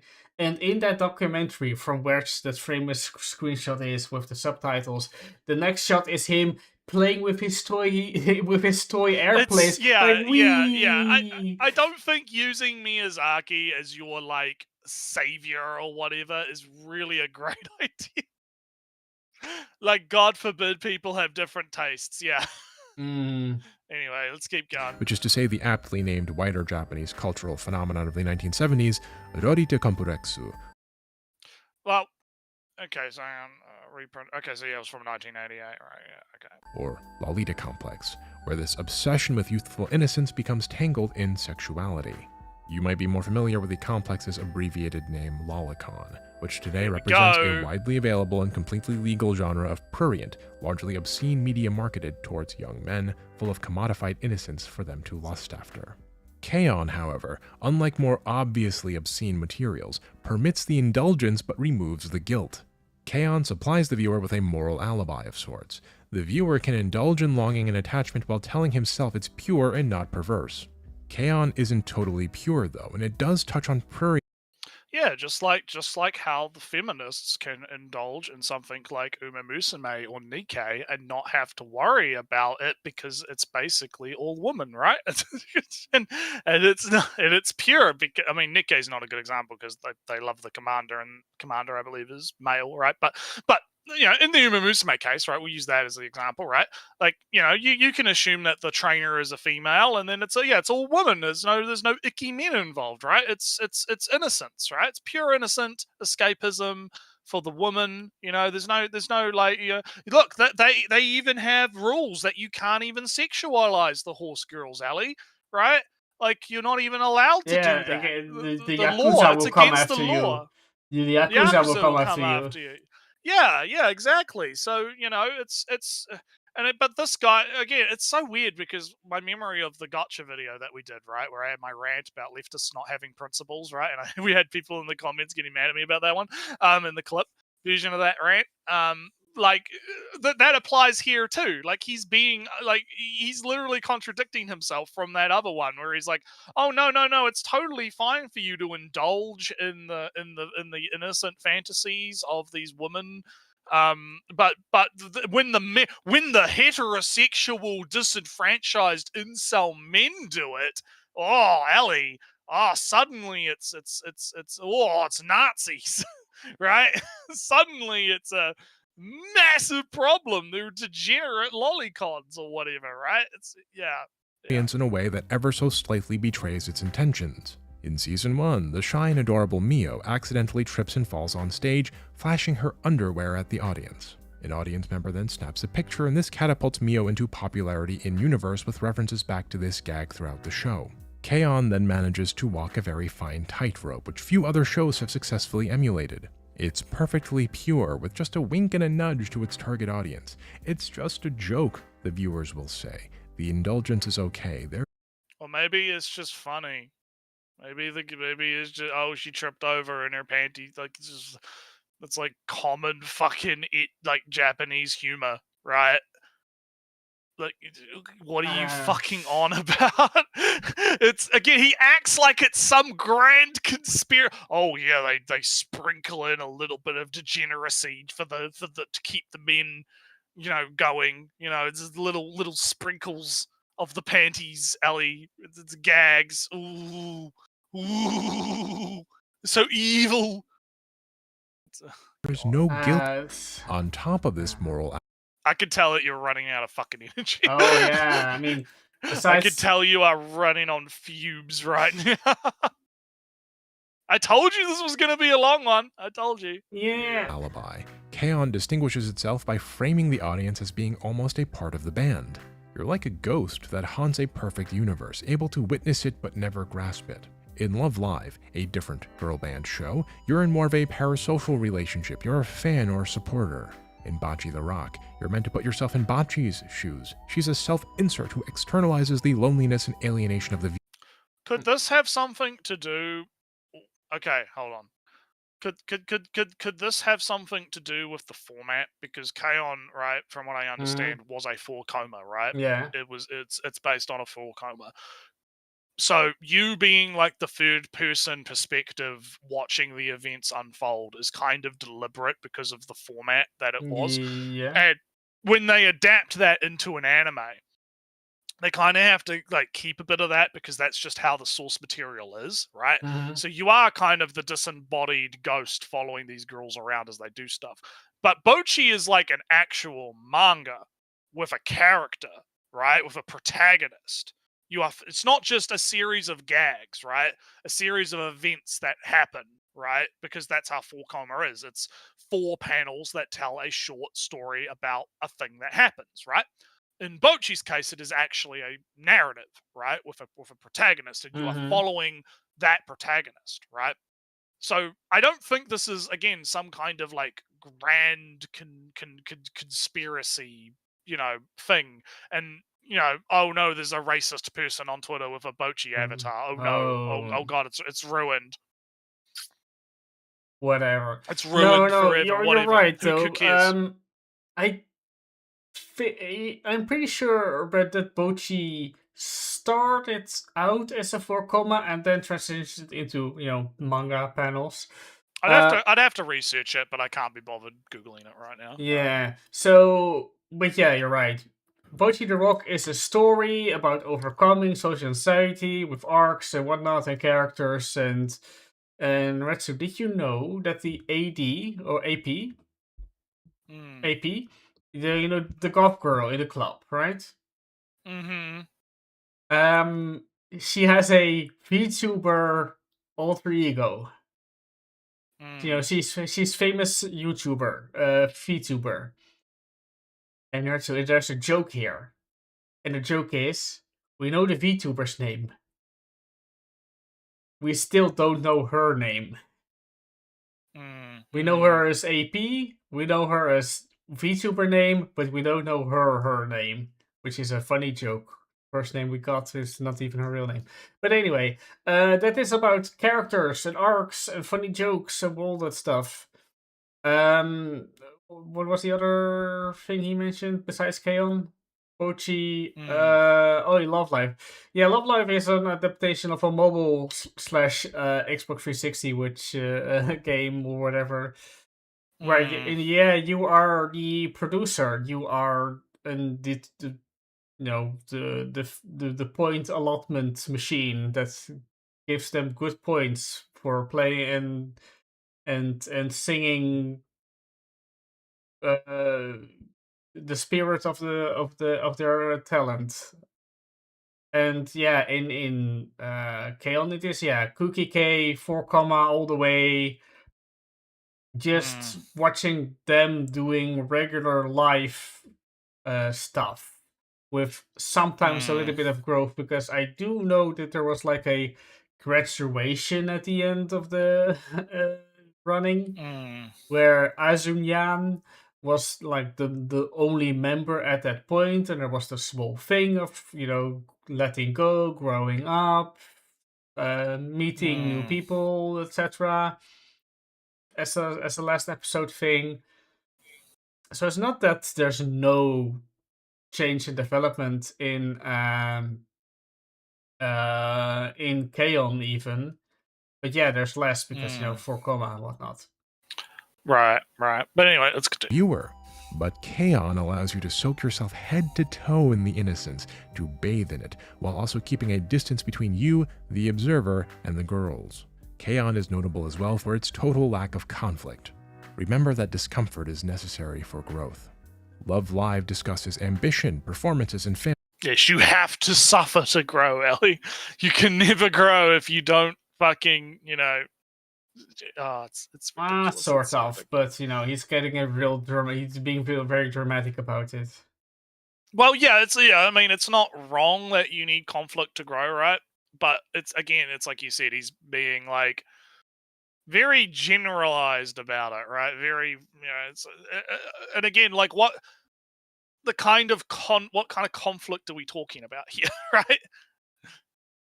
Failures. Bocce struggles with anxiety, but the world of K-On! Depends on the exclusion of adulthood and the struggles that come with it.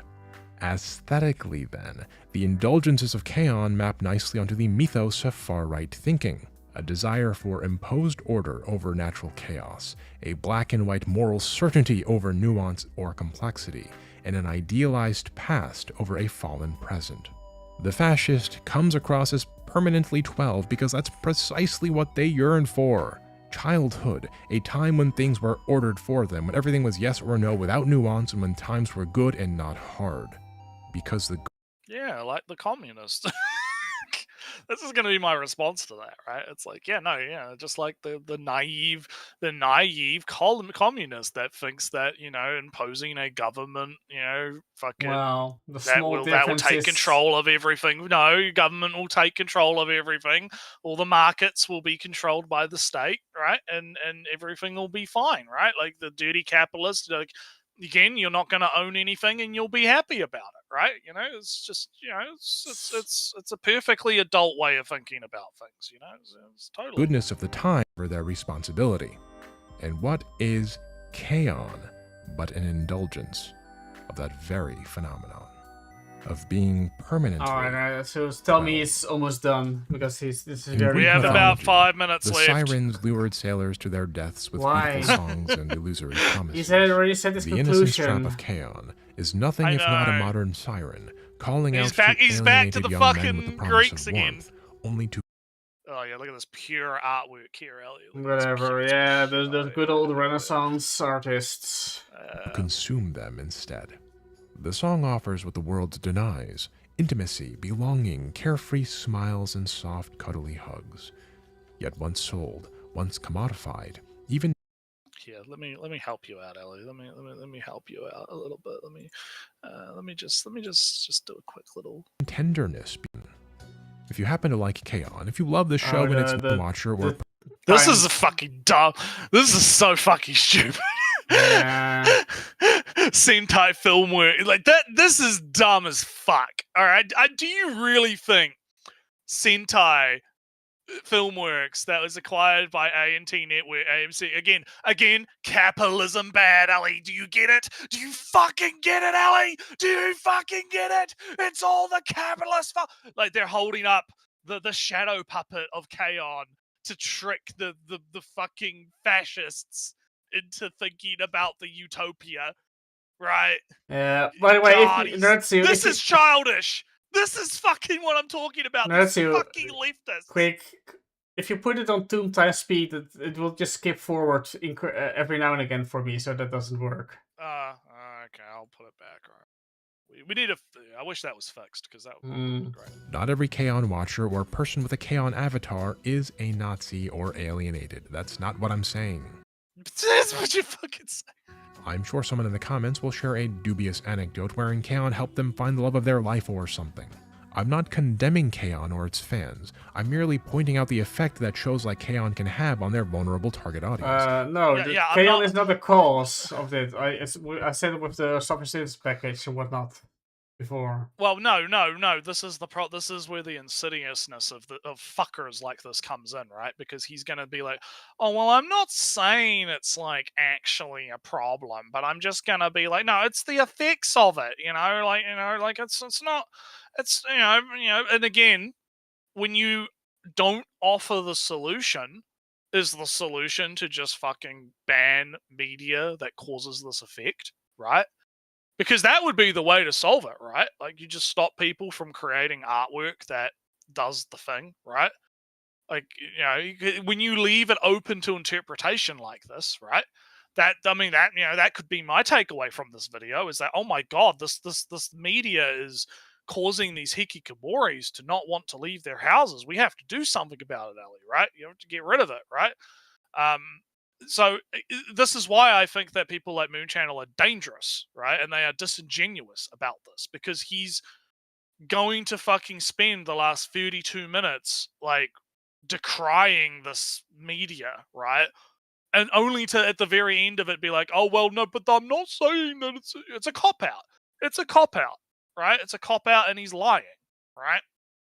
But anyhow, developing inferred alienation. The effect that Kaon has on young men isn't the fault of those men. It's not the fault of Kaon's writers. It's not the fault of Kaon's publishers, or even of... again, it's the fault of the Jews.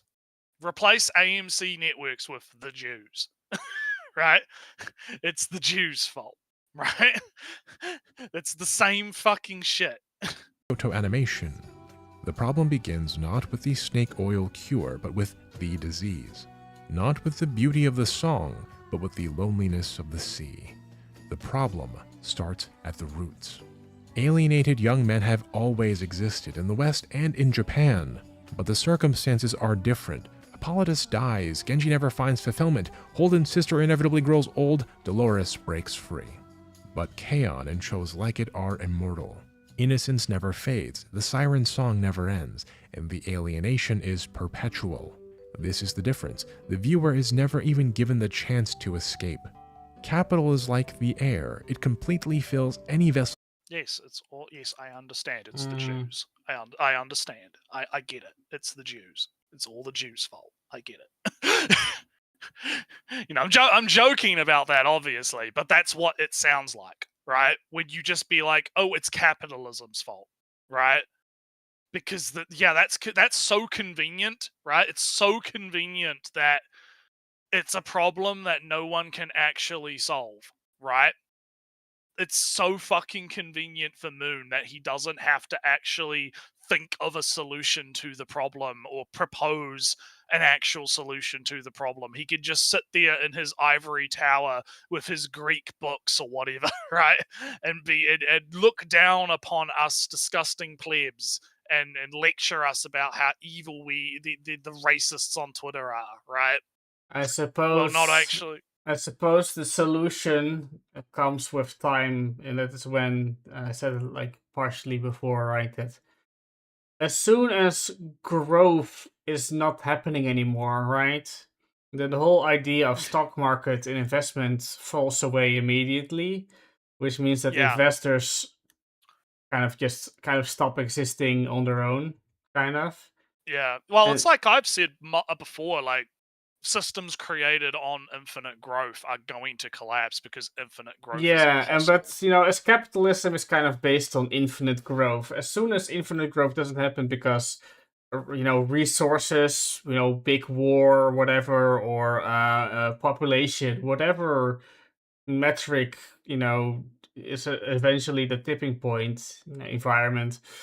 As soon as the infinite growth is no longer possible or no longer achievable, then suddenly all those big companies with their infinite money for future returns suddenly don't have their big future returns anymore and are basically only worth what they actually can make. And then it's a kind of I suppose that could be the time that that you can kind of get rid of capitalism as it is right now.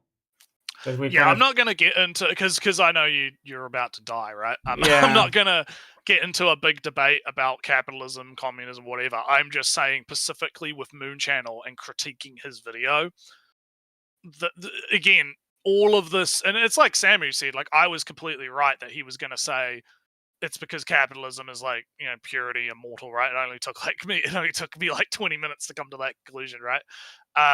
Meanwhile, he's here just yapping on about fucking shit, and it all just comes back down to capitalism bad, which is again, it's lazy. It's just fucking lazy, right? Because it doesn't offer any actual real solution, and it may as well just be blaming everything on the Jews, or blaming everything on the patriarchy, or blaming everything on whatever nebulous fucking group you want to blame all of your fucking problems on, right? But we're almost done. We're almost there, I promise. We've got like 3 minutes left, so we're almost there. And half of that might just be his Patreon shit, so let's just say. All that holds it. In a market-driven society, the market must fill every empty space where Well, to kind of just, I know I'm pausing right when we played, but I wish he would just outright fucking state that capitalism bad, right? Because this would like cut like half of this fucking video, is if he just fucking came out and said it, right? He just fucking said, yeah, the problem is capitalism is bad, right?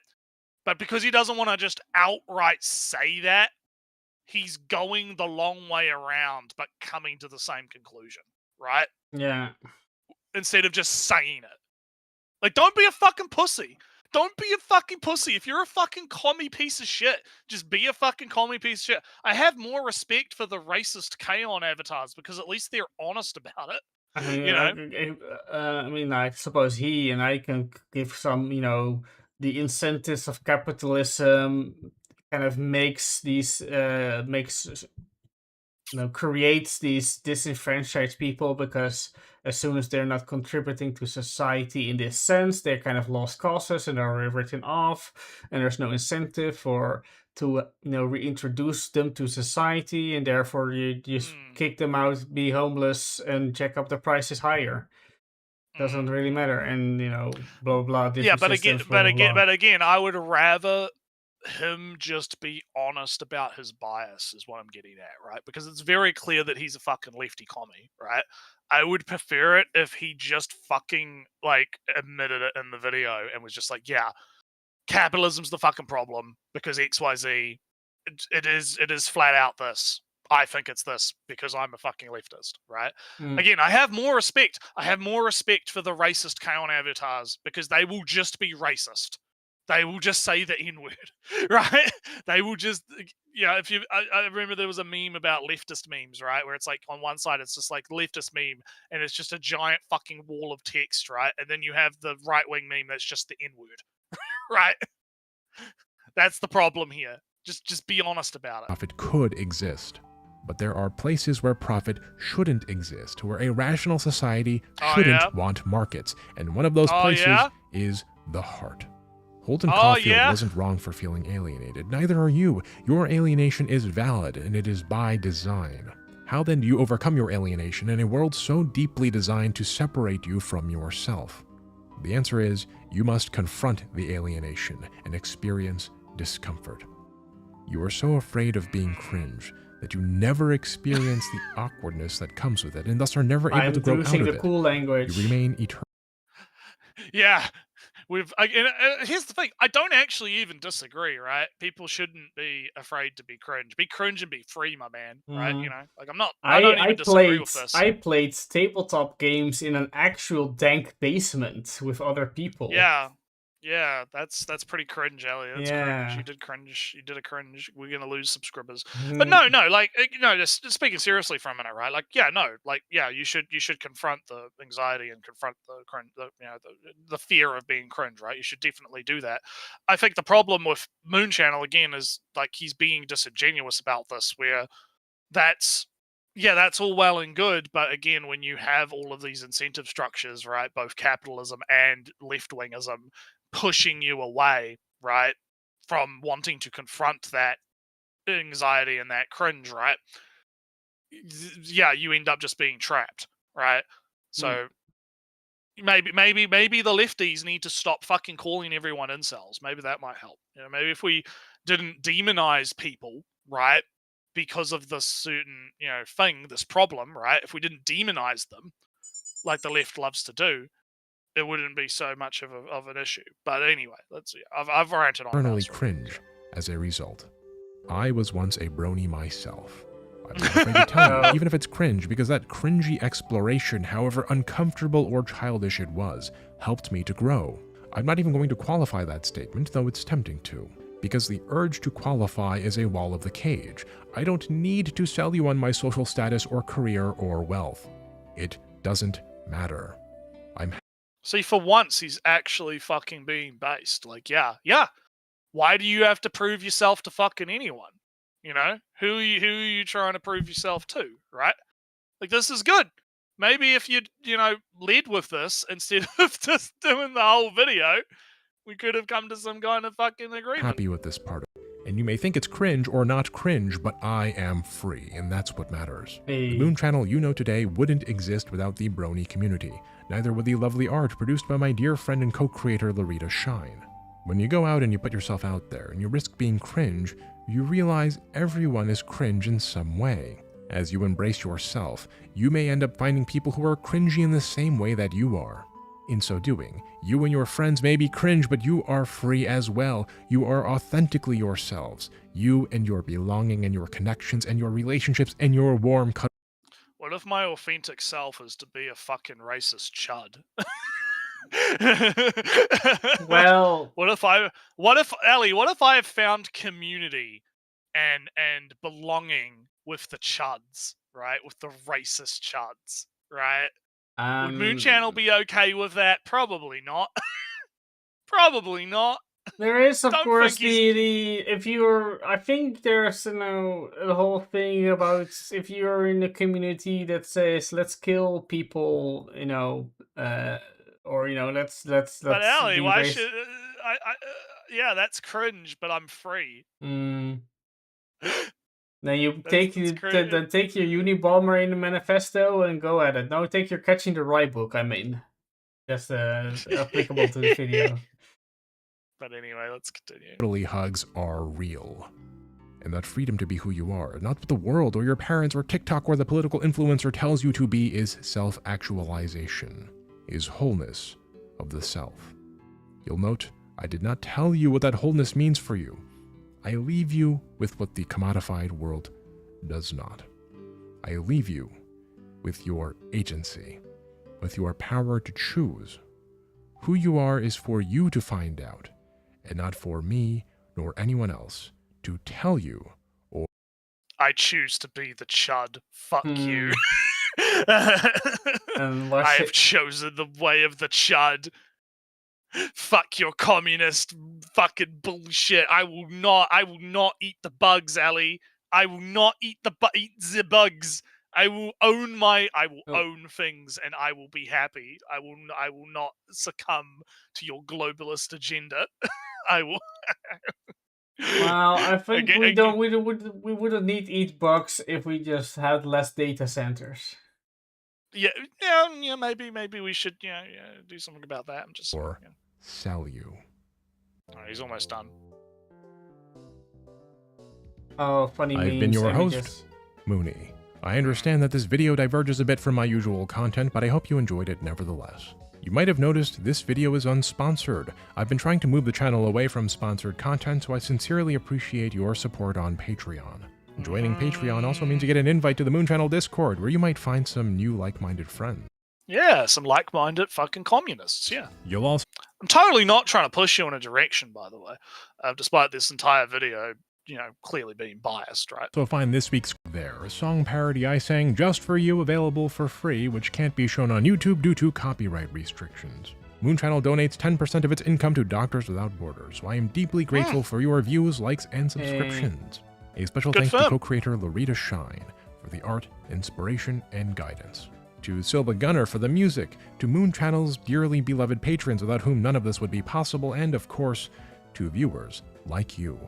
Thank you for tuning in to Moon Channel. Alright, I'm going just straight into... We're done. I'm done. I don't even want to summarize it. I'm tired. I'm going to talk about my animes. Okay. Well, I mean, at least I don't have like a lot of as much anime to talk about as usual because of things. And I'll try and be brief for you. I'll try. Yeah. All right. Because I mean, if you want to skip your anime and save it till next week, we can. No, I mean, I can still talk about it. I mean, getting out of the video gives me a little bit more energy right now than the boring long video. Okay, well, before we do quickly jump, I will just say, my summarization of that video is, man's clearly biased. Man should have just interviewed some fucking Nazis instead of being a pussy, right? It's all well and good to use your fancy pantsy fucking textbooks or whatever, but maybe you should get some fucking street smarts and actually, get on the ground and do some real reporting, right? Just saying. I feel like I think there's not a lot else I can say that I haven't already kind of said, that he doesn't really offer any real solutions to the problems that he's identified, which is a bit of an issue when you have like an open-ended kind of question of, okay, well, this media is doing a thing that I believe is bad, but I'm not going to say it should be banned, but, implications and whatnot, right? Like people can infer a lot out of that. So it was a very bad video. From that respect, blah, blah. Interesting to talk about, but a video could be like half length. He repeats himself like he could have been like half length. Yeah, he didn't need to use all of the examples that he used, and he kind of definitely dragged on a little bit. And I think he should have just gotten to the point that he's capitalism bad. That's really it. He gave no proof that there is an actual correlation, so this whole question of the video pieces is false apart for me from the start, and it never was really recovered. It was just an assertion. I agree. Yeah. And also, join my Patreon, but capitalism bad. But you see, 5-0, it's different because Patreon is crowdfunding and people donating, and that's not the same. It's not the same. You don't understand. No, okay, anyway, anime time. Oshi, good episode of Oshi this week. Good OP, more mature, edgier, adulter. Yeah, big edge. People were talking about it on Twitter, being like, "Oh, it's so edgy," or whatever. And it's like, no shit. Okay. Also, when the end, we know when both Aqua and Ruby are like tied up in that red string, which I believe, as the kind of the scene goes on, is all they're both tied up into their mother, and everything, all their actions are still not puppeteered, but still they haven't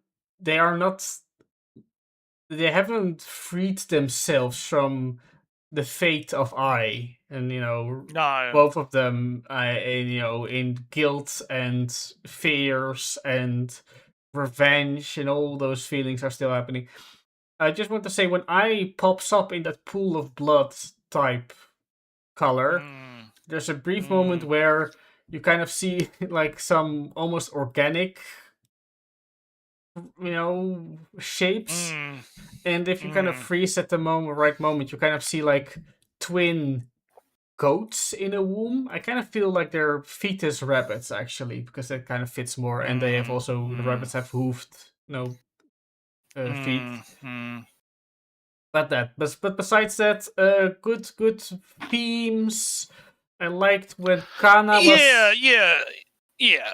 one last thing about the OP. I like the part where Kana was like on display, and if you look there are more displays of her at different ages, which is like the number above her. Yeah, it ties into kind of like the stories of each like character Yeah. and the different aspects of what's going on. And with them, right yeah. now she's just put on and lights turned off, and she's abandoned because that's what she is by Aqua. by Aqua. So getting back to the actual episode, Yeah. character drama, big character drama going on. Ruby is on her black. I'm calling her black for the rest of the season. She until the star changes color. She is Black Star Ruby, Mhm. completely different character, not the same character. Mhm. Because she has even though she is kind of getting led by the old producer guy giving her advice and whatnot, she Yeah. is very much becoming more assertive and proactive and Mhm.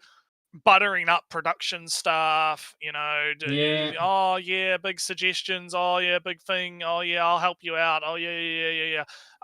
Stuff going on because she is trying to further her career so that she could get more popular, so she can figure out who the fuck killed both I and Dr. Man. Yeah. So big stuff going on there. Aqua's side is more kind of the love triangle stuff, and you get a bit of Akane kind of like being like, yeah, I know he doesn't actually love me, but fuck it. He's here right now next to me, so He's here right now next to me. He's treating me right, so I don't care. But God fucking forbid if he cheats on me, I'm going to kill him. Man, she's Yeah. fucking crazy. it's fucking great.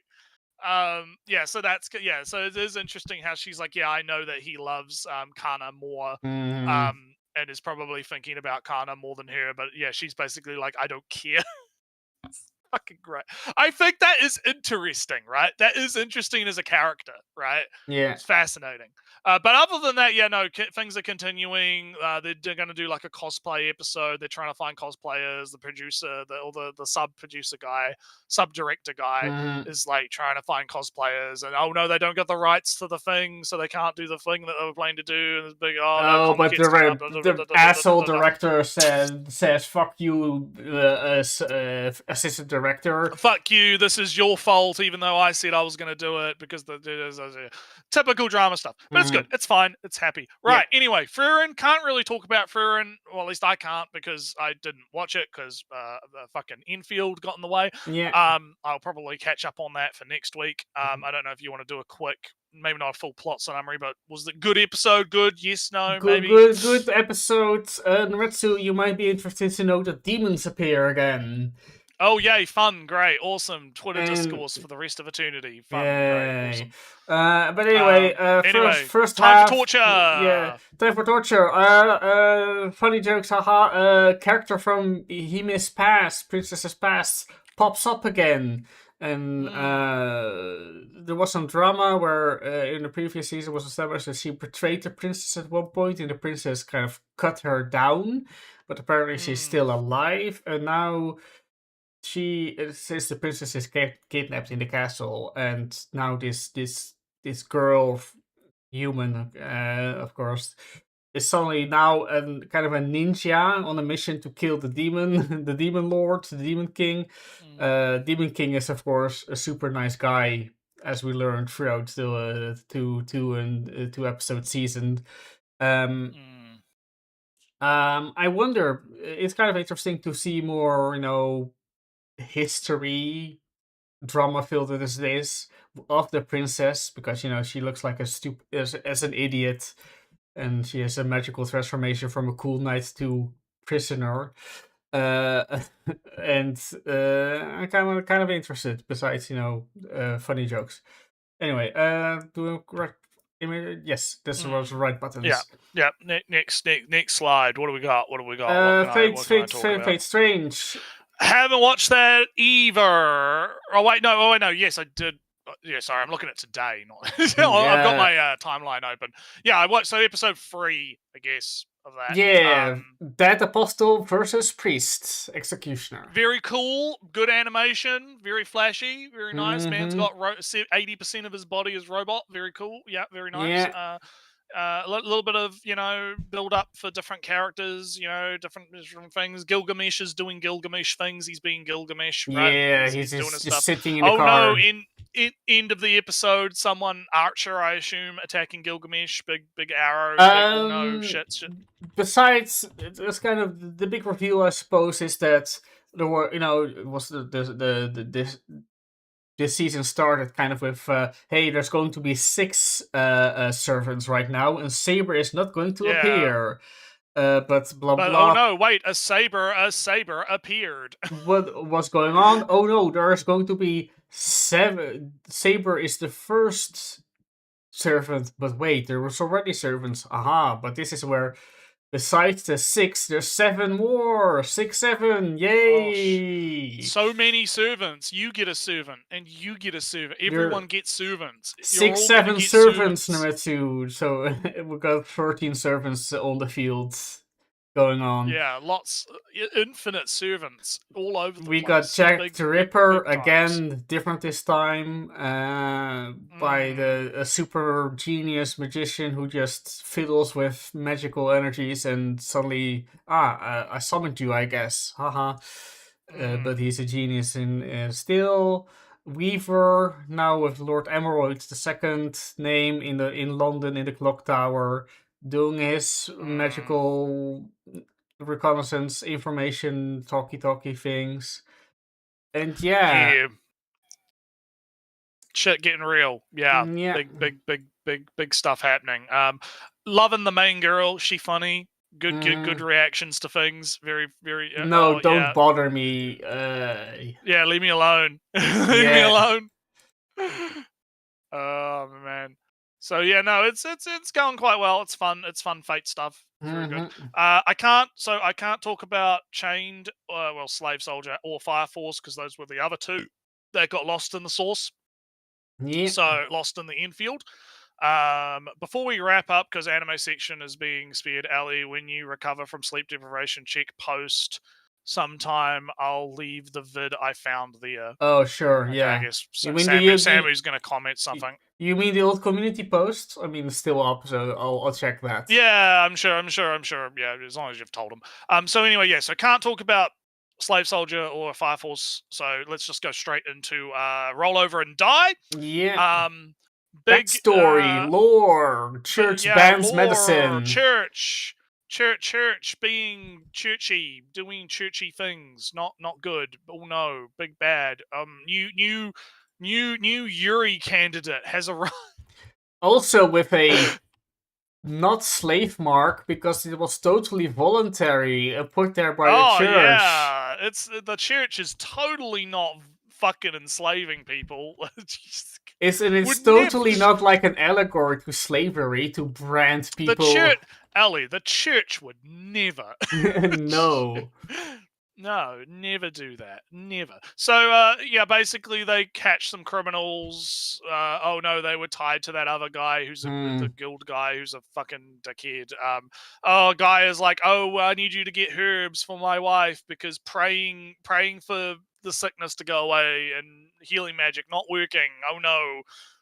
But the church, big evil, bad. Oh no! But luckily, a nun girl is also like, yeah, that's some dumb shit. I will go find books on herbs. Oh look, let's go find herb. Oh wait, the bad guy block exit. Oh shit, golem that has the anti-spiral, I guess. Yeah. In its face. Wait, when she scans it, it's talking about sins and you gives a complete message directly to her. It's weird. Yeah, in the scan. What? It's interesting. So interesting stuff going on in the show, right? There is some. We're kind of glossing over it because I know you want to pass out.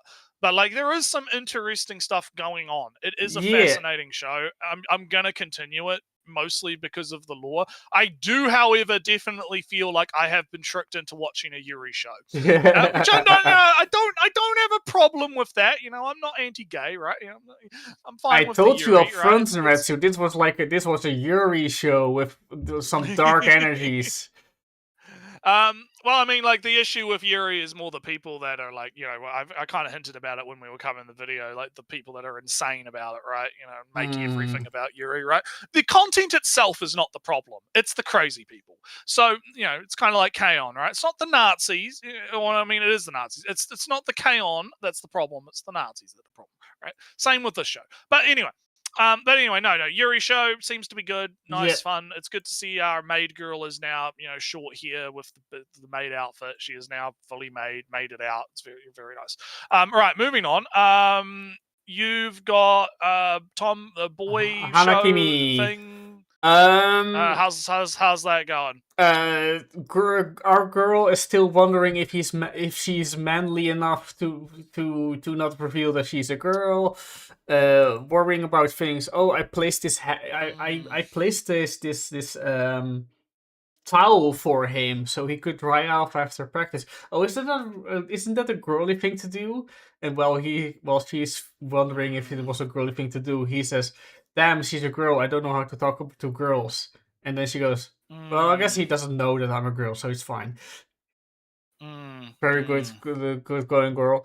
Our blonde boy, our puppy boy, says, our guy friend, do you want to cheer me on for practice? Ah, yes, I finally worked up the courage to say that. And oh, he said yes. Cool. Oh, but why am I so happy about a guy cheering me on for practice? That's weird, right? And funny things when apparently the whole gang shows up when he, of course, only wanted her. Another bad boy shows up. He gets made fun of. And more intimate moments, Your usual funny, haha, good. Does fun, he? haha do stuff. they know implication, implying weird social dynamics because you know that I know, but you don't know that you know, etc., etc. Yeah. So fun stuff. So overall, fun time happening. Okay, blind boy. This shit is fucking boring the shit out of me. It's kind of losing me. So basically they go to the capital and it turns out, oh, the guy that's the head of the magic thing, he's just a goofball. They just love magic. They do magic. Oh no, they get in trouble for doing magic. Ice skating in the palace, and the knights are like, don't do that. Oh, you made a copy of the maid girl and it floated around the building and scared the shit out of the maids. Oh, yeah. It's getting a bit not great, Ellie. The animation has taken a bit of a nosedive as well. It's a bit generic and boring and dumb.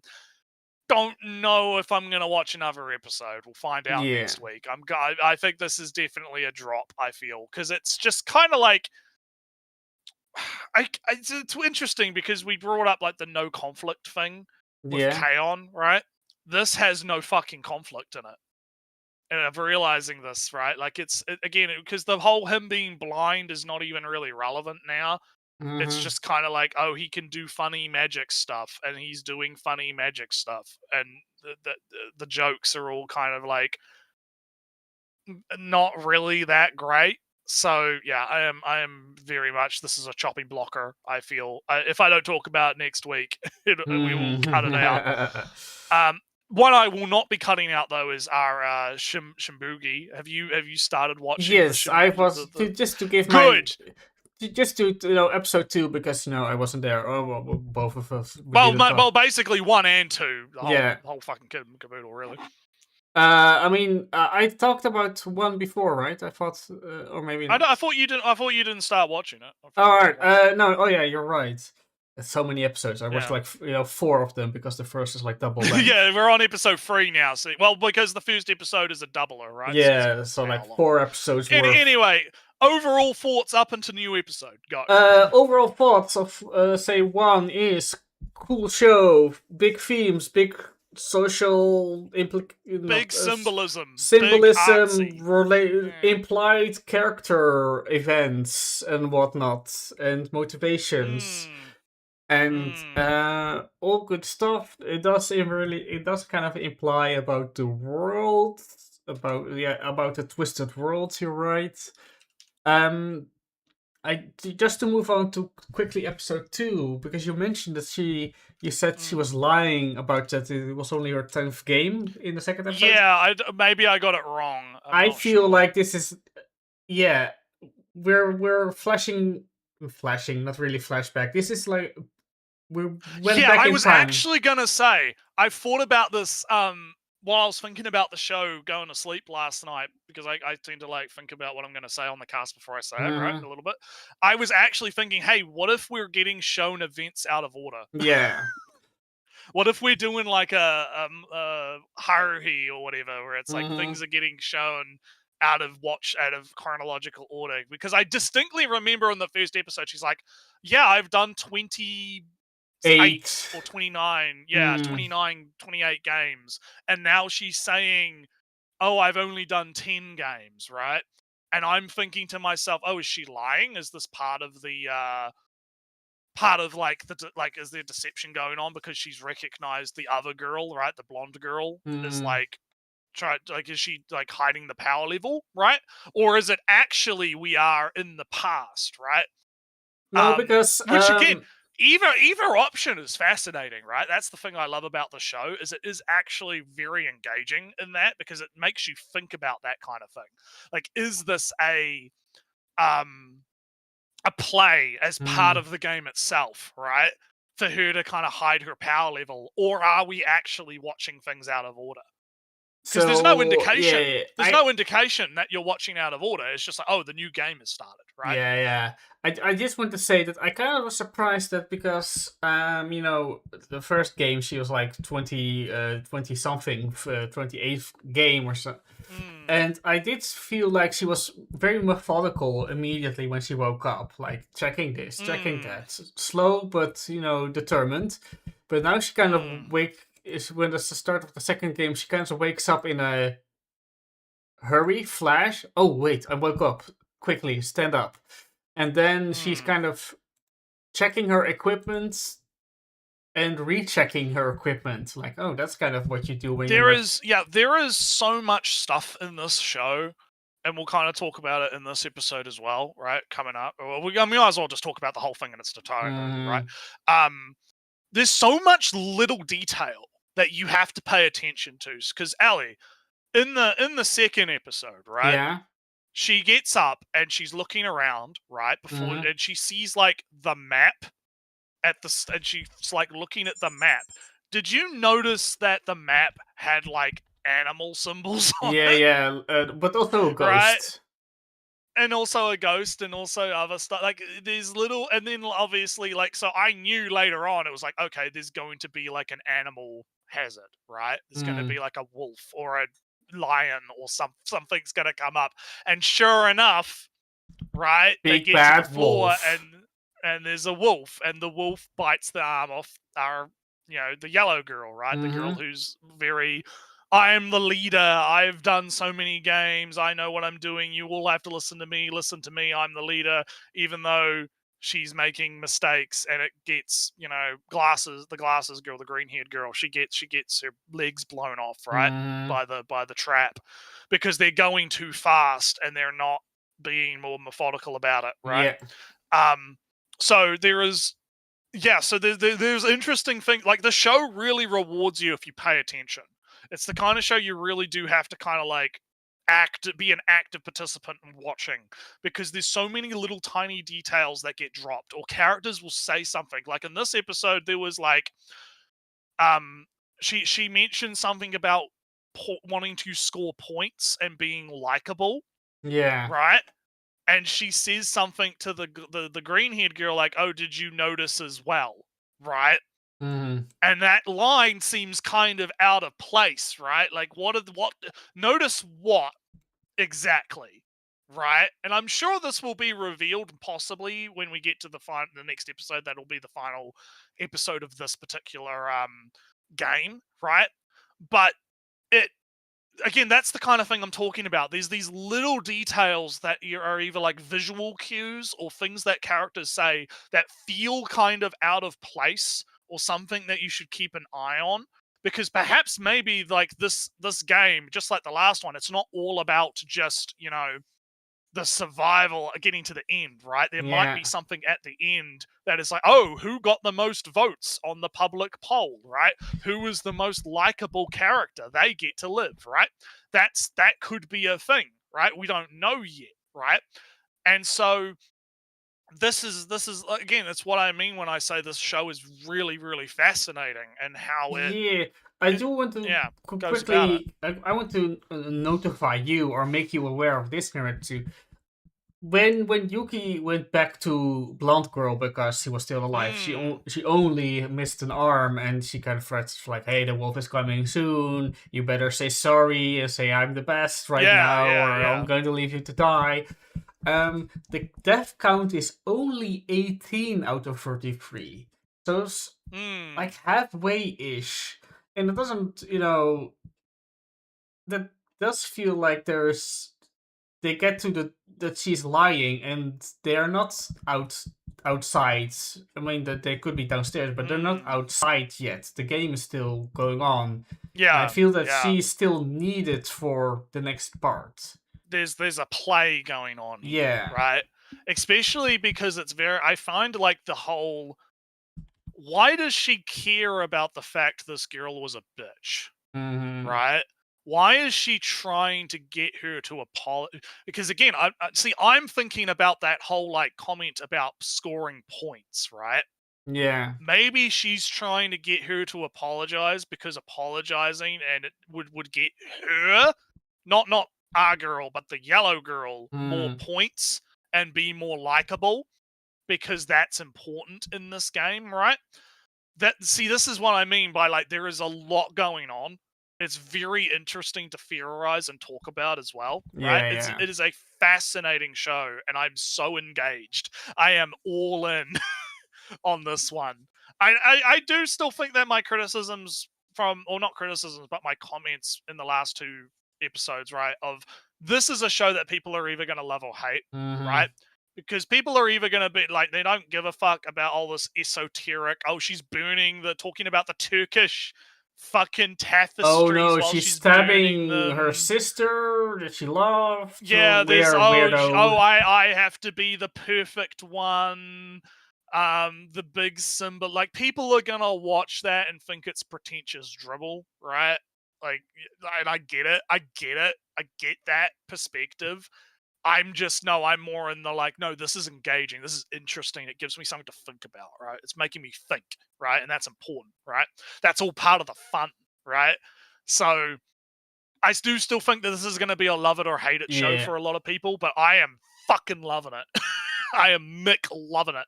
So anyway, because I could glaze this like rest for the next 3-4 hours, right? You could continue with your Darwin. Well, I can probably cook through a lot of my ones. I'm just waiting for the transition. Okay, there we go.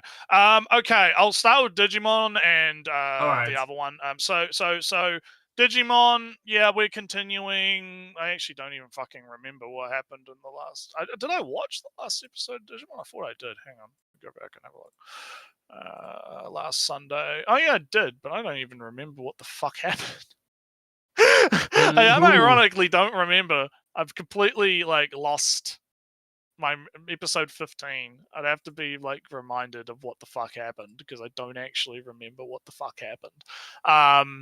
Okay, well then I guess I'll skip Digimon then because I've completely mind fucked. So cute priestess girl fall in love show. This is another one where I am.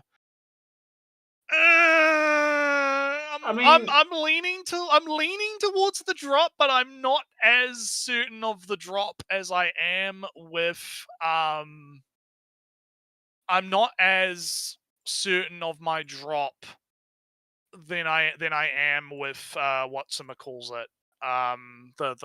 The blind man, right? Yeah. Because this episode was a little bit better.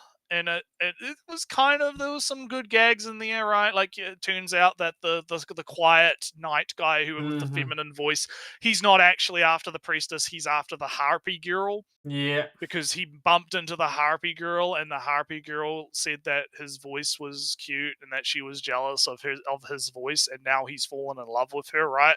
So I can like You know, that was pretty good reversal. You know, Yeah. that was pretty good. I liked it. It's just that the main couple, our demon and princess girl, aren't as cute together as I kind of want them to be. Yeah, and like it's I very much do like Happiness and was it Raven, right? Raven. Yeah. They are cute together, but I need more, and that the hero is an asshole who is just say, in 5 different ways. Sure. Mm. But Mage Girl still likes him, and despite of that, and she's trying to get him. And I do appreciate that. Haha, leave your priestess behind, and you can go further, and that it actually had some consequences for the group, personality wise, because abandoning your friends to stay behind with a demon unguarded. Kind of fucks them up a little bit. Yeah. I appreciated that moment. Yeah. So I mean, the show is smarter than I kind of thought it would be. It's still not as interesting as I thought it would be. So that's kind of the problem. It's like middling, right? Like it's good. It's okay, but it's not terrible, right? It's kind of like that's why I'm like less sure about the drop. Like I probably watch the next episode, but it's like teetering on the edge of the drop. Whereas with the blind guy, that's more like he's hanging off the edge by his like pinky finger, right? Whereas this one is a bit more secure, I guess, in its position. Claire, is this your cleavatress for the season? Might be. Oh, yeah, it goes good. Sorry, I just looked at the chat. That would be. It would be like a little bit older, so it would be the food on the table show. I think it would be. Yeah. That might be the cleavatress for the season. We'll see. But yeah, so this one's kind of a bit. We'll see how it goes. Yeah. All right. Do we want to do Cena's to be a hero, or do you want to quickly get? So the romance, the rom-coms is slightly more interesting, but it still has not introduced more characters. It is a bit too much. Oh yes, oh no. Oh yes, oh no. With no real. It's getting a little bit tired. And yeah, that tsundere was shown naked and whatnot, but it's not too exciting. I'm kind of just waiting for the other 2 characters for some more dynamics, but there's not enough right now. I feel them being at least partially sexually attracted to our main character, and main character appreciates female bodies as a boy that he is in the two heroines. But it's not enough, unfortunately. So, but I'm giving it like a 4th episode. Hopefully, you're kind of in the same boat as I am with the Priestess show, right? Where it's kind of it's very much a case of like, it's. I just want I want the tomboy and I assume sleepy lazy girl to join up. Because like it's like a quarter of the season almost by now, right? Fourth episode, 12 episodes total. So they better hurry up and show them, because we're getting quarter in, and we haven't seen height nor hair of them. But that's so anywho, I guess I'll do Darwin first, because you're not watching Darwin, are you? So Darwin. This episode was a little bit annoying because I feel like they have dinner. They have a little bit of talking about the monkey mom or whatever, and there's like hints that the monkey's smarter than she seems or whatever, and there's like a bunch of stuff going on. But they go and have like dinner, and because they're vegans, it's all vegan stuff, and they get into like what I can only describe as like a Twitter fucking debate about veganism. Because the girl is like, "Oh, do you think I should be a vegan?" And the guy's like, "Yeah, you should be a vegan, even if you start, but like, don't like animals get killed by in the farming of veganism stuff." And it's, "Oh yeah, totally. Yeah, we're all hypocrites. It's fine. Don't worry about it." It's like, oh my fucking god, Ellie. I'm like, it's like literally a Twitter debate, and I get it. I guess it's because the reason I'm like having a problem with it is it feels because with the extra context that the author is supposedly a vegan, this feels like a debate that the author had at like the dinner table of some like thing they were at, and they've just like transposed it into the fucking manga or something, right? And I'm like, oh god. And I mean, it's okay, but it's like I can't shake the feeling, right? I can't shake the feeling. And then they get attacked by the terrorists. They're trying to kidnap Charlie, but Charlie hears them like breaking in and Yep. manages to basically fucking judo chop the fuck out of all of the intruders, because Charlie is has like the physical strength of a primate, and if you know anything about fucking apes, they are very fucking strong. Yeah. Despite their size. And so yeah, he beats the shit out of them and they run away. And this kind of leads to and I'm skipping a little bit of stuff, but it's like not really that important. It kind of leads to Charlie. The terrorists are in a motel and they're like figuring out what to do, and then Charlie just fucking breaks the door down. Oh yeah, sure. Why not? He just shows up, and it's because like the girl who's probably going to end up being the girlfriend, right?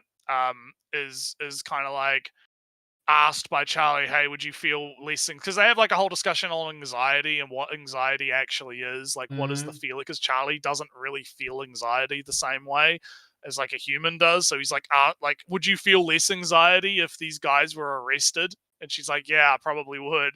And I think Charlie has interpreted that as, I'm just gonna go fucking arrest them myself.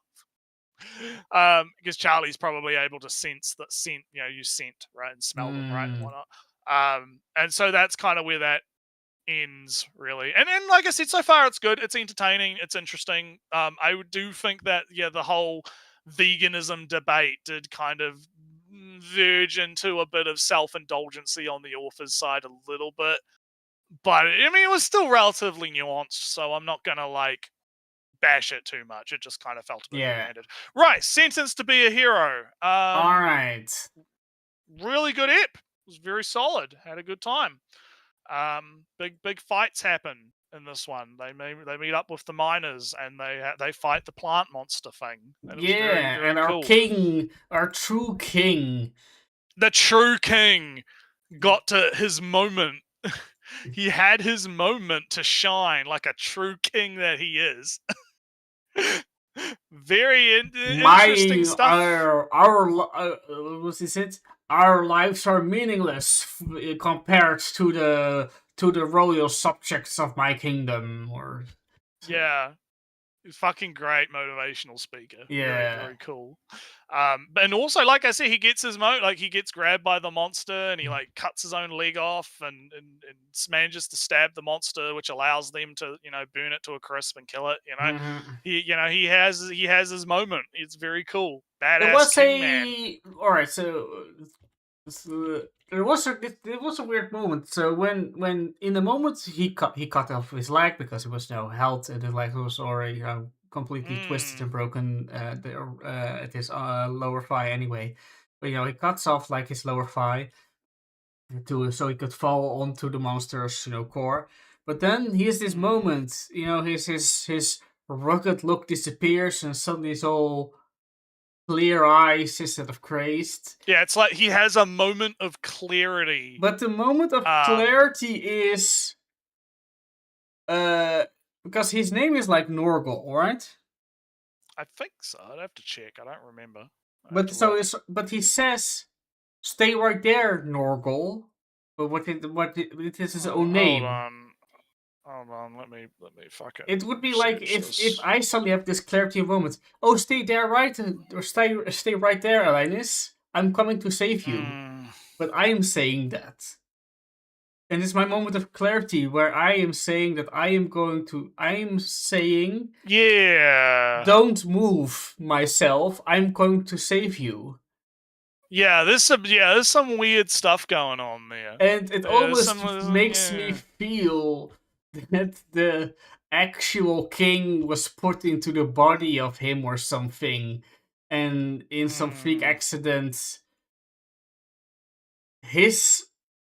the mind of the body that he's in was now transported into the body of the king or something.